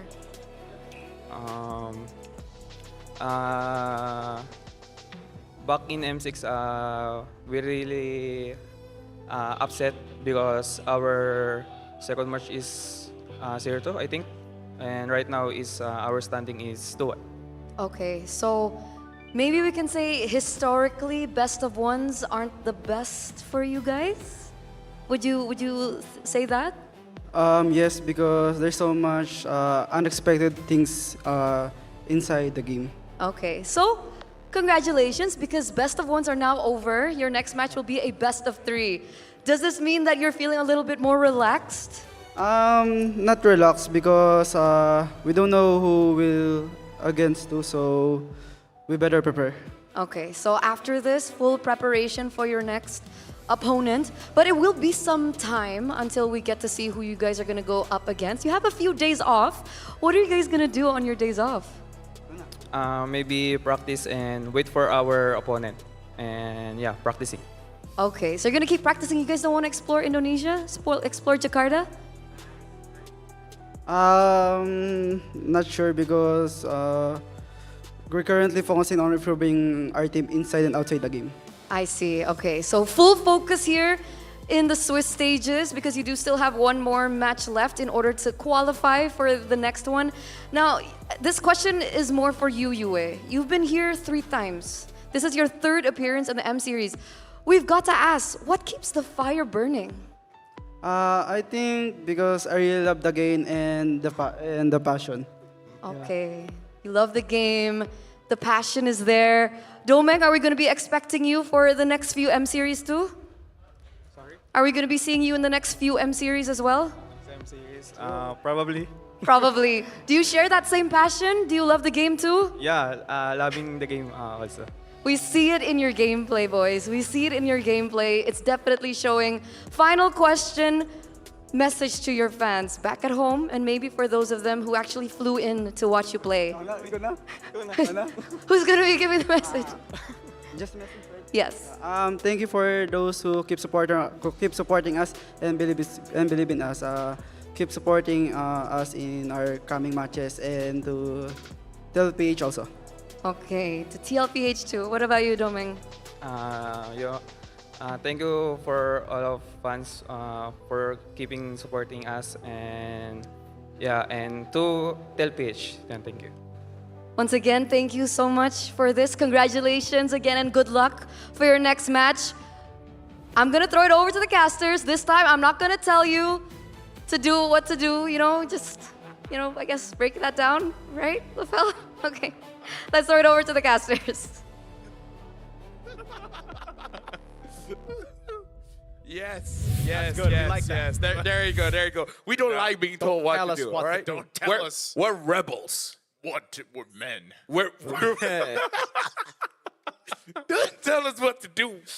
Don't tell us what to do, man. We don't know. Don't pressure us. Like she said, like, you know what to do. I'm like, what? It's like, what do we do? What do we do? What do we do, LaFell? Hold on, I'm waiting for the cue. MVP, all right? We do the MVP? We're gonna do the MVP with our official gaming phone, Real Me. It's Edward727, and here's the thing, man. The players, they're saying like they're passionate. They still have the fire, and then the turn is like, how do you keep that fire? Usually for me, it's oil, but for them, they just love the game. They love the game. I love the game, man. I love when games go past the limit. Do you love After 22 minutes, Dude. the love enhances. I agree. Yeah. Duration. We didn't get any yesterday, though. We didn't, right? Didn't. Wait. Yeah. CFU Aurora was like 18 minutes. 18, Yeah, not 22. So we didn't get to that point. This one was 19:31, so really Damn. close. Yeah, really Oh, close. you there. really remember, huh? I do. I'm just, You just zoned in. If you don't tell me what to do, I'll remember. Oh. That's basically how it works. I like that. right? I like that. You know, shout out to Eterna. She's probably listening to this right now. And, Shout out to Eterna. We love that she knows us. After 2 games. After only 2 games. This was, as we look at the highlights here. Edward Showcase, man. Edward Showcase. I mean, it is the MVP highlights of this one. And Damn. again, I think this is going to be the case. Like, maybe we'll see their future opponent, whoever that ends up being after the draw, to Could be Arnick. actually focus on Edward banning. But, again, I think it's just one of those cases. Like, there was a lot of instances where Aurora was able to capitalize on some little overzealous movements from Team Zone, but for the most part, they were just able to make things work with this lineup. And like we did talk about in the draft, that this was going to be an objective-based lineup and really hard to get into that zone that Team Zone needed to be in, when it came to objective takes. The thing is, I kind of feel like it's very difficult to ban out Edward just because the hero pool for EXP is quite generous now. Like, even if you don't get a good pick, it's going to be a usable pick. All right, so... And Edward being Mr. Consistent and one of the players with the most M-Series appearances, maybe even the most, I'm pretty sure when it comes to the heroes, he might even use the Edith just to show off the skin for the audience, Yeah. Was it M4? Oh, yeah. He played Edith as well for a long time. I think he only missed 1 or 2. I think he only missed the ones that he wasn't playing back in the day, right? Like M1, M2. After that, M3 made it, M4 he made it, M5 he made it. Yeah. M6 he made it. Yeah. M1, sorry, M3 all the way to M7, bro. That's pretty consistent. That's Yeah. 5. And he's a mister. So he's Mr. Consistent. Wow. Dude, we just thought of a Mr. new for name. M. Mr. for M. Yeah, M consistent, Mr. Consistent. For M series consistency. Oh, Dude, we're not legit, smart. yeah. You're the smart one. Me and LaFell, we were on the same Dude, boat. you're the I teacher. saw the, you know the emoji that the chat puts in the, Yeah. the loading thing. Yeah. I literally Yeah, just saw yeah. that. Both you guys. You were like, huh? Dude, like, we're the students. You're the teacher. You're the teacher, sir. Welcome to class. And it turned out the Bude now. Yeah. She is. She is the Bude. Speaking of, at this point, like, yes, Edward played incredible, but everyone from Aurora is just hard to deal with. Demon Kai was hard to deal with. Dominic was hard to deal with. I'm pretty sure Kay really did not like Light. Like, every time he wants to farm, he's like, oh, this guy again. Yeah, We did one sad content. guy. We did one content review, and now you just come after me. Yeah. You don't just approach me like that, bro. Yeah, We're not say cool hi. like that, bro. Actually, Light probably did say hi. I was like, fine. Did At they least ever- he's a polite invader. Yeah.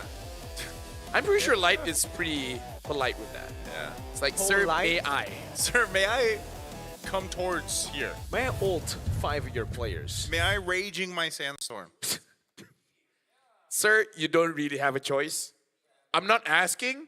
I'm letting you know. Okay. Speaking of, I want you guys to know that Secret Lab here, you guys can play better for longer with Secret Lab's ergonomic chairs, trusted by the world's best casters. And that's us. Whether you're enjoying a casual game with friends, or playing on the M7 World Stage, or texting your friends, emailing your boss, and making a whole presentation for a new business idea, Secret Lab can elevate your game with tournament-grade ergonomic support, the very same kind that powers the pros on the debate stage. Oh my god, bro.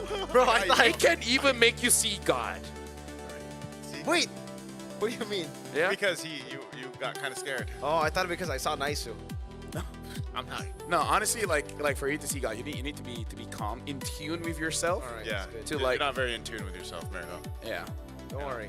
Right, but here's the thing. Are you guys agreeing, Jermaine? Doesn't matter. You still got to get this skin because, hey, the new Thunder Ascended skin is available right now. Just unlock the M7 Pass and it's yours immediately. We talked about this. If you guys have a grown-up jobs, yes, you have the resources to get it. Yeah, just get a Visa credit card and go and swipe and just get the M7 pass. Pew, pew, Ranger yeah. SP skin, also the new Prime skin is very, very nice. We saw it a couple of times, but also you can get the figurine. That's what I'm looking for. Oh yeah, the figurine. What? Level 150. Maybe Oh, when we get to. Yeah, why is it not? Usually it's always here. Yeah. Last Swiss stage we had it. Didn't No, we? I Didn't think we I have the think pod? I think it's just that we haven't unlocked it yet. All right, So level we have to 75. unlock it. Okay. When will we unlock it? Maybe tomorrow. Maybe the day after tomorrow. Next week.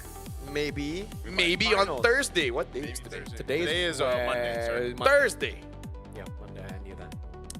Do you guys know that we have one more game in this one? One this more match. One more match, not game. Possibly 3 more Because games. it's best of 3. Yeah. LaFell. Shut up, guys. That was not as. Yeah, that was not. Do it again. Do it again. Yeah, We will- you lost No, aura it's- on that one, man. You know what? It's okay. All 3 go against Yangon Galacticos after this best of 3. It's gonna be great. See you guys after this. AE Yangon Galacticos. Woo! Yangon. Ooh, qualifying. Ooh, qualifying game. Who's gonna make it to knockout stage, baby? Probably us. Ooh, we definitely Yeah. are. Yes.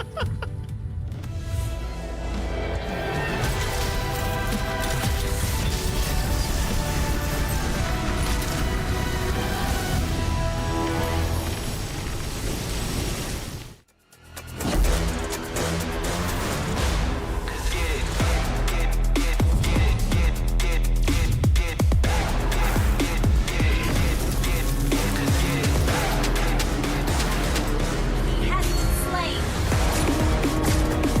An enemy has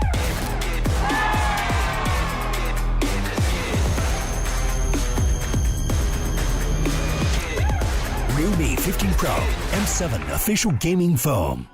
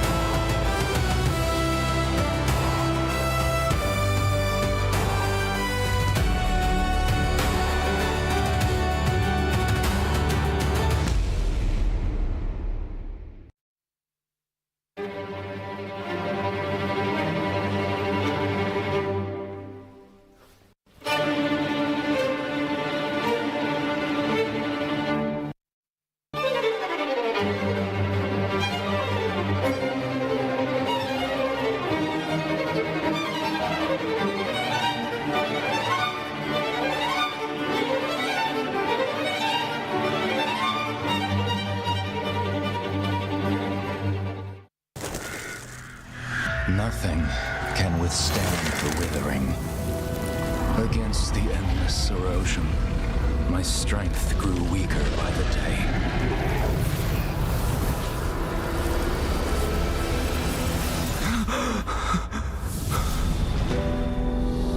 True power dwells within the spirit. Try to embrace all that you are.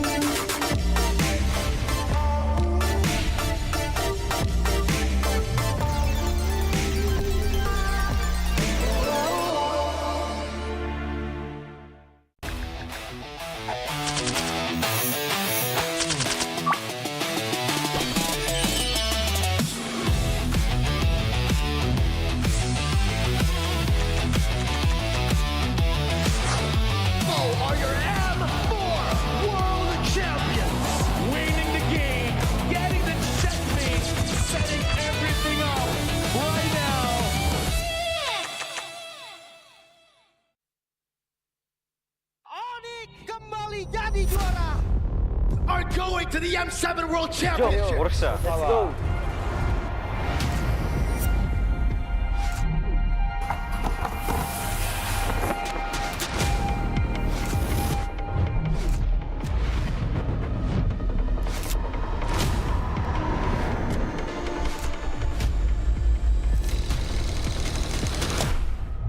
Futbol uğraşıyordum, futbolcu olmak istiyordum.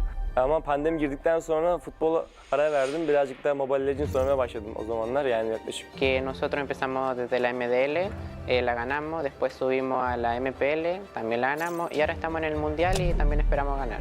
I think Team Zone is underdog in M7. Nobody expected us to be here. Evo was once a dark horse, and we break through the expectation of everyone. They broke history! Even though we are coming in as a newcomer, we are not just coming in here for experience. We know we have power, that's all, we are good. Nosotros somos el equipo Dark Horse.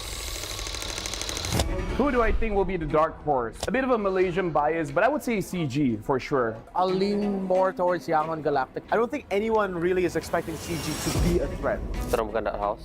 Kita orang cuma pendatang baru. ကျွန်တော်ကတော့အဲ့လိုတော့မထင်ဘူးအများကြီးပြင်ဆင်နေတယ်ကြောင့်မလို့ပွဲတဲ့ကြရင်အကောင်းဆုံးပုံစံနဲ့ဆော့ရသွားမှာချပြသွားမှာလို့ချက်တော့စောင့်ကြည့်သေးတယ် Sebab kita orang ni suka invade orang, bancang orang. Memang gaduh tak berhenti. ညီရဥအောင်ချတယ်ပေါ့အဲ့ကြောင့်မို့ကျွန်တော်တို့ aggressive ဆော့ရတဲ့ဘောကြတယ် Agresif, kenapanya? Karena suka perang. Karena kalau misalkan bermain agresif, musuh bakal kena pressure duluan. មូលហេតុដែលពួកខ្ញុំចូលចិត្តលេង aggressive ដោយសារពួកខ្ញុំកាលមុនគឺមើល player ខ្លួនឯងនីមួយៗហើយគិតទៅថាអ្នកៗគឺដៃខ្លាំងមែនតើអញ្ចឹងលេង aggressive គឺត្រូវ 我们战术打法无规则打法，有对手可能研究不透我们吧。 We are not that serious. We just playing for fun because it helps us not get pressure. If you play for real, we get a high pressure international. 可以打进世界赛的关键之一是早睡早起，保持好身体。 Siguro determination lang din talaga and focus sa sarili kasi doon nalalabas siguro yung pagiging consistent sa paglalaro. Our secret in our veterans in our team. Enemies need to respect us. Strong mentality and discipline because it's all about out of the game. King teams for me are gaming us. Siguro para masabi kong king yung team or legends, siguro meron muna silang MSC title and M-World title. Kalau dibilang tim raja, enggak lah. The Sky Kings have been taken down! Kita belum layak lah dipanggil raja. Ya, back to back dulu lah semuanya, baru bisa dianggap tim raja. Tingin ko isa kami sa mga king teams kasi sobrang dami na namin pinanalo na tournaments and sobrang dami na namin na-achieve ng magkakasama. Sa tingin ko kapag na-achieve na namin yung Golden Road, hindi na siguro king team yung tawag sa amin, siguro mas angat pa doon. I think we are because based on the recent tournament in MSC, we are the top 2. If we win, we already show everyone that we have the potential to become more than a king. Let's do it for Malaysia. I will redeem Indonesia. I will complete the Golden Road.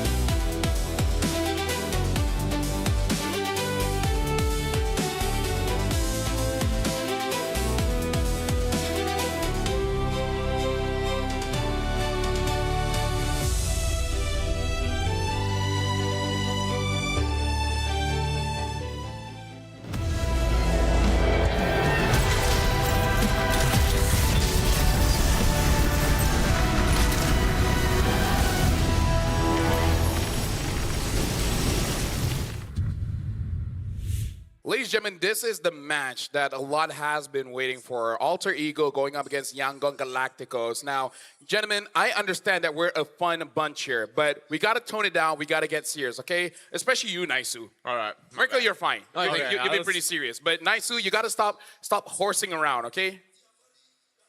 You're having too much fun. We're a fun bunch. This is a serious. I just won't talk.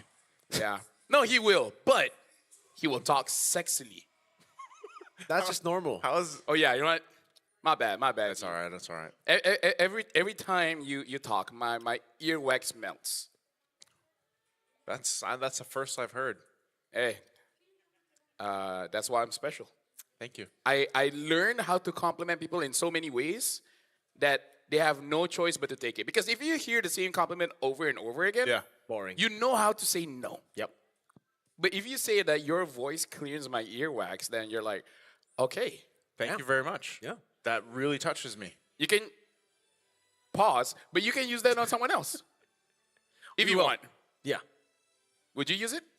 I personally would not. Okay, well, AE against YG here. So, Yangon Galacticos, let's talk about this one first because they really come up with a lot of new things that teams just could not prepare against. But that's best of one. Now it's the best of three. Are they going to do for, basically the same kind of strategy or be more safe, be more meta with whatever meta means now? Tell them, nice. I don't know, man. Like, when we talk about Yangon Galacticos and just Myanmar in general, I don't think they are just meta, Like, that's a region with some of the strongest and most memorable teams and players that we've seen in the competitive scene. I mean, that's one thing, but also just when we got to watch them in their qualifying matches over here in M7, I think there was just so much that we got to see unfold for them. And I feel like, when we look at this team, we look at this matchup, this is a big question because of what happened here, because the Sky Kings have fallen. Now, can AE stop Yangon Galacticos? The real question is, if AE wins here, are they now stronger than Onyx? Ooh, think about that. I think styles makes matchups. That's No, what I think. you have to think of yourself like the netizens, Like, you guys are being too smart, too analytical. How about you guys just dumb it down just a little bit and be like, oh, they win, therefore they're better. Yeah, they win, Okay. they're better. Just like BTR. They beat SRG, so they are better. Oh, he's got you there. He's got you You told me to be a there. netizen, man. That sounds like a netizen. Yeah. Looks like he's been prepared for this for quite a while. Hey, when it's about BTR, I know my stuff. Don't talk about BT. Don't talk about my goats. What stuff do you know? Everything. Oh, now that's a statement. I know that there's 16 teams. There's actually no. There's only 15 now. Oh, you're right, Yan Feng Yao Bai. Sorry. Sky Kings Had to have do it. fallen. AE, can they do it? Okay, let's just ask that question first. Can or can they not? Alter Ego. Yes. Yes, they can. Yes, they can. It's What a about possibility. you, Naisu? Man. Just say cannot so that we have a diverse. Cannot. There you What go. about there you? go. What about you, Lefel? Leif. What about? Yes, sir. Can they or can they not? Oh, sorry. I got lost. So can they or you no? back. Yes You know or no? what? You know what? I always ask myself this. If I were to choose a No, side. can No, or listen, can. Can or cannot, man. If I were to choose a side, would I side with Naisu or Mirko? In what context are we talking about here? You know what? You've been proven to be the smarter of all of us. You're the analyst. Yeah. So I'm gonna go with you. He said YG is gonna stop me E, so I gotta go with it. That's what he said. I don't know. So I'm just I thought I melted the earwax. Wow, over here. nice. You're going to say that right in front of the Ultra Champs? That's crazy. They're on our side, man. Walk by. Hey, I thought the earwax melted, man, because that would make your hearing better. I did not say stomp. The earwax Sorry, did what? melt, but the delusion stays That strong. delusion- Yeah, that's true. Sorry, what? The Delulu's still there, man. You gotta come closer. I can barely hear you. Let's talk about the headline here, right? Okay, the race to the knockout stage. Can AE stop YG from becoming Indonesian Slayers? And let's actually talk about what if AE makes it, right? They went from a team that has been struggling towards MPL for a while and then able to qualify to the M7 with a very emotional storyline in MPL. And now being the first team to qualify to the knockout stage, now that's a huge improvement. That's big brand awareness to the split personalities. I mean, Alter Champs. The 3 masks. Absolutely. As They an might have Indonesian- more masks. They might have more masks. after they win, if they win M Series, they might have to add 2 more just so that they can have even more mass. But yeah, the story has been very, very inspiring, Alter Ego. And the fact that their fans as well have created a meme around Alter Ego where every time you see an Alter Ego post on social media, you just see a lot of people saying they're lucky. Yeah. Okay. You know why? Why? Because you can never rate Alter Ego. If you rate Alter Ego, they do bad. But if you always just discredit them, they do really good. You know what? So that's why me and Naisu, we think they're gonna get stopped. This is our way of helping them out. And look at them. They're showing that Indonesia is hot. So wait, that's the mural, no? Yeah, Nino just took. So he took Blink far was, away from here. Blink was using an Onyx fan. Yeah. Nino snatched the Onyx fan, put it in his pocket, and then he just started fanning himself with Alter Ego. So the symbolism there is that he's saying Onyx di pocket gua. Yeah. Yeah. He What's that pocketed mean? Onyx. I put you in my pocket? Yeah. So I will represent Indonesia right now? I guess. Yep. Yeah. That's symbolism. That's only something that smart people get. If you guys don't get it, I don't know what to tell you. Are you smart? He's smart. Blink is really, really Blink. good. Hey, I think you just ban out the Hellcurt in this. Yes. Well, actually, now that it's a best of 3, maybe it won't, and maybe we'll actually get to see it pop up again. And not only that, but you gotta also consider the fact that Yangon Galacticos and even their match yesterday, surprising everybody. Remember, in their mind, and I know this is big for you, Lafel, because you always talk about the mindset. Their mindset, yeah. Okay. Their mindset is literally, before yesterday, it was Onyx and them. And now they've just proved that, at least in their mind, they're better than even Onyx. So they are automatically #1 in their mind right now. Yeah, they always have to think that they're the best. They gotta be, a little bit cocky. And as that's all I have, yeah. Alter Ego, they're lucky to be here. They don't deserve this spot. You know what, they're, How is it that you guys got upset with me saying that they will get stopped? And then you're like, actually, yeah, that's probably the right thing to do. And No, because I set it up first, right? The Alter Champs, that's how they like it. Yeah. It's all about context. Yeah. Context is very important. But people don't use it. Now we're looking at Alter Ego. Went up against Aurora Gaming. And this is the first game that they had in the Swiss stage. And picking up the Leomorn and the Freya early really threw a curveball. Make you go, blah, blah, blah, so you're confused. Yeah, that's kind of how I felt when we went through this draft, yeah. I saw it picked up and I was like, man, and I even remember asking Mirko, like, the Freya on our fee, like, how is that going to work and everything else? And then this was their matchup against Black Sentence, and, I feel like Alter Ego is really fitting for their name, just because they go in with very different game plans from game to game. Yeah. Again, for Alter Ego, it's always kind of like the norm when you see crazy picks. It's actually strange that you see a Claude on Arfi here in the game against VS. So it's just going to be really strange to see whether Arfi gets on a marksman or if he sticks through to those fighter goals. Because it really seems like when they're up against tougher opponents according to them, they go for the fighter goals. They go for their comfort. So it does seem like for both teams, they are quite happy on going not the trajectory path, right? They see a box and they say, think out of it.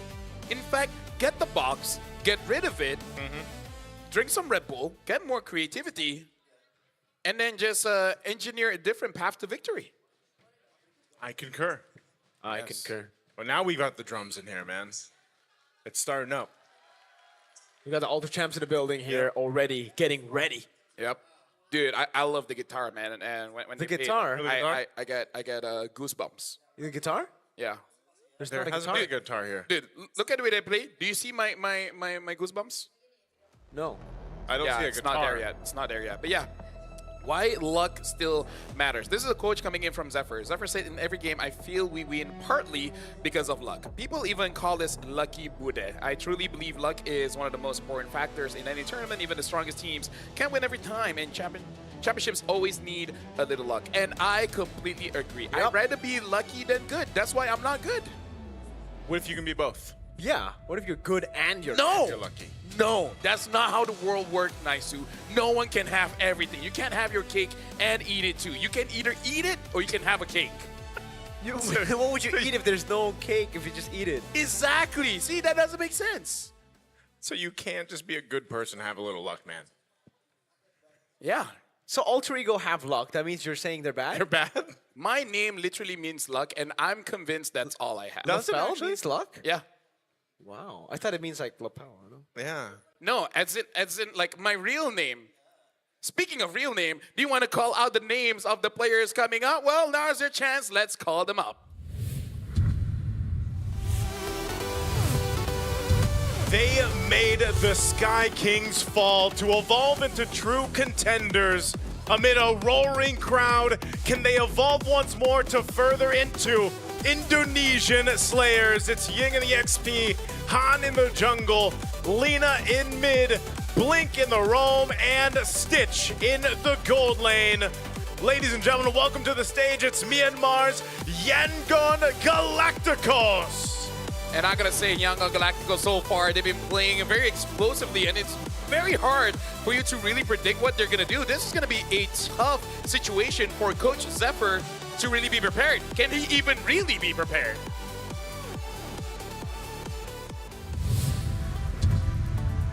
One dominating game after another. El Familia graces the stage once more to defend their pride and be the first team to the knockout stage. In the XP leading Alter Ego, it's Nino. In the jungle, the rookie Yazuke. Mid lane, Hijume. The roamer, Alec. And in the gold, it's Arfi. Alter champs, give it up for Alter Ego! And Alter Ego, what a story they have. Feels like an underdog story. They've been one of the longest orgs here in MPL Indonesia, now on the world stage. You can definitely feel the support. All is for them. Again, both of these teams, one of them will be the first to lock in a spot in the knockouts. That's going to be a great thing moving forward. And of course, we've got their coaches here. For Alter Ego, we've got Coach Zephyr and Styx. And over for Yangon Galacticos, we've got Coach Marv and M-God. And again, when it comes to the draft, it's going to be very, very important. Even though we heard from coaches in best of one, it's super important when it comes to the draft. But in this best of three, it's really about adaptation. And I do not know which team has deeper pockets. I haven't checked. I don't know, man. I think based on what we've seen, like with best of ones, you always have to consider, just how deep that hero pool can go. You know, over on the other side, you've got really highlighted players on both sides. I mean, the jungles, the XPs, especially seem to be the case here. And for Alter Ego Esports, you know, that's one of the main things that you just kind of see from them. Nino has been so impressive. Yep. And, you know, he should have put his guard down versus Ying, because you could say the same about Ying across from him in that lane. And even in the jungle, so far, you've seen some more assassins than utility junglers. Yazuke is able to go ahead and do that, and I think this is a great test against Han across from him. Yeah, what's scary about Yangon Galacticos is the fact that now we don't know what they can go for. The fact that the Hellcurve was completely ignored by Onyx and then by Yangon Galacticos, and they still got a win with Blink being on a normal pick. The fact that Han stepped up, went on a Fanny as well, shows that even when he's not on utility jungle, man's a problem, and this will create a lot of questions for the draft because both of them have insane pools. Yesterday, Moreno, when he, together with Juan, drew the 2-0, he was saying that he scrimmed a lot with Young Galacticos as well, and the hero pool they have is just so intimidating. Yeah, we're able to talk to Amgad here. He says the rise of Myanmar MLBB. He said previously many thought we were just a dark horse, only competing for 4th to 6th place. We want to remind everyone that Myanmar remains strong, and they've been doing that quite a lot here in the Swiss stage. And honestly, going up against Alter Ego, a team that we saw, if you give, I would say, good traits in mid over to Alter Ego, they can speed the game up so much that if you're a late game comp, you really can't do anything. So I wonder if, for this matchup, at least for game number 1, Yangon Galacticos might try to get something like a Fredrin or a Boxia and just try to fight fire with fire. I think a highly contested hero, obviously, as we've seen up to this point too, is again that Claude, because you know both teams can really utilize that if they want to. And wait, so now Claude is still the winningest, I would say, hero in the gold lane, and we've just seen a whole lot of Claude and carry, so I'm wondering if we might see something different here. Maybe even, it would be what, the first time today anyway, that we actually, if a fighter gold came through, Yeah. that we actually have that. Yeah, honestly, like if we imagine that Mirko is here, like he would say that Claude is the GOAT, right? Yeah. So that's definitely a pick that we really have to start seeing. No, Claude is not a BTR player. So hey, you don't know. He might have a BTR skin. If he does, then he's my GOAT. I'm pretty sure Claude looks very good in red. For sure. Isn't his like prime skin in? Is there any red in there? I don't know. Yeah. See? There is, right? If you think about it long enough, it's a BTR skin. No. They've never made it to M Series. We can't do that. Well, Dangerous Grass, can you do that? We can do that, and YG and Ultra Ego are both very impressive on that map. Well, ladies and gentlemen, let's touch grass for this one. Woo! Drafting phase about to start. And we really, at least for me, I want to see gold and jungle. What will be the new strategy here? Yango Galacticos on first pick, Alter Ego on second. It looks like Alter Ego, they're already sniffing it out, banning out that box, yeah. And Yango Galacticos wants to make sure that Alec does not get that grok again. And Nino, kind of the same problem with Edward. He's good on those playmakers, but you got to pick your poison. And it looks like Yuzong is one of those poisons that they don't want to drink today. Yeah, interesting too that the Hellcurt will be banned again.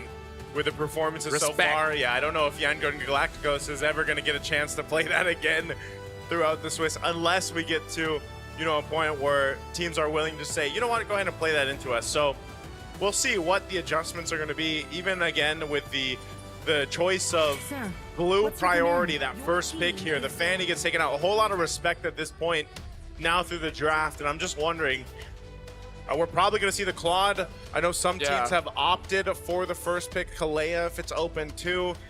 You could even, at least for a while, they were going with the Sora, but that's really fallen off lately. So this last ban, at least from Alter Ego, will kind of go ahead and dictate exactly what Yangon Galacticos wants to prioritize, which is, again, most likely the Claude to come through.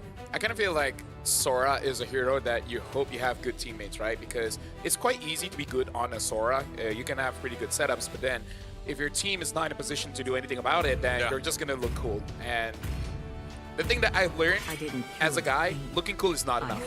Oh, Alter Ego really thinking about the ban there, the last ban. And yeah, they ban out Valentina. So this actually opens up a Sora first pick, or if YG don't go for it, then Alter Ego get it for free. Yeah, because I think they want YG to pick up that Claude. They pick up, say, Sora Eve. Even though the Claude can't deal with the Eve, you have a counter to most of the mid laners now. Yep. And for Alter Ego, they have a way to deal with the Sora already. Remember, their first game in best of one, they played the CC into the Sora. I guess that's what YG has to decide here. They're going to actually go with Jushin, so neither of those. Yeah, maybe Sora Eve here. Or I think Claude Eve. Claude Eve. Yeah, Claude Eve.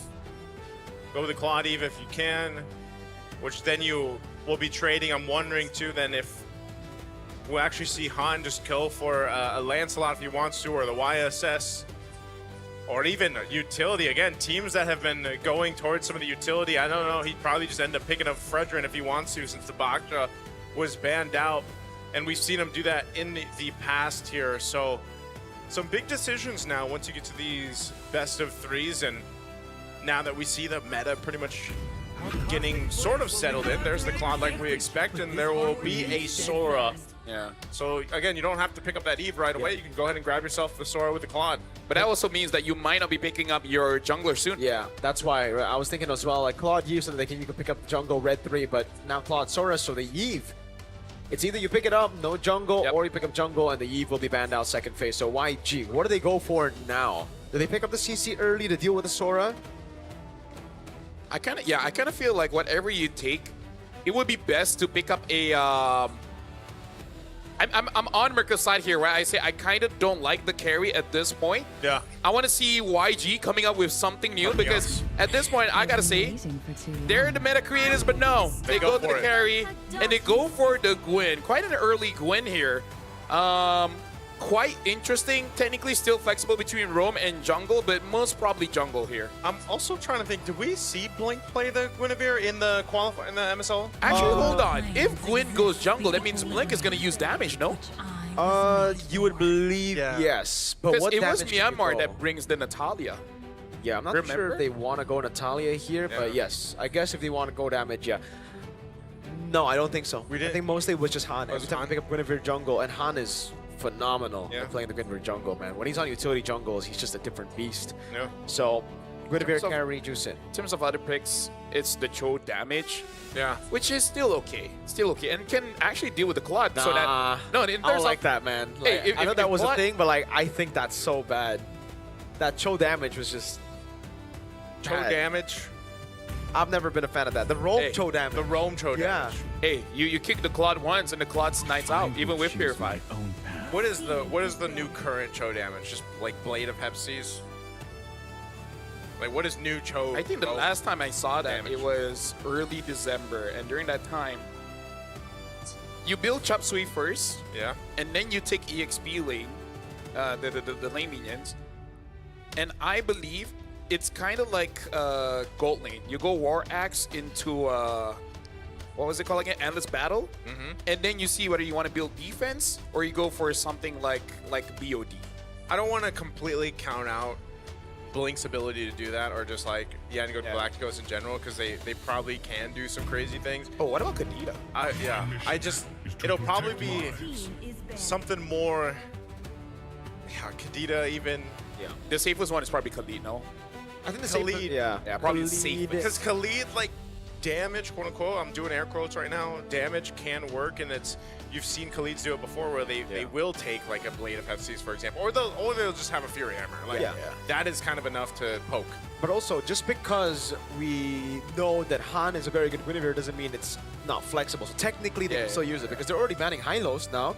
So that limits a lot of the picks for Alec later on, and actually could have already been a roam pick here for YG as they look to go for another pick later. Yeah, probably ban out the Gatot as well. Yeah, I think so. I think banning out the Gatot is going to be very, very good. The Lancelot gets taken out. There you go. Alter Ego, right as they see the Hylos ban, they're like, wait, something's fishy about this Guinevere pick into the Hylos ban, man. I believe they might not be fully committing into the jungle for Gwyn, so they ban out Lance. I was about to say Lance would have been a really good option to go for. Then you go for a Setter in XP. Okay. Setter XP. I like that Alter Ego ban out the Arlet as well. Yep. Because it makes it so that you get the damage coming in from EXP, so your roamer is not pressured to deal the damage. Yeah, and fun fact, Guinevere and Arlet combo was used by Alter Ego in MP Indonesia to very, very good success. Like very, very good plays as well because of the combo. Right as you find a slash, all you need to do is pop in ult and you get the knock up. I wonder if Alter Ego is thinking of Joy or Leo Mort here, because I think both can work okay. It's funny where I feel like we've seen more Leo Morts than Joy. Yeah. Yeah, actually. I'm pretty sure we have. There's been a whole lot of Leo Mort. There's only been a couple of Joys, but with this now, the options being narrowed down, there it is, we mentioned it. Leo Mort comes through. That's kind of crazy though too. He's been picked 4 times at a 25% win rate. Yeah. You always see the potential, I feel like, for Leo Mort. This is interesting though too. Han was 100% in the 2 games with Guinevere Jungle in the MSL Myanmar Season 2 qualifiers and finals that we saw. So very likely that this Guinevere goes over to Han. So we'll see what these last 2 picks for Yango Galacticos is going to be and what Coach Marvs here has decided for them. Again, they still need that, most likely that roam option and the XP still, with a lot of the XP laners being banned out. Let them come. What do they go Still with? there. Benedetta and the Badam. I just want to throw it out there. I hope he's playing the new Vessel skin, because Oh my goodness, you're right. Because golly right. darn, if you You're guys, right. golly darn it, I'll tell you what. Big damn. Big damn. If you haven't seen it, open your game right now. Go specifically to Benedetta. And tell me. Big W. W Benedetta. W Benedetta. Mirko bought all the skins. He did. Except Hanabi, so you know I don't like Hanabi. You don't want to complete the collection? Nah, hell no. I'm never That's gonna... a statement. Yeah, until they revamp that hero to actually make it a proper hero that I can use, So never it's not buying a any proper skin for hero. Hanabi. No, it's a minion. So how would you? That's a conversation for post game, right? Yeah. Yeah. So Benedetta, we've seen Benedetta before build damage, and with the Petrify, really helps lock down key targets. Even a Claude and the Eve could get caught, and now the Gatakacha does get picked up. But I would say the interesting one here is definitely this Badang, because Badang was meta when we're where we have a lot of fighters and utility junglers, right? So maybe this is just Yangon Galacticos just be like, hey, remember when fighters was a thing and Badang was a problem? How about we reintroduce that? Yeah, simple answer as well is that Blink, whenever he doesn't get the Hellcurt or like the setter picks, he just goes for the traditional Badang instead of the Gato. And you can also make your opponents look silly. When you call in Barbil, you push him away. Yep. Punch him in the face. That's very haha. Very Lamau. Very Lamau. Even Lampao. Speaking of Lampao, welcome to this best of 3. This will be the qualifying match. Winner is going to be the first to make it through to the knockout stage. Alter Ego against Yangon Galacticos. Smash them. And here we go, jumping to the land of Dawn for this one. Exciting to see. Again, if you guys watched Yangon Galacticos face up against Onyx Indonesia yesterday, you know you're ready to watch this one unfold. Can they be the Indonesian Slayers? We're going to find out once we get through this best of 3. We know a ton of people are here to support Myanmar as well. Again, a lot of support online that we see, especially after yesterday. And I still have to highlight, you know, they even had their own post, man, on their page that said, hello, Alter Ego. Ooh. You know, that was a statement I feel like in itself. They're being polite. They're being polite. It's like being polite and menacing at the same time. Yeah. Wait, Temporal Rain. I forgot what he was using in the MSL MM Season 2. Yeah. Nice, but I don't think it was Temporal. Oh, actually, but it makes sense because honestly, the thing that annoys me the most about Guinevere is her second skill has such a long cooldown. Yeah. Like I can make instant noodles while waiting for that to come back up. That's pretty quick. That's pretty, yeah. Yeah. I'm not saying my instant noodles was cooked perfectly, but I did it. They were al dente. They were kind of raw, but Okay. Well, I guess it's not that long. Uh-oh. Nino might be caught. Spatial migration can be used with the Petrify as well. That's going to be the knockup. And the Violet Requiem as well. There you go. YG on the board. Okay, you know what's insane? As he's jumping, he got level 4. Yep. Yeah. That was Perfect well calculation. Yeah, great calculation, great timing. By the way, it's not the Soul Vessel skin, but that's fine. Whoa, Lina.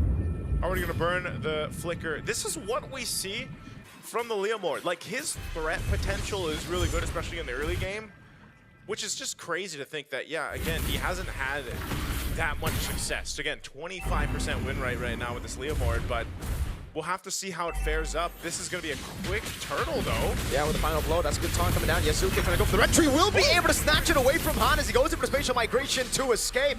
Nino looking for the play, jumps in over. That is just Han's clone. Ying gets disintegrated by the real world manipulation. Wow, they just stampeded all over Yan going for that turtle. And now Yuzuke on this side of the jungle. Han's gonna have to go and get his orange. And all this, by the way, Alec not even level 4, just hitting it now on the Scatter Contra. Let's try to make a play here for Stitch if they can make one. Yeah, honestly, Yuzuki on his Leomord is a nightmare. Now, Han is there. Would be able to retaliate, but looks like Alter Ego, they're just gonna get out of there. And this is a small thing, but I have noticed one of the most dangerous thing that you can do after securing Turtle and your HP is low is actually running mid, because that speed boost can help your opponent. Man, again, the threat of this Stampede and just having this Phantom Steed is proven to be a nuisance right now. For Han specifically. Take a look at the items here though, nothing too crazy, no first items built up just yet. A couple defensive items here for Alter Ego. They got the leg plates built up. Giant Belt, you get the Fury Hammer here for Ying. I'm just really wondering, since we don't see the Benedetta too much, how useful this will be in the grand scheme of things throughout this game 1. Especially dealing with that Eve in the hands of Hijime here. So one of the things too is, you know, Blink nearly a level behind Alec right now. I mean, that's quite a gap, at least between the roamers. Yeah. Is it because... Okay, that's a Purify out from Arfi. Is it because of itemization? Yeah, I cannot... Yeah, because right now... Yeah, it is. Alec went Encourage, not the instant conceal, and I think Blink went conceal. Did Blink go with conceal? I think he did instantly, because like he was so far behind. Oh no, he's also encouraged, so he's just not getting as much poke. Okay, my bad. Yeah, it was just more of the rotational thing. Blink though, oh, they're gonna go. What a flank stampede. Oh my goodness, Blink's gonna be caught, still able to find it, able to flicker out as well, actually. Han caught in the midst of it all. Ying, very awkward final blow, petrify the AOG as well. A lot of skills missing. Arfi with a blazing duet, and Nino picks up the kill. Yeah, I gotta say, Alter Ego is looking pretty good. Very good. Aggressive, but at the same time systematic. Like, this is the best I've ever seen Alter Ego. Ijume. Shut up. Okay, you know what? Shut my up. bad, my bad. My bad. How was it so instant? Hey, I just want to say you both have curses. I don't. So, like, I'm trying to... Let him do the thing. I'm trying to help here. Keep it in neutral. I'm trying to think of my contract. What was I paid to do? Am I paid to talk about? Am I paid to... That's a joke, by the way, Chad. That's a joke. Okay. That's a joke. You know. It's not... I don't read We're contracts. not the script writers. Yeah. The Leomord jumping in with the first kill is a Phantom Stomp. So you can say that he stomped them. Yep. Phantomly. Yeah, So, unless it's a Ducati. Then it's a... The Ducati. Yeah. It's not really a stomp. It's a... Stompati. It's a wheelie. Oh, Nino, great reactions there. Able to knock him up now. AOG coming down, and that's going to be Blink. Locked down, taunted up, now smashed to the ground. Alec picking up a kill as Arfi rotates up top. BMI forward. Wow. I gotta say, like, that must feel bad because you're just stuck there and you're dying a slow death. You're being punched. So, like, if you're being stomped earlier, then you're being just battered into the ground. This is probably one of the better performances anyway that we've also seen on a Sora. Typically, again, if something bad happens later, I'm just saying. If something bad happens later. Hey, that's not on me, dude. You know? Like I said, I don't have a curse here, so that's fine. You're clean. But I will say, Sora does have an abysmal win rate. So this could be one of the cases where they turn it around, Han. Goodness, Yasuke solo kill! Under turret, the rookie! Well, Yazuke is the only guy that has a win with the Leomord. I'm guessing quite a lot of teams have to start taking notes. Okay, Leomord is actually quite cracked at level 4 with no items. Maybe we should be a little bit more proactive on this hero. Look at the gap right now, man. Level 10 to Han's 8. Meanwhile, like we highlighted in the draft, Han has a 100% win rate with the Guinevere back in Myanmar. And right now, Yazuke's just doing work with this. And this is what we say with the Leomord. That's why I'm saying it's so crazy that he just hasn't had that win rate that we would expect because his early game and even up to this point is so good. He's actually putting pressure on the purple. Oh my god, that's gonna be the AOG combo. They're able to lock him down. A ton coming down as well. That's an eye for an eye from Ying. Han gets the turtle, but will fall. Ying, can he escape? Use the final blow. Arfi's looking for the chase down now as Yasuke up top gets taken very low. Blink with a punch in forward. The fadeaway Stitch able to get the dive in, but Nino's walking up. Oh no, they Stitch can't recall. The minions, wait, he got into the bush. W bush, that change really saved them, but Blink will be the sacrifice. Unless Blink, he walks away from it. What a Chad. Arfi, BMI, Purify even, Blink. What a play, what a survival from both of them after getting the kill on Yazuke. You quiet. Hey, what? Play by play. Oh yeah. Yeah. Well, as a host, I gotta say, I'm liking the the Gatot and Sora. This is the Sora Kacha. Sora Kacha. Sora Kacha. Right? Shifting wins into AOG. Yeah. This was what Onyx wanted to do yesterday. Yeah. It was unfortunate that they couldn't make it happen right now. Alter Ego, though, I feel like, you know, in some of these fights, you can see the difference here right now, at least in the jungles. If Han's able to catch up, it was great, that, by the way, that he was able to actually get that turtle. Now, it doesn't amount into too much, but it just kind of slows things down from building up further for Alter Ego Esports. You know, he's got the brute force. He's going to be working into, what is it? Is it concentrated next? I'm not 100% even sure on the build right now for Guinevere, just because you don't see it much at all in the jungle. And every time you do, they lose. Interesting though. Except Han in Myanmar, man. 100% win rate. This is Jakarta. Yeah, that's true. It's nice for Hijume here because there's not a lot of healing that he has to worry about. So he goes for first item, Lightning Truncheon. And I really feel like that adds to the pressure that they're bringing onto Yangon Galacticos. Yeah, with this too. Oh, conceal? Blink? Where's he going to make a play? Hijume? Oh, good flicker out. Yeah. Okay, that's one thing down, I would say. You got the Lord coming up now, so that's actually pretty decent to get that resource out, but Hijime also doesn't have to worry too much because he can just set up the real-world manipulation. But if they're able to catch him even before or after he sets up, that's great, but they still have control of the space around this Lord. Already sitting at half health right now. Yango Galacticos trying to get a range here. Gonna force them back a little bit further. Lord goes with a bit of a reset, but not fully. Meanwhile, still fighting for the space. Wow, RW. What? With the AOG as well, Lina just used one ability to get out of that Nino, trying to go in to bring him back, but is unable to do so. Blink now. Oh! Turns things around. That's going to be purified out. Petrify locks him down now with the final blow, but Arfi gets out the BMI. Han in the back, waiting for a flank, but cannot find it. Alter Ego disengage. Alec gets caught with the spatial migration. No Violet Requiem. Oh, just because Hijime was there, they chose not to even follow through, just out of the being cautious that the rest of the team might have been there. So it all goes down to a reset. Lord's still going to be up. They reset what they can. They're going to have to wait for some of those resources to be back up here. And that's a whole lot of battle spells gone for Alter Ego as well. So Yango and Galacticos will start up this Lord here. Alec gives them the information. And look at the positioning here from Alter Ego. Are they going to go with the off angle? Oh, Blink able to find the play there. Hijime going to be bursted down by Ying. That's on the back line, able to find a spatial migration to Battle Requiem, but Ying's going to be caught by Yazuke as he stamps through. That Stitch going through the wall. Nino gets caught up by the spatial migration, but he gets away as well. Han now, he's going to have to meet the horse. Yazuke goes straight onto Lina. One last shot. Alec cannot get it, but Alter Ego won the fight.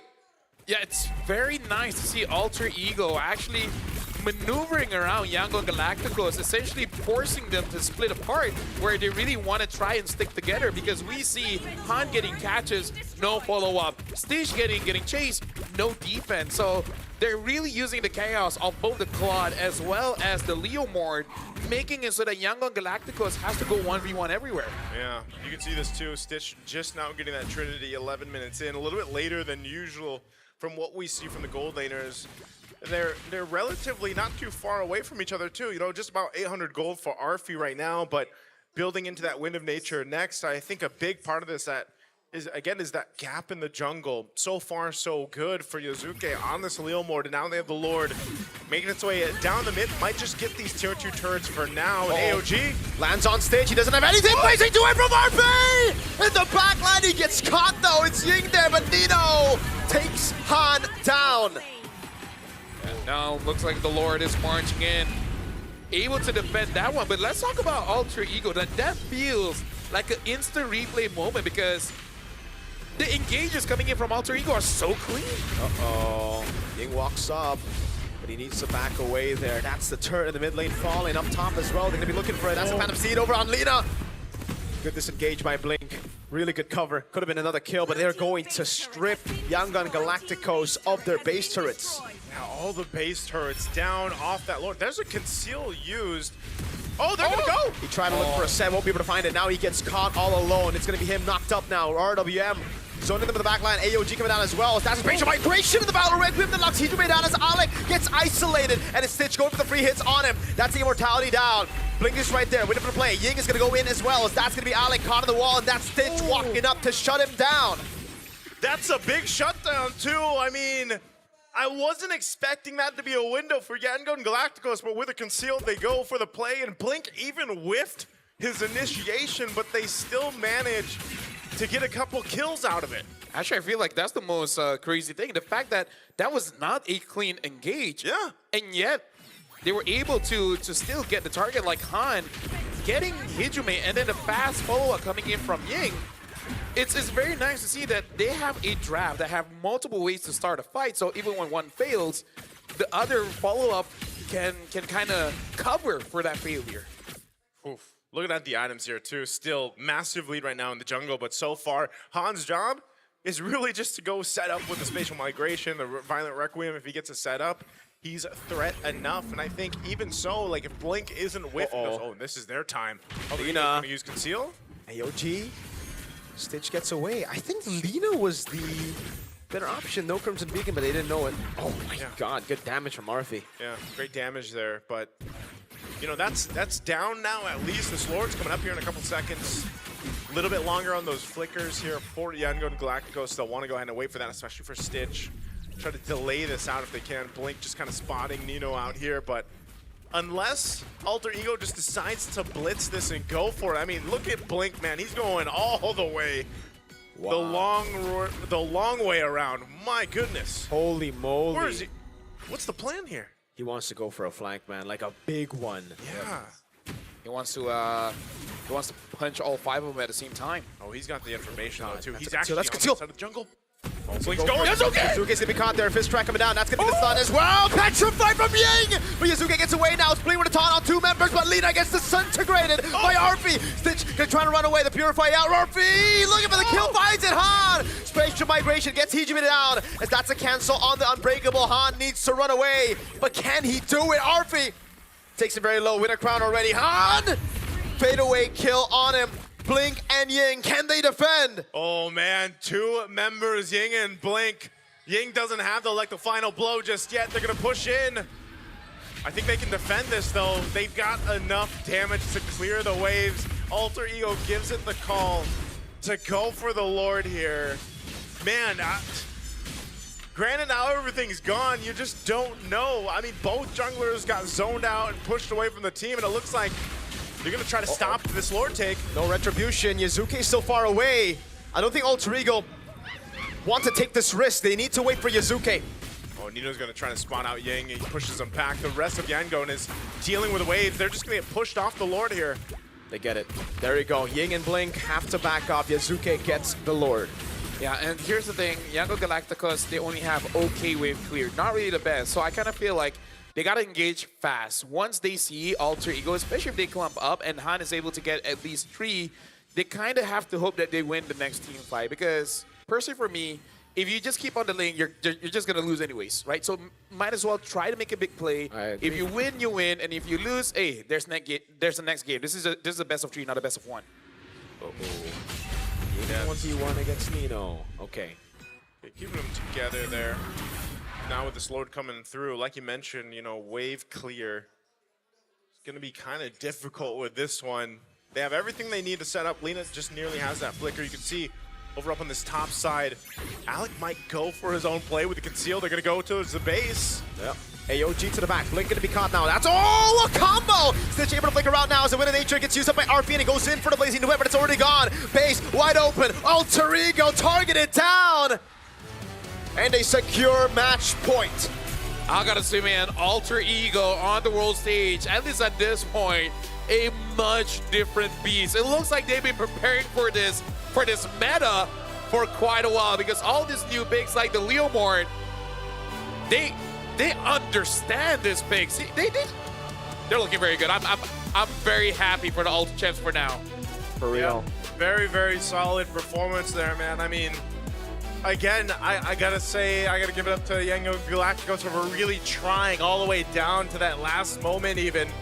But it was just a really good use of having that conceal. Alec going in with the Avatar of the Guardian there just to kind of keep them busy enough. They knew the Lord was healthy and they would have to make a choice. Do we go and fight or do we try to clear out this Lord? And they were just kind of overloaded with a lineup that isn't meant for those base defenses really, unless they expend a ton of resources and ultimates. And so Alter Ego just really waited for that timing and they make it happen there. Speaking of, I gotta say, it's very nice to see that Alter Ego, they perform individually well, because every time someone was a problem. In the early game, Yazuke was a problem, especially at mid. When it comes to the fights, Nino started becoming a problem, and RP 3 to 4 items, it makes it very difficult where every single time you try to go for a fight, RP just has too much damage. Yep. And this is why, again, the Claude is just that prio, man. The carry is not the best matchup into it, just because in the fights, Claude has so much more impact. RP, this game, man, the Blazing Duets came through, and even when he was targeted down, dude, the healing is ridiculous with the Fighter Emblem. He just cannot die. I don't know at this point if you gotta consider banning out that Claude, because I feel like Carry is not a bad hero at all. Yeah. It's just that by comparison, right? If Claude's S tier, if Claude is S tier and then Carry is an A tier, you think it's close? Not really. Yeah.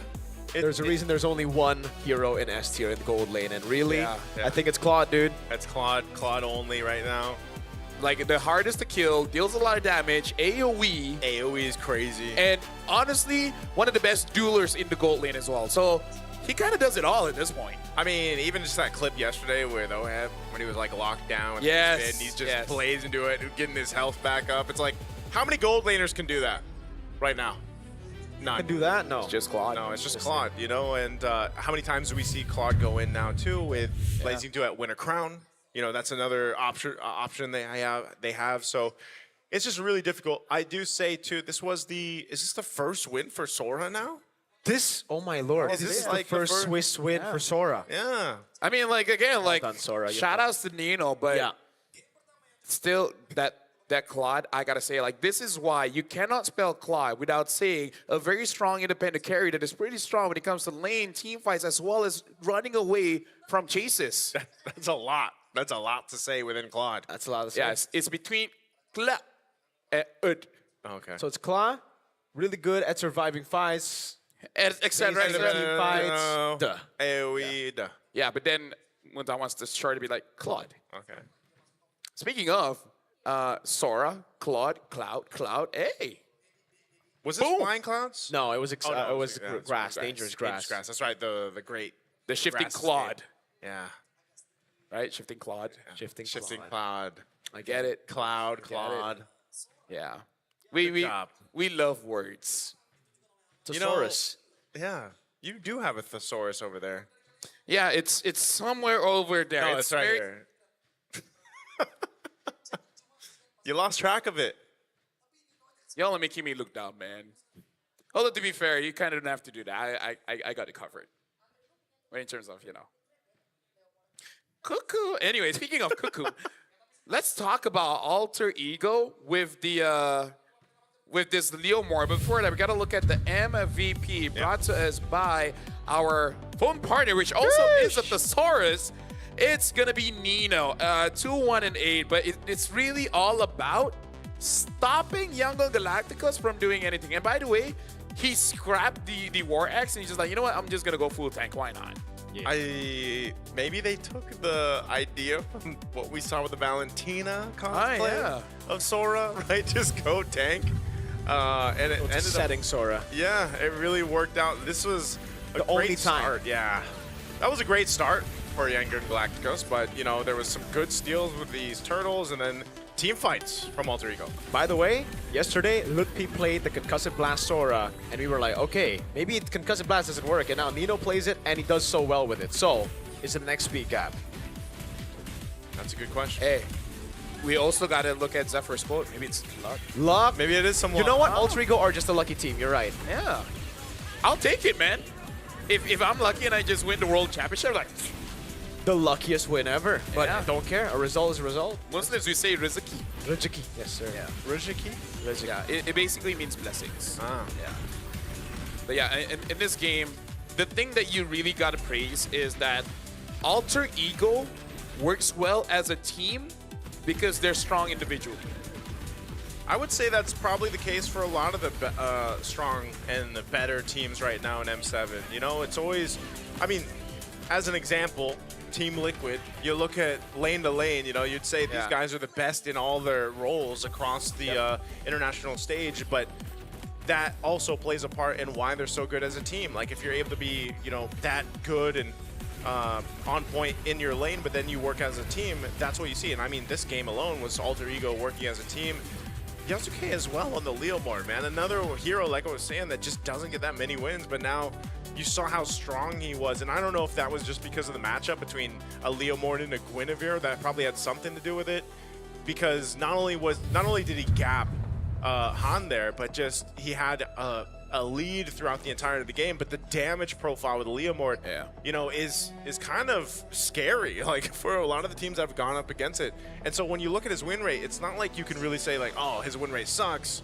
We can't really pick him up. That damage alone and how fast that steed can get you those kills and that damage is great. And I think it's time for us to bring the perspective back to seeing how Alter Ego makes it work, right? Because I think a lot of teams, again, we've seen the Leomord here and there today, But the way Alter Ego makes it work is, yes, Yuzuke is a threat, he's also very tanky, but he's more of a distraction here. Yeah, I like agree. so many times Blink tried to go in and he went on Yuzuke, but that just gave the opening over to Hijume and RF to deal damage. No, honestly, I agree because the way that Yuzuke plays this, if you just look at numbers, you look at the stats and like, I don't know why you're glazing him. It's not that great, but the way that he plays, it's almost more macro than micro. Sure, there's micro there, but it really is about, I'm going to deny your farm, I'm going to deny your farm, I'm going to bait some skills and then let everyone else do the thing. If you dare stay in my vicinity, I will kill you. But if you're smart enough to get away, then my team's happy either way. Exactly.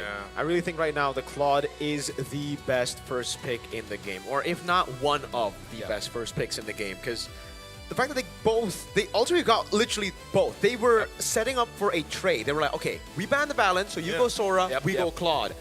They went first pick Jusin.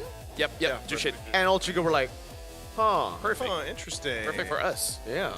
Yeah, because I feel like one of the reasons why he's so good as a first pick is that you think carry is the counter, but then it's not. Through all the games, it's not. Okay. So now, what is the counter? Until you find that, what is the counter to Claude? Yeah. Did we talk about this? I will yesterday? safely say right now with the fighter emblem, there is no counter. Why? Because like, sure, you can try to out-trade the Claude, but you cannot take him down. He is the best weak side gold laner we have in the game right now. Like he'll just heal up. Yeah. Exactly. Yeah. It really does feel like fighting a fighter with guns. Oh, actually. Right? Yeah. It is. Yeah. So, until we have an answer, and I feel like we won't have an answer today. Like, I feel like the teams that is taking the break today... Probably knockouts. Like, maybe, like, let's say, teams that are not playing today... it should Team be tomorrow. Liquid, SRG. I feel like they should be going through some scrims and trying out a few theories. Because... you have theories, but unless you try it out in scrims, you can never really know. Facts. But also, if you win against the Cloud in scrims, do you want to use that as proper data to bring on stage? Because we've seen a lot of teams rely on scrims. I mean, like, best of 3, maybe, A best of 3 qualifying, not best of 3 eliminating, Yeah. Well, I was going to say, like, with the best of 3s in consideration now, like, you basically, you want to bring it to the table. Like, if you have the plan for it, then you might as well go because... obviously, you still need to execute that. Whatever the counter for Claude is going to be. Yeah. Do you want to know what's coming up next? I know what it is. It's Clara and Eterna talking to the crowd. So let's go on over there. You know what to do.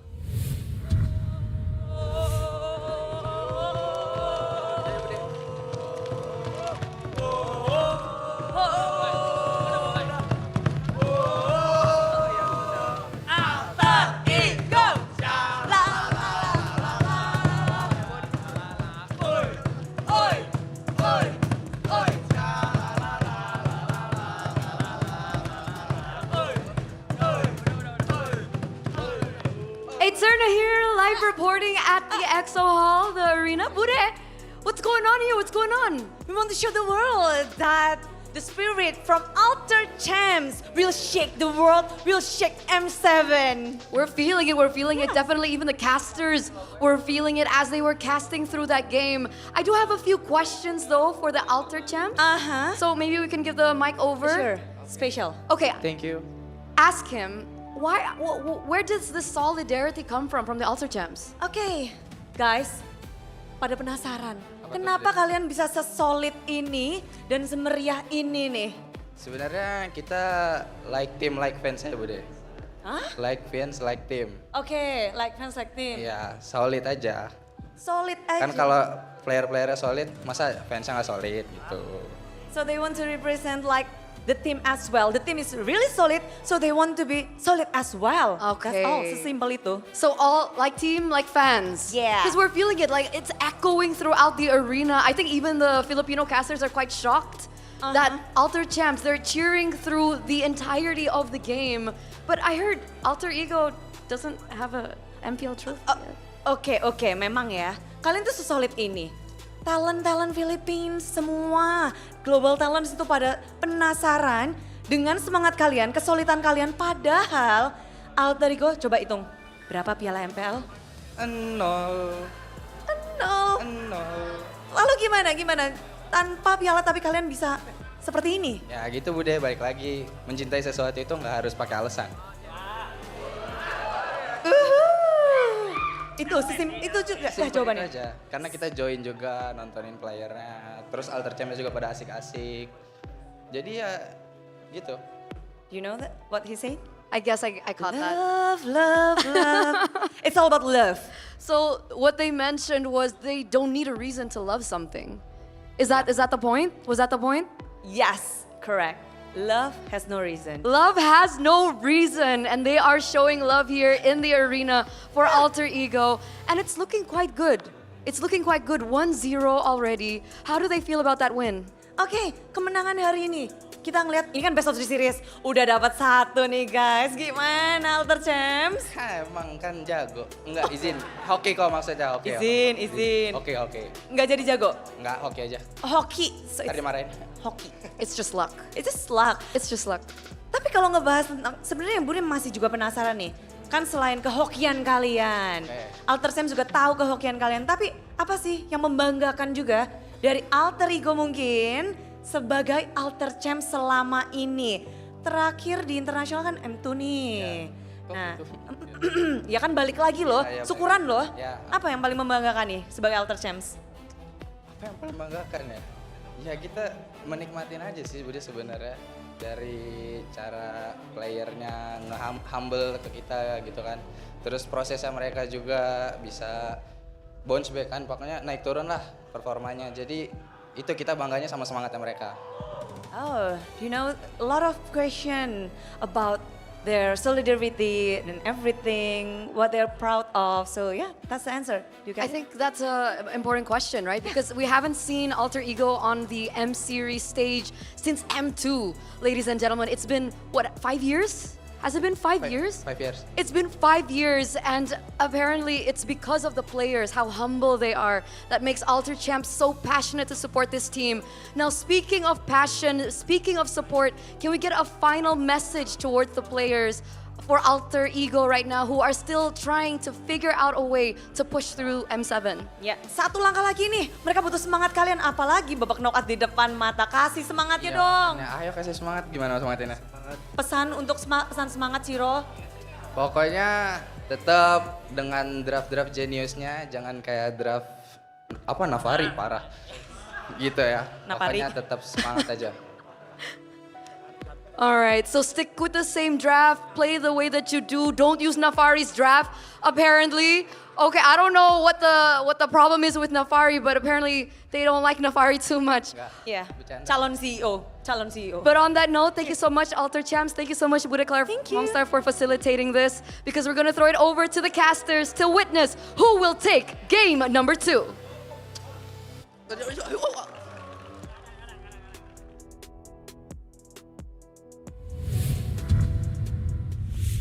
Thank you very much to Eterna, Budeklara, as well as the Alter Champs. And it was unfortunate, but some friendly fire hit onto Nafari. Yeah.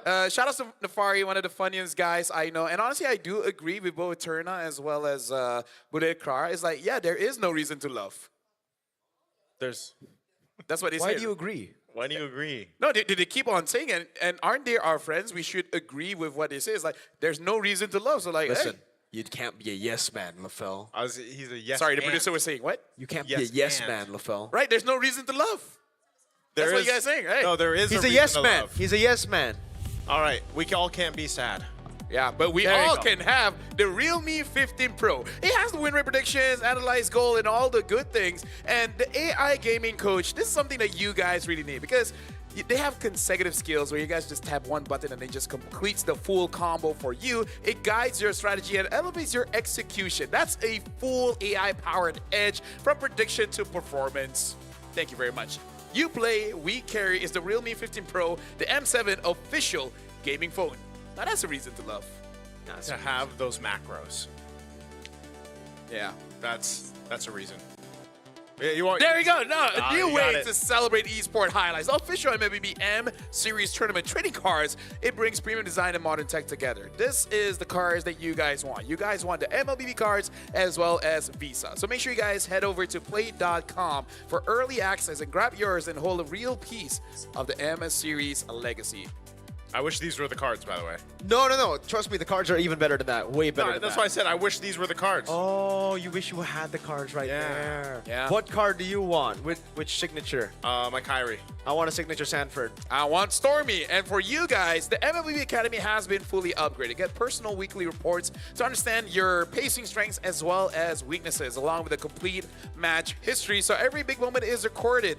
You can also have training topics as well. And the topic right now is Guinevere still at 0%. Why is that? So whether you're tracking stats or joining the conversation, MLB Academy is where you watch matches and understand your growth in MLBB. It's mobilelegends.com/academy. So make sure you guys catch on that one. But yeah, Guinevere since wildcard until now, 0%.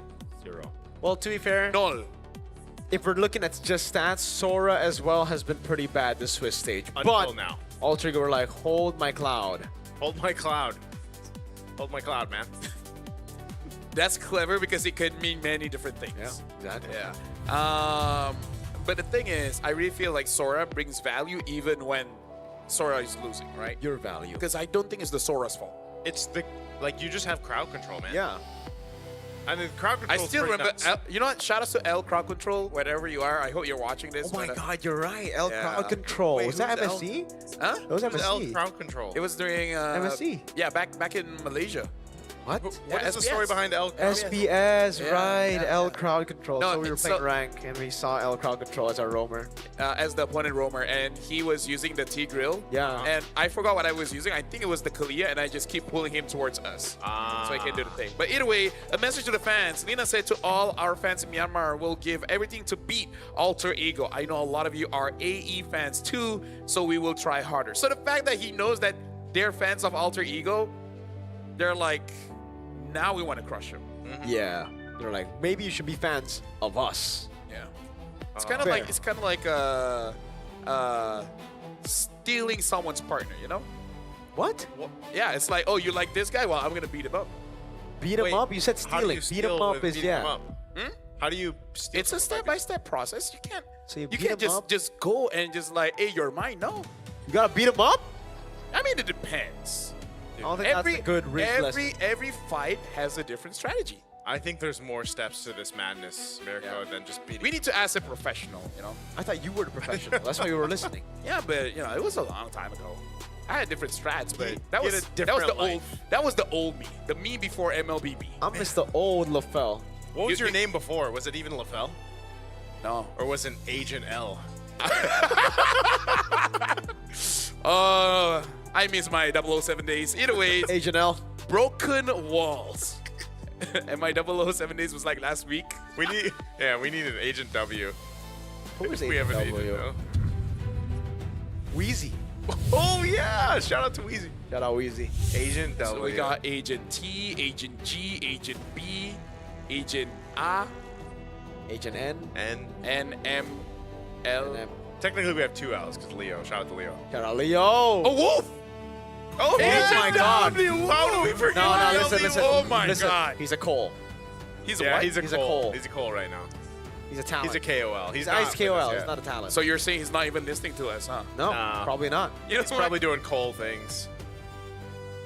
It was just I. Yeah, that's why he's not Yeah. Agent W. Yeah, he's not. Yeah, that's why he's not Agent W. Because he's not even watching. Maybe if he joins us, he'll be Agent W. Yeah. One day then. One Alright, day. One day. Day one. Day one or one day. Yeah. Dude, if it's not today, it's tomorrow. That's what LaFell says to By the himself way, here. when there's no Sora and Valen, it should be Claude. Nope, it's E. Now it's free Claude for YG. We're gonna No, go game 3. At this point, Alter Ego, they're pushing YG. Be like, bro, I'm giving you the Claude. Dude, this is literally the whole game plan of having the masks, right? Like, it's just an alter ego. Yeah, split personalities. They're having a lot of whispers in their head. Yeah. But hey, I can relate. I can relate. So YG, this has to be a Claude, right? It's almost like you can't go for. It's against a Yves. That's perfect too. Claude Yuzong, Pick it up. Claude Lance. There you go. We're seeing game 3, folks. So, no. What if AE has that counter? Right? Let's see. Maybe they'll just show it today. If Like, they this pick is where carry, it do comes we out. agree game 3? We'll shake on it. Okay. If they really wanted to test, they should have just let the Helker go through. That would've been true. Ooh. Let's not test that.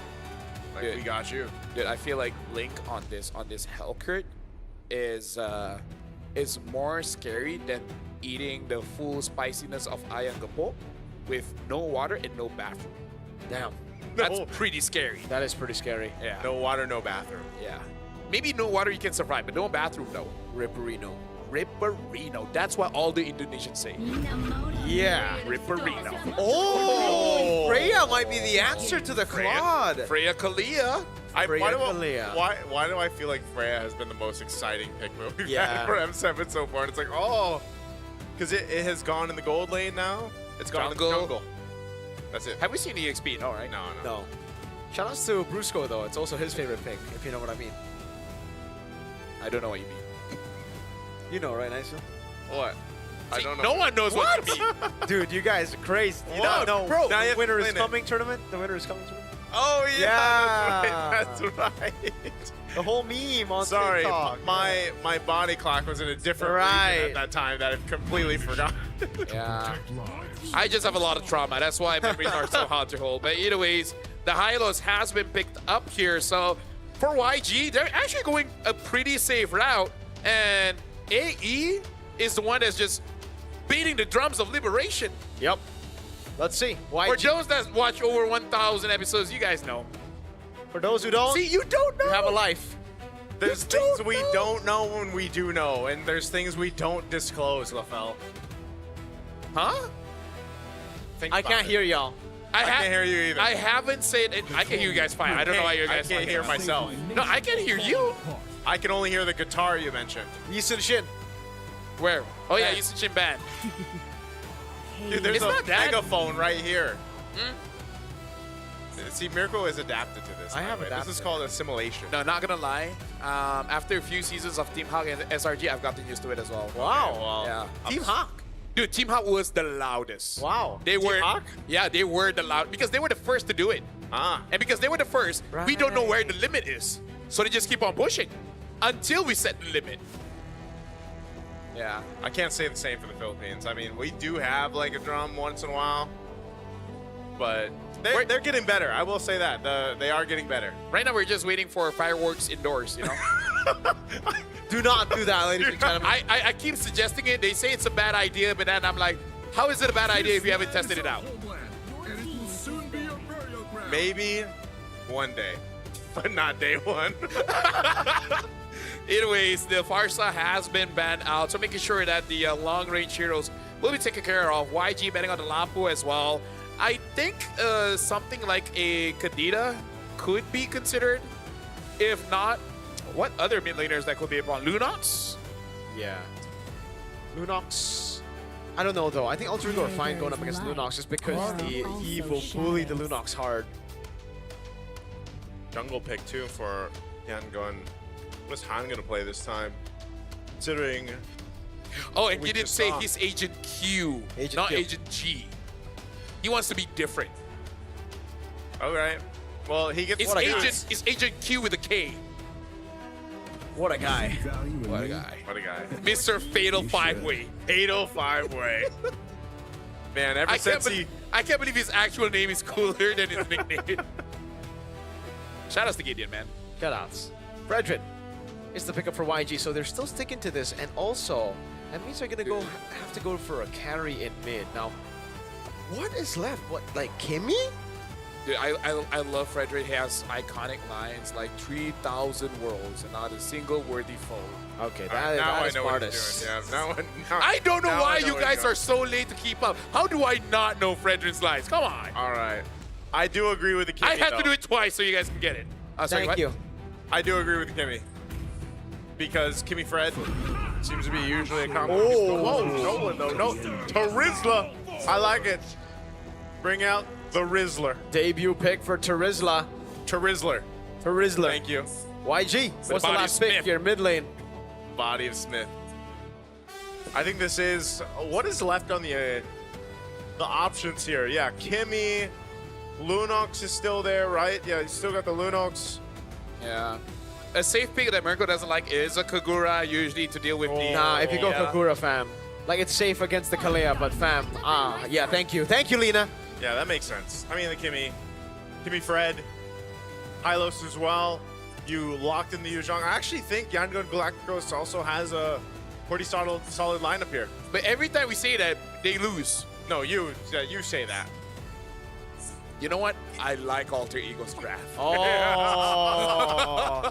Determination in the eyes. Let's see, folks, if it's going to be a 2-0 or will LaFell impact the game. I mean, I actually don't want to. Wow. I want to go back. Look at the lineup rating, by the way. 4.9 on both. It's exactly the same here. But I will say this, like, again, Nolan was kind of interesting when it popped up, you know, through the drafts in the first couple of days. Seems to be pretty bursty still in some cases, but now you've got a Trizzle and a Freya, man. There's a whole lot of jumping going on from this lineup. Yeah, someone give him a skipping rope because they're going to be jumping all day. Ladies and gentlemen, we're about to jump into game number 2. Alter Ego is leading with 1 point. And now Alter Ego just needs 1 more to be the very first team to make it to knockout stage. Or will YG say, you know what? No. All right, we're going to have to wait for those jumps a little bit longer. Hey, we get to talk. Yes. Hey, that's fine. Yeah. We can also listen to this, man. Yep. We can just have the audio be the Alter Ego chants, man. They're so passionate. How do you guys feel about dual casting for a while? Duo casting? Yeah, I want to go pray. Sure, dude, go ahead. All right, thanks. See y'all in 5 to 6 minutes. Hey. Or business days, we'll see. All right. Just hold it down, man. We got it. Don't worry, nice Sue. Hey, We got this. this. This is almost... I feel like we've been doing this for a while now. Duo cast? You know, Yeah. Duo cast. Sometimes solo when one of us disconnects online. That's my favorite time, man. When you're sitting there being like, you wait for a second, there's that pause, and then you're like, Uh-oh. You disconnected. Nah. It's going down. But yeah, in terms of the draft here, I don't know actually, right? Like, yes, Young and Galacticos have a pretty solid draft, but it's very reliant on the front to back here. Yeah. Meanwhile, for Alter Ego, they have so much dive. Yeah, that's what I'm telling you. This is like an airtime lineup. Like, Kalea, Freya, Tarizla. You've basically got everything you need to go ahead and start a fight if you want to. And then, I mean, think about it. If you get caught in the real world manipulation too, man, like, that's going to be a very, not a fun time to be in. No, It's almost going to be like, what's those inflatable houses called? The fun houses? I don't know, but I understand. You understand. I understand. Yeah. I really wonder why they didn't go for Lancelot instead of the Nolan, right? Because it is up against the Yuzong as well, and Nolan is way more vulnerable for the neutral objective battle. So we're going to jump into Lanadon, it seems, for the possibly final game of the day, or YG could equalize to get us to a game number 3. I'll say this, man. I still like what YG brought to the table in this draft specifically. As long as they're able to go ahead and withstand a lot of those initiations and the set potential from Alter Ego, I think they're going to be fine. And that's why you've also got 2 Purifies over here for YG. And someone's just shrieking in the crowd, man. Welcome to Indonesia, Welcome man. to Indonesia. Double pull yourself together. Ooh. Okay, so one, get those opportunities to set things up even quicker, and that's going to be fine. You can see some of the pressure already in the mid, too. Not too much happening. Yeah, hey, that's fine. Yep. I like it. You like it? Yeah. When I was casting for MPLID, I always complained about that. But hey, Did you? Yeah, I'm like, what? Why? But What is these war cries in here, yeah, man? very interesting war cries indeed. But the Freya was actually also used by RV against. Well, who was the first opponent? I forgot their first opponent, but it was a Claude on the other side too. So there you go. It was a Claude, and you notice in some of those fights when we first saw the Freya in the hands of Arfi, like there were some moments where it's like, man, he had a hard time like fighting against obviously like a range, right? And there was times too where once he got scaled up, he was in a much better position. And I think that's why they have the additional jumps, you know, these heroes like the Kalea, for example, or even the Tarizla. So makes the job for Arfi a little bit easier. Like sometimes he doesn't have to be the one kind of zoning out Stitch here, for example. But Nino, able to get level 4. Let's see if he goes for the penalty zone. Answered by the BDF. That's going to be the RWM. Zoning Han away. Petrifying the Fierce Dive over on Hejume. Now as Lina walks up, and Hejume is able to flicker around the safety as Arfi jumps in as well as Dive set. Ying locked down by the Kalea. And it's first blood to Hejume. Blink going to be slammed down by Arfi. Slashed as well. Han all alone taking it down before he can use the Appraiser's Wrath. And Yuzuke will claim the first turtle. Oh my goodness. Alter Ego just got a whole lot there. 3 kills distributed across the team, plus the turtle. Just when we were talking about the Freya, that's kind of what happened, you know? Great setup from Hejume, even though it looked like, hey, I had to take the Petrify and, you know, take that attention from Ying, but it then gave that window of opportunity for the rest of Alter Ego to shine there. Once again, this is the Realme 15 Pro 5G, the M7 official gaming phone. And there's a setup, Tsunami Slam. Action pulse. Oh my goodness, the damage coming down. Blink! Doesn't have to revitalize, get shredded down there. Even with the glorious pathway, Han's gonna really struggle now as Alter Ego invade. Oh man, a level lead already. Nice to an Alec. He's gonna go for it now. That's gonna be the RWM already. Alec, can he go for the Tsunami Slam? He doesn't even have it. Appraiser's Wrath with the big bomb there. Arfi! Oh no, overestimated the dash. That's going to be Yuzuki who walks up, but Han stays alive. Lina, immobilization stitch going in as well. One last shot should do it, but they cannot get in range. All right, that's a punish. Alter Ego didn't have to go for all of that, but they did, so it gives a couple kills over to Yango and Galacticos, and that's going to be fine too. It's exactly what they needed. Man, Han, you can't ever underestimate that Appraiser's Wrath, right? That Appraiser's Wrath, the ability for a Fredrin to go ahead and stay alive. You can see he's got a lot of physical defense too. The Dreadnought plus the leg plates already to kind of help deal with that. But over on the other side, you can see this Blade of Hepsies now for Yuzuki. Yuzuki, he's going to be able to do some good damage. Bro, Nino is a monster. What? This guy has improved so much. And Alec, again, Tsunami Slam, Fracture come down with the RWM as well. And Han, the frontliner, can't handle the damage. All right, doesn't matter if he has got the full set of armor, man. He's got the breastplate, or he's got the Dreadnought plus the leg plates, but he still gets deleted, just as I was mentioning. Hey, you know, you can't underestimate a Fredrin. Well, never mind if you get locked up like that. Oh, Blink could be next. Glorious pathway over on Yuzuki, but he's able to dash away now. The Black Dragon form is well used up. Can he go for the Petrify? That's a Furious Dive and the Petrify. Yuzuki just gets out of there with a dash. Alex sustaining over. Ying gonna be caught all alone. Valkyrie's the set from Arfi to pick up the kill. Blink, no Glorious pathway. Arfi with the flicker forward gets a triple. A possible Maniac as he dives in under turret. Maniac for Arfi. What is going on? That's a wipeout this early on, 5 minutes in. My goodness, Alter Ego Esports locked into this game too.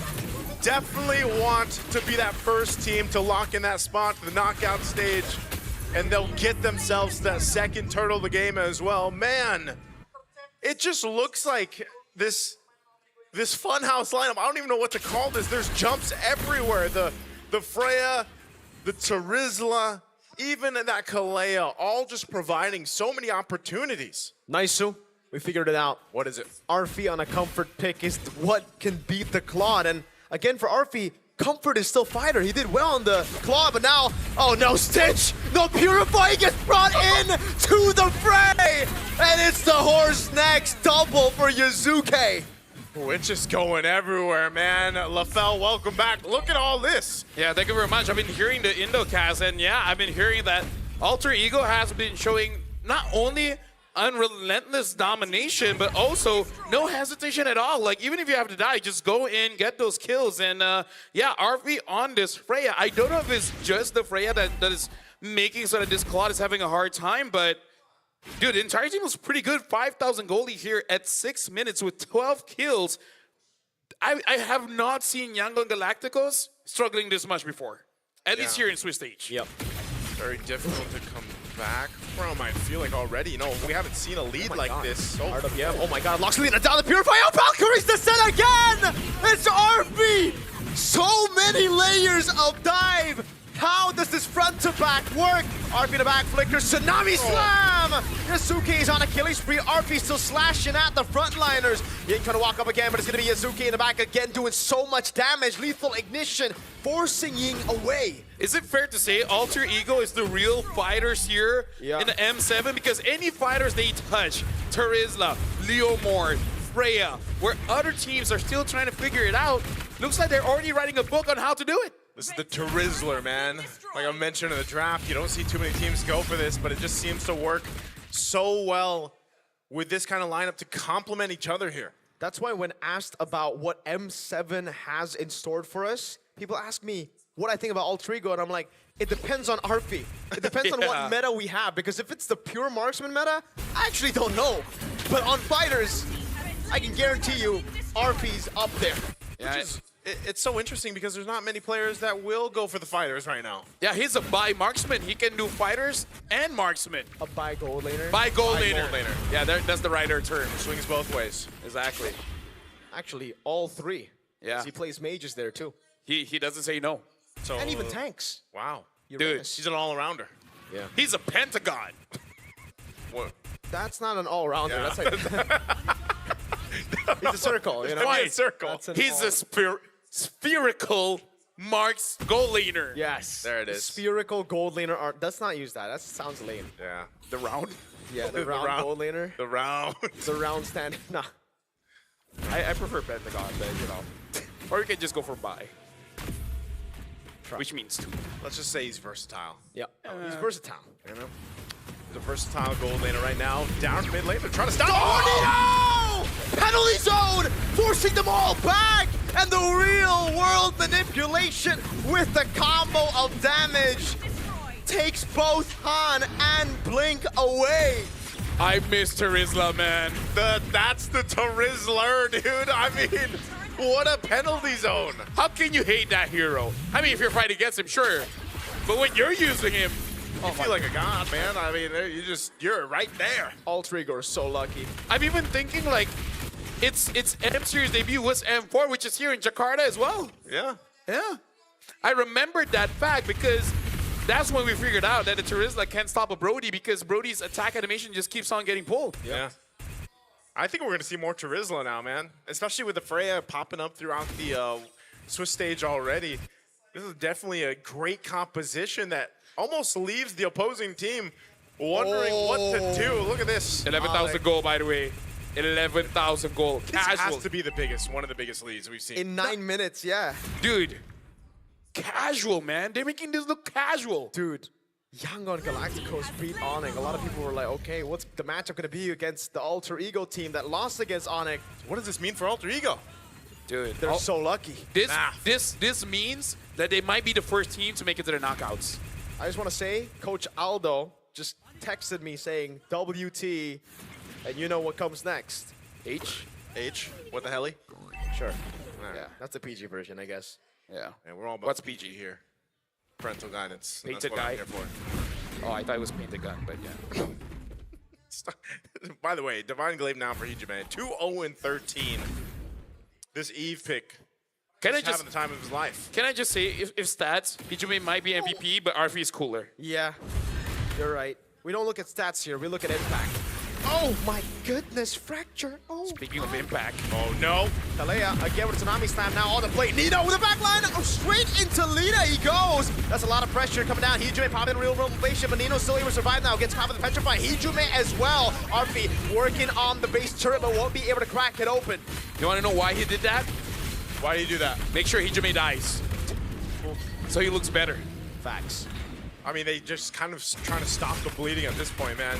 Again, they still have a lot of ground to cover. Now we have to start to look at what can Yangon Galacticos do here to get back into this game. I mean, looking at the item, you can see how much of a disparity is across the board between these roles. You know, you look at the Claude, we've talked about how good a Claude can be for, you know, just all these lineups. Well, this is a little bit too much for Stitch to deal with. You know, he even went the Wind of Nature before finishing the Trinity just because he's dealing with so much of that pressure. Look at the goal disparity in mid, man. 2,300 and Terizla winning by 1,691. And I feel like any Yuzong player will tell you that they don't like playing from behind because at that point you don't feel like a dragon. You kind of feel like a lizard.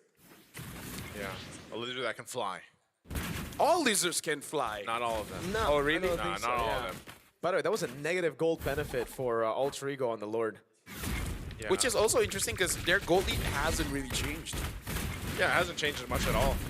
But Actually, it's rising now almost 12,000, so they're getting 1,000 gold per minute in terms of difference. But yeah, it doesn't look like they're looking for an angle to end just yet. Looking for the Lord, trying to make it clean so that the coach will say nice things about them. well, part of that is just making sure you go through the fundamentals here. That is the Swift Trinity now locked in for Stitch, so he's got that. Again, he prioritized some defense here. But, you know, even with this kind of lead that Alter Ego has, you got to stick to the fundamentals because that's what's going to be needed when you go against even stronger teams throughout the M7, especially as they are nearing to secure their spot. Oh, Tsunami Slam over on Blink. That's middle. Oh, everything in the kitchen sink used up. The traction pulse locks two members down though as Nino holds them down to the back line, but Han gets bursted way too quickly. RP, Valkyrie descent already. The Black Dragon form used defensively now. Can they defend? Stitch holding onto the wave. Ying doing the same thing now as Nino swings down the hammer onto him. Furious dive defensively into the back. That's a cannon mini there. Yazuke has to dash out. That's a base turret up top, and Alter Ego decide it's A-okay. They'll go to the Lord. Yeah, honestly, that was a good attempt coming in from Alter Ego. Understanding that if you take down the front line, it makes it almost impossible for Yangon Galacticos to really contest for this Lord, making it free and trying to end. But if you can't end, again, as long as there's no one giving you a way to actually get into the Lord pit, they basically won. That's the check, right? You're just waiting for that checkmate. Yeah, with that Lord being secure now, they have everything and more that they need for Alter Ego to go ahead and sweep this series. This is going to be so difficult for Yangon Galacticos to defend. Lena picking up a concentrated energy here. They've got pretty much all the tools they need, maybe a little bit longer on that Petrify to come up. We'll see exactly what the approach is going to be here. Arfi now picking up in the Immortality as well. Expect them to just kind of jump in. There's the conceal. Here's the push. Flicker, Tsunami Slam on Blink. Arfi in the back, zoning them in the back as Blink gets taken down by Nino's hammer. Black Dragon form already. Han trying to hold down the Lord. That's going to be Nino again with a jump forward. Purify out from Lena. He's trying to go in. That's going to be Nino falling down. Blazing duet from Stitches. Arfi losing immortality. But Yasuke is godlike. Now it's Stitch in the fountain. RP trying to end the game. Alter Ego have done it.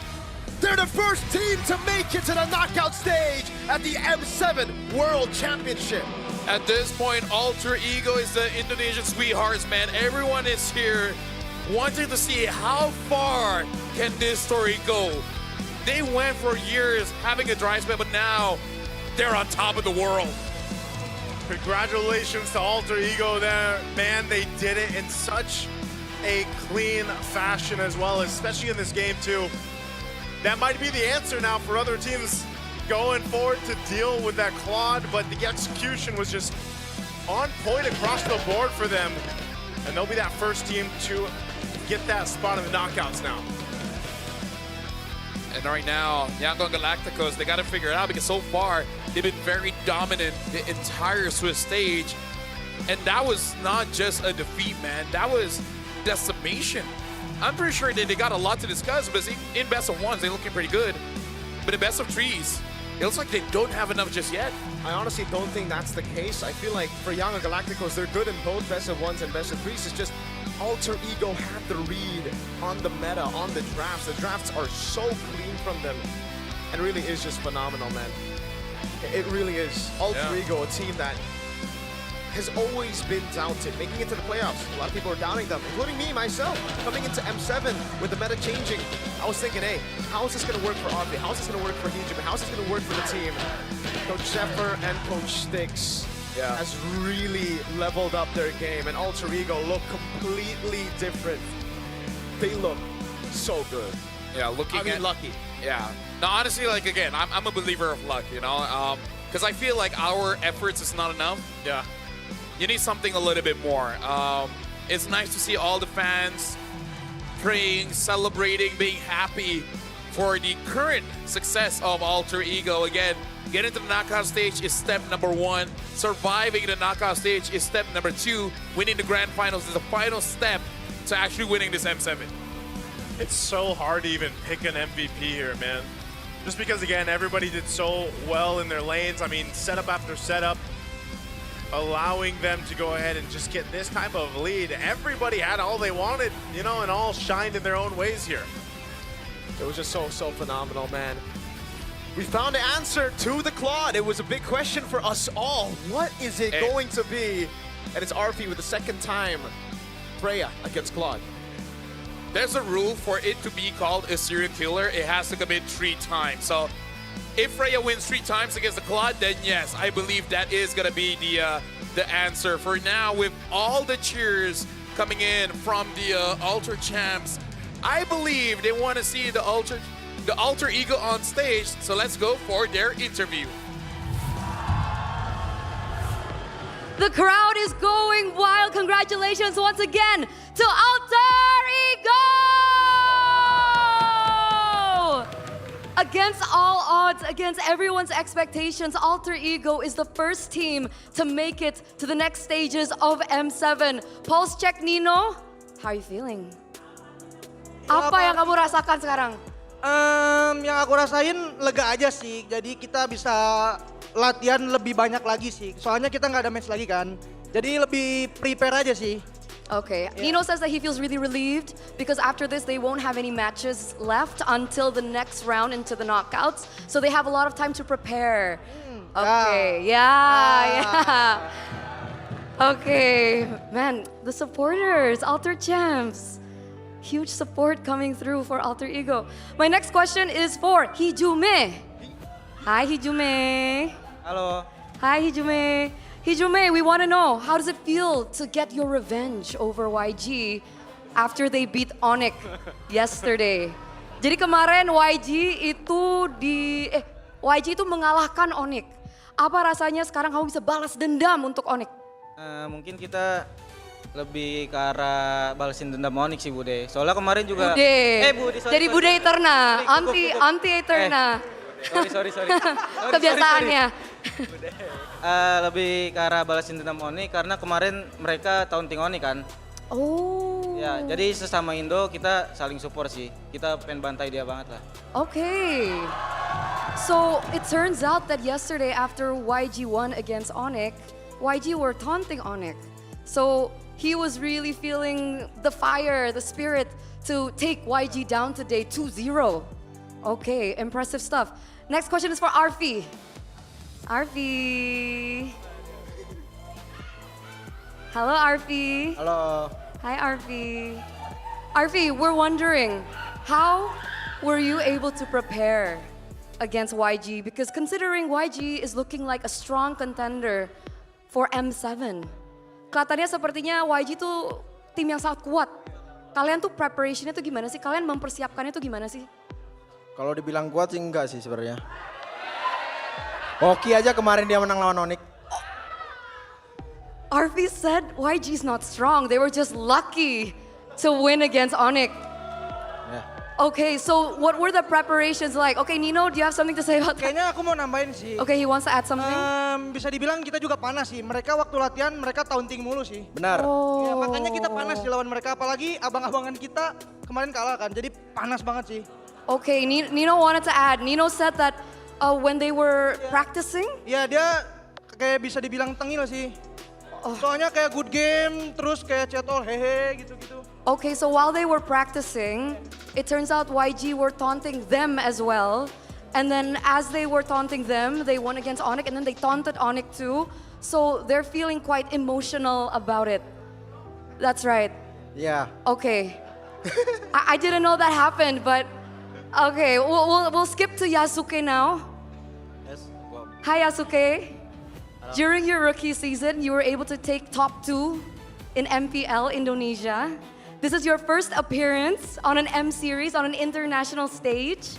And now you're the first team to qualify through to the knockouts here at M7.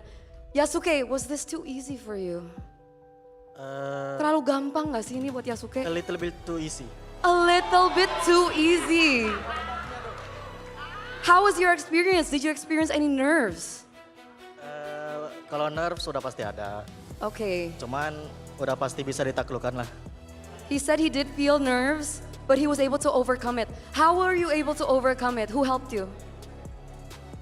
Udah pasti support dari coaching staff sama teman-teman gua.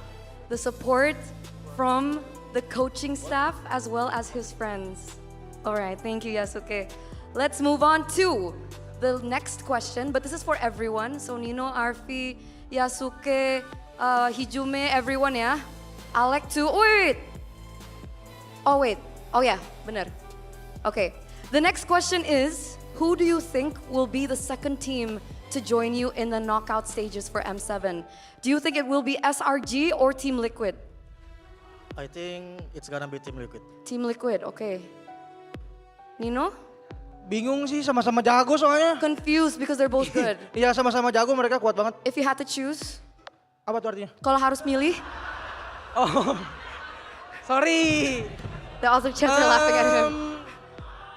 Mungkin Tim Liquid PH, mungkin. Itu prediksi doang. Okay, his prediction is Team Liquid. What about you, Arfi? Team Liquid or SRG? Liquid. Team Liquid as well, okay. 3 for Team Liquid. Alec? Kalau aku TLPH juga sih. TLPH. Okay, 4 for Team Liquid. Aku SRG. Oh, okay, Hijume for SRG. Why SRG? Why are you different? Karena dari kemarin-kemarin banyak yang nggak expect dia bakal sekuat itu loh. Kayak nggak ada yang prediksi dia bakal kuat. Menurut aku mereka tetap kuat sih. Okay. So Hijume said that even though people are thinking that maybe SRG isn't as strong as they were before, he still thinks that SRG is a really strong team. So he thinks SRG will be the first team to accompany them as they make it to the knockout stages. Nino, we gotta ask you once again. You're team captain, right? Yeah. As team captain, what did you tell your friends coming into the M series? Kamu ngomong apa ke teman-teman masuk ke M series? Teman-teman ini? Iya dong. Masa teman-teman sebelah? Mau bilang salut aja sih sama mereka, sama kita semua lah, coaching staff. Aku juga kayak kita pertama kali masuk M series tapi kita nggak nervous kayak gitu-gitu sih. Paling jadi kayak seneng dan bangga aja, tapi belum sampai situ doang sih perjuangannya. He feels very proud of his team because they were able to make it all the way here. And terus apa lagi? Kamu ngomong apa lagi tadi? Aku lupa. Aku harus translate nih. Aku lupa. Ya intinya bangga sama tim ini sih, sama coaching staff juga. Very proud of the coaching staff as well. Tapi belum puas karena kita masih ada step. Ya itunya. But Nino is still not satisfied because there are still next steps through. By the way, I saw earlier, did someone get a Maniac? Tadi ada Maniac ya? Arfi. Maniac, udah langganan Maniac nih kayaknya Arfi ya. He keeps getting Maniacs. Even in MPLID, we see a lot of Maniacs coming through from Arfi. Arfi, how were you able to get that on a hero that we haven't seen you play in MPLID? You picked up the Freya. Gimana caranya kamu bisa mendapatkan Maniac di hero baru yang gak pernah kita lihat sebelumnya, tiba-tiba kamu pakai Freya, terus tiba-tiba bisa Maniac? Aku pakai Freya tadi cuma mau ngebuktiin kalau Freya bisa dipakai. Soalnya aku kemarin pakai Freya badut kan. Aku mau ngebuktiin aja Freya aku oke lah. Alright, so he said today when he was able to get the Maniac, he wanted to use the Freya again because he wants to prove that his Freya is good, that the Freya is able to be used on the M series stage because yesterday he felt like a clown playing with his Freya. Follow-up question, what was wrong with your Freya yesterday? Kenapa Freya kamu kemarin emang? Nggak tahu, musuhnya jago kali ya. Susah banget musuhnya mati. Oh. Jadi hari ini kayaknya musuhnya gampang sih, gampang mati mereka. He said yesterday his Freya was a little off because the enemy team was really good, but I guess today the enemy wasn't as great. That's what he said. I'm just translating. But boys, Alter Ego, I have a surprise for you. M7 has a surprise for you because someone special is on the phone right now and they really want to talk to you. Can you guess who it is? Bisa tebak siapa? No. Siapa? Artinya apa sih? Oh, ada yang mau nelpon kalian sekarang. Kodelwin. Bukan. It's not Kodelwin. It's not far. I'm kidding. It's Kodelwin. Welcome Kodelwin. Ring. Ayolah kok ketebak banget kok. Hi Kodelwin. Halo kok. I think he's freezing right now. Kodelwin, can you hear me? Woi kok. Iya. I think he ninja'd you guys. I think he's ghosting you. I think this is his troll face. Nino, what do you feel about him being, I think he's trolling you. Kamu ngerasain apa? Dia kayaknya nge-troll kamu deh. Hah? Dia kayaknya nge-troll kamu. Iya, nge-troll. Kenapa? Oh, he's back! Halo, Ko. Oke, udah Halo, ketemu. Ko. Please. Aduh, gue Guys, ada suara. congrats Hi, guys, ya, Kodalwin. jadi tim It seems like we pertama can't yang hear masuk you right knockout. now. Give us a second. Kok masih ke-mute Oke. loh? Kodalwin, can you hear us? Give us a sign. Halo, Hello, hello. halo. Aku dubbing aja kali ya. Ini Kodalwinnya di Halo semuanya. Halo anak-anak aku. Siapa yang mana? Halo anak-anakku, hari ini aku sangat bangga sama kalian. Nggak nih bercanda, sabar ya guys. I think we're having some difficulties here or... Okay, he's gone again. Kodalwin. Wild card. But if Kodalwin comes back, what do you want to say to him? Kamu mau ngomong apa kalau misalkan Kodalwin udah balik nih? Mau ngomong kira-kira tetap dukung terus aja sih sama tetap jangan dipuji playernya. Jangan dipuji playernya, don't compliment the players. Ya, karena dihina lebih baik sih untuk kita. He prefers that people attack them than compliment them. So I think you guys will be able to spend more quality time later because I think he wants to have a personal message to you guys, a personal conversation with you guys. So, ladies and gentlemen, final messages maybe from Yasuke? From Yasuke. Ke Kodalwin. And you, Kodalwin to the fans? Buat fans aja lah ya. Okay. Buat Alter Chance, makasih ya udah tiap hari datang nonton kita. Dan akhirnya kita masuk ke knockout stage. Sampai ketemu nanti di tanggal berapa ya? I think, I'm not sure tanggal yet too. 19. Ya, tanggal 19. He says thank you so much to the fans for supporting them and please continue to support them until their next match in just a few days. Hijume, I'm wondering, did you get your king crab from Kodalwin? Apa? Kemarin udah dapat king crabnya belum Dapet. dari Kodalwin? Belum dapat. Belum dapat. Ini aku minta sama Kodalwin yang ini. Oh, Iya, beda. There's another Kodalwin? Which one is the other Kodalwin? Itu. Oh. Okay. Beda ternyata. You wanna tell Kodalwin to give you your crab? Apaan tuh? Mau ngomong ke Kodalwin minta crabnya lagi? Kepitingnya lagi mau minta? Nanti aja sih mintanya pas udah grand final. Just later when you make it to the grand finals. All right, best of luck once again to Alter Ego!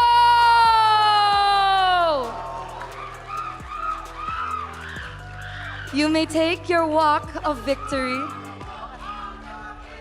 as we throw it over back to our casters.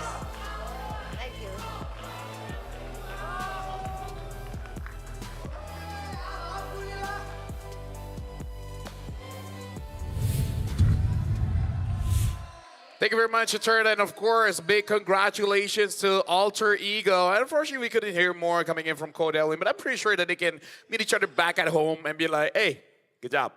You want crab? Can I have crab? That's a joke. So apparently, if Hijume makes it to M7, yeah, he can request for King Crab. King Crab? Is it But super expensive? I guess so. But he hasn't received it yet. So that's why we're bringing it up. Kodalwin, it's due, bro. Maybe it's not the season yet. Is it like durian where there's seasons for I it? honestly have no idea. I've never eaten king crab. Same. I've never eaten any seafood. Just makes, hopefully that stays that way because he's allergic. So if Yeah, he does, you're allergic. it'll be really bad for us here. Hey, but if I want to end it, I know how. Anyways, right now we got to look at the MVP by our official gaming phone partner here, Real Me, and it's Alec. And basically making it difficult for everyone coming in from YG. Has that mentality, I don't care if you're a tank, you're going to get taken down. Yeah, there's a reason why the Kalea is usually banned. Yeah. Again, it's so funny because ever since this hero came into the game, it's just like, it was constantly picked up. It went through a little bit of changes with the patches and everything, but still so strong. Now even with that build too, you get the Tsunami Slam even more, and then of course, it was complemented well with this lineup. That's what I was highlighting throughout the game, and then even in the draft, where it was like, you've got this kind of funhouse composition where you're just suspended in the air, you're jumping in the air, you've got the Tsunami Slams, title strikes, Arfi can do what he wants to. Nino as well was my other contender for the MVP here, because even that last, or that big penalty zone where you got, 4 or 5 members of it with it, it just allowed Arfi to have a better time on his openings with this Freya in comparison to when we saw him first pick up the Freya in the gold lane.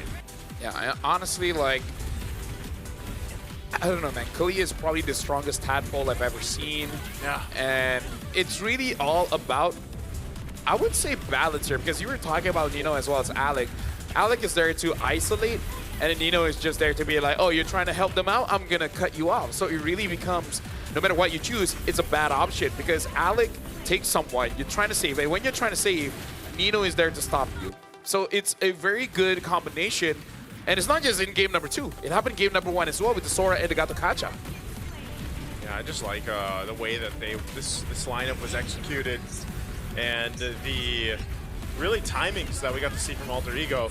It just feels like they were really locked in on getting the job done here in the series against Young Gun Galacticos, and it goes all the way back to that video where you saw Nino pocket the Onyx flag or thing that was being held there by Young Gun Galacticos, and they basically took it under their shoulders or on the top of their shoulders to say, you're not going to be the Indonesian Slayers here, Yan Gun. So again, congratulations to Alter Ego for being the first team to secure the spot, and they did it in a very dominant way in a sweep against a team that a lot of people have their eyes on. Yeah, honestly, they win with style here, and it's nice to see that, yes, they fight a lot, but it's systematic, right? So we're starting to see the evolution here of Alter Ego, and I feel like that's the best way of saying it, where usually the evolution happens in the regular season of an MPL, but now, I don't know. If any team were to tell me that they've been training hard, if Alter Ego says it, I believe it. Yeah, Alter Ego, man, they're the definition of hard work, I feel, man, because for the longest time, this team, again, it just, if you followed MPLID, you know the story. You know how they just never look like contenders. Yeah. Even this season when, well, especially this season, if you look at their lineup, now you look at them and you're like, man, Yuzuki is really good, all that. But Yuzuki is coming from MDL, and in his first few games, he was very underwhelming. I'll be honest with you. Everybody had the same opinion as well. And then Rin started becoming the mainstay jungler for the majority of like the middle part of the season. Then we were thinking, okay, that's it for Yuzuki, right? We're gonna see more Rin. Alec as well, having a lot of those season 14 moments when he was still Owen. Arfi Arfi's always just consistent. But then Yuzuki came back, and we were all like, wait, I don't know about this, right? They're swapping rosters. Yeah. Alec started to do really, really well. Yuzuki started to find his groove, and then once we got to playoffs, Yuzuki started to smash everyone, gapping everyone, even to a certain extent, showing glimpses of being better than Kyrie on some heroes. Yeah. And that's when we were like, man, this guy's a real deal as a rookie. Yeah. Onyx still won. We were like, okay. Then coming into this tournament, we were like, Onyx won. They beat him real good, 4-1. There's no way Alter Ego would do it. More doubts started showing, but they never doubted themselves. Yeah, right now we're looking at Alter Ego talking to Cody Delwyn here. Congratulating the team, telling everyone that they're doing a good job. And I'm pretty sure everyone here, including CEO Cody Delwyn, is feeling very proud, because I even have seen chatters among the community. Nothing too serious, but they're saying like, something is wrong with MPLID when you see Alter Ego doing well, And yet now in M7, they're doing well as well. So this is kind of like a big change in the timeline, where people just put him at max 5 and 6. I think it's a big statement, though, too, right? Yeah. I mean, from that journey, as someone who was not necessarily watching the entire run through the regular season of MPLID, to see what they did in the playoffs, and then now what they're doing here in the M7 stage to be the first team to secure that spot, too. I'd love to see them continue to play like this against whatever teams end up in the knockouts. Yeah, we first have to see who else makes it through, because after this we do have SRG going up against Team Liquid. But before that, we got to talk about all the big plays, starting with these small moves, because we see, especially here in MLBB, all the small details really matter. The way that you upgrade your heroes every step in between, fast and Lord fights, turtle fights. keeping your game in rhythm and giving you smooth access to everything you need, both in-game and beyond. And all of this is thanks to our official payment partner, man. All brought to you by the official payment partner of the M7 World Championship, Visa. Be the champion that you want to be, making sure that all the details are correct for you to make your big dreams come true. I would like to make my big dreams come true. And you can also do that, by the way. You can use Visa, maybe to get SpongeBob, man. By the way, if you guys haven't yet, the Friend Fest event shop is still available till January 26th. They've still got a couple weeks to get that, so let's dive into the deep and see and explore underwater treasures, maybe make some pizzas. I don't know if they're called Krabby pizzas, since there's Krabby Patties, you know, but you can participate in the Undersea Restaurant event to earn friendship coins and redeem the new Cyclops SpongeBob collab skin for free from the shop. If you guys haven't got that, that's on you. It's free. That's a good question. Is Mr. Krabs a king crab? Oh, maybe that's what. I don't know. Is he a king I crab? think he's kind of. There are some episodes he was wearing more bling. Yeah. So is it is king crab a mindset kind of thing? Like Patrick. Patrick's kind of a mindset. No, he's a star. Patrick's skin is. It's the best. I think it's one of the best. I think it's the best skin. Like might SpongeBob be. skin. I is agree. aight. Patrick, amazing. But which is why I don't. What happened to, like, Bane was the perfect Mr. Krabs. He will be Mr. Krabs. I don't know. I'm just Maybe eventually. Maybe there's a round 2. yeah, with Pearl coming out for the deadly catch. Yeah, and then like Kimmy could probably be Sandy. Yeah. Oh yes. And then Squidward would be Atlas. Atlas, because tentacles. Yeah. Hey. Tentacles. They're gonna have to make Squidward really thick. Okay. Other than that, could you see Kalia being You know what? Squid? No, listen. Squidward should just be Fredrin. Now, I know it sounds. Whoa. Handsome Squidward. Oh, handsome Squidward. Yes. The clarinet is the sword? Yeah. Handsome Squidward. Well, ladies and gentlemen, that's the end of today. Congratulations to Alter Ego for making it through. And again, unfortunately, the Guai has been eliminated, but this just means that we are getting closer and closer all the way to the grand finals. That's Naisu. This is Mirko. My name is Lafel. We got Eterna, we got Bude Clara, and all the Indonesian casters, Papulong, Owl, KB, producers, directors, scriptwriter. You know, you're all great. And this is the end of the day, so we'll see you guys. You won't see us, but someone else is working tomorrow, so you'll see them. You'll But see for them. us, good night. What? Oh, We're we gonna have, see we the have bracket. more. Hold on Okay. now. Hold on. Oh, wait, hold on now. Hold on. When I see end of day, He's way too excited. Maybe that end of day should be below bracket up. Which should be and like tomorrow's schedule. I was gonna say. There we go. yeah, That's what we're looking for. I feel like I need to redefine what I understand about end. Oh my lord. Bro, oh my goodness. I'm gonna watch party tomorrow, bro. SRGTL? I can't miss that, bro. I can't miss that. If I'm not casting, I'm watching. You're watching? I'm watching I thought party. we were gonna lift. We're gonna live today, I tonight. thought it was tomorrow. Oh hell no. Oh man, tomorrow morning maybe. Dude, like, lifting takes like, I don't know, like 12 hours. I don't know how you can watch the game. What? You're definitely doing something wrong. What are you man. lifting, bro? My What could be troubles. heavier? Heavy enough for that? My responsibility. Yeah, that's true. See, I can be deep. That's what I said. And now we're going to be looking at the schedule for tomorrow. I believe we're starting with an elimination match, and it is Boostgate going up against CFU. Afterwards, it's Evil against Aurora, which I believe is Aurora Turkey, and then Team Spirit against Onyx Indonesia. Damn. And then closer. Oh my. A little rematch. See, Mirko, this is why you go to the gym in the morning. Yeah, so you go into the gym in the morning. You and know then what? I'm gonna skip the first 2 matches. I'm gonna go to the gym. Hey, we got to see who gets eliminated. Yeah. Nah. Yeah. I mean, I watch party tomorrow. I decide, you know, I'm just gonna watch the one that I care about. You know what? If I'm casting, then I gotta cast everything. But if I'm watching, that's how you be. You choose how you want to spend your day off. yeah. Yep. Be the champ that you want to be. Yep. With Visa. With Visa. Let There the world see you. Rise is one. Rise is one. Let the world see you. Do it. You want to do it together, like the opening ceremony? Okay, which line? Yeah, you tell us which one you want to do together. Yeah. You're the captain. Okay, I'm gonna say let the world, and then you guys say see us. Okay. Okay. So this is gonna be the ending line. We're gonna say one word, and then we're gonna end the show.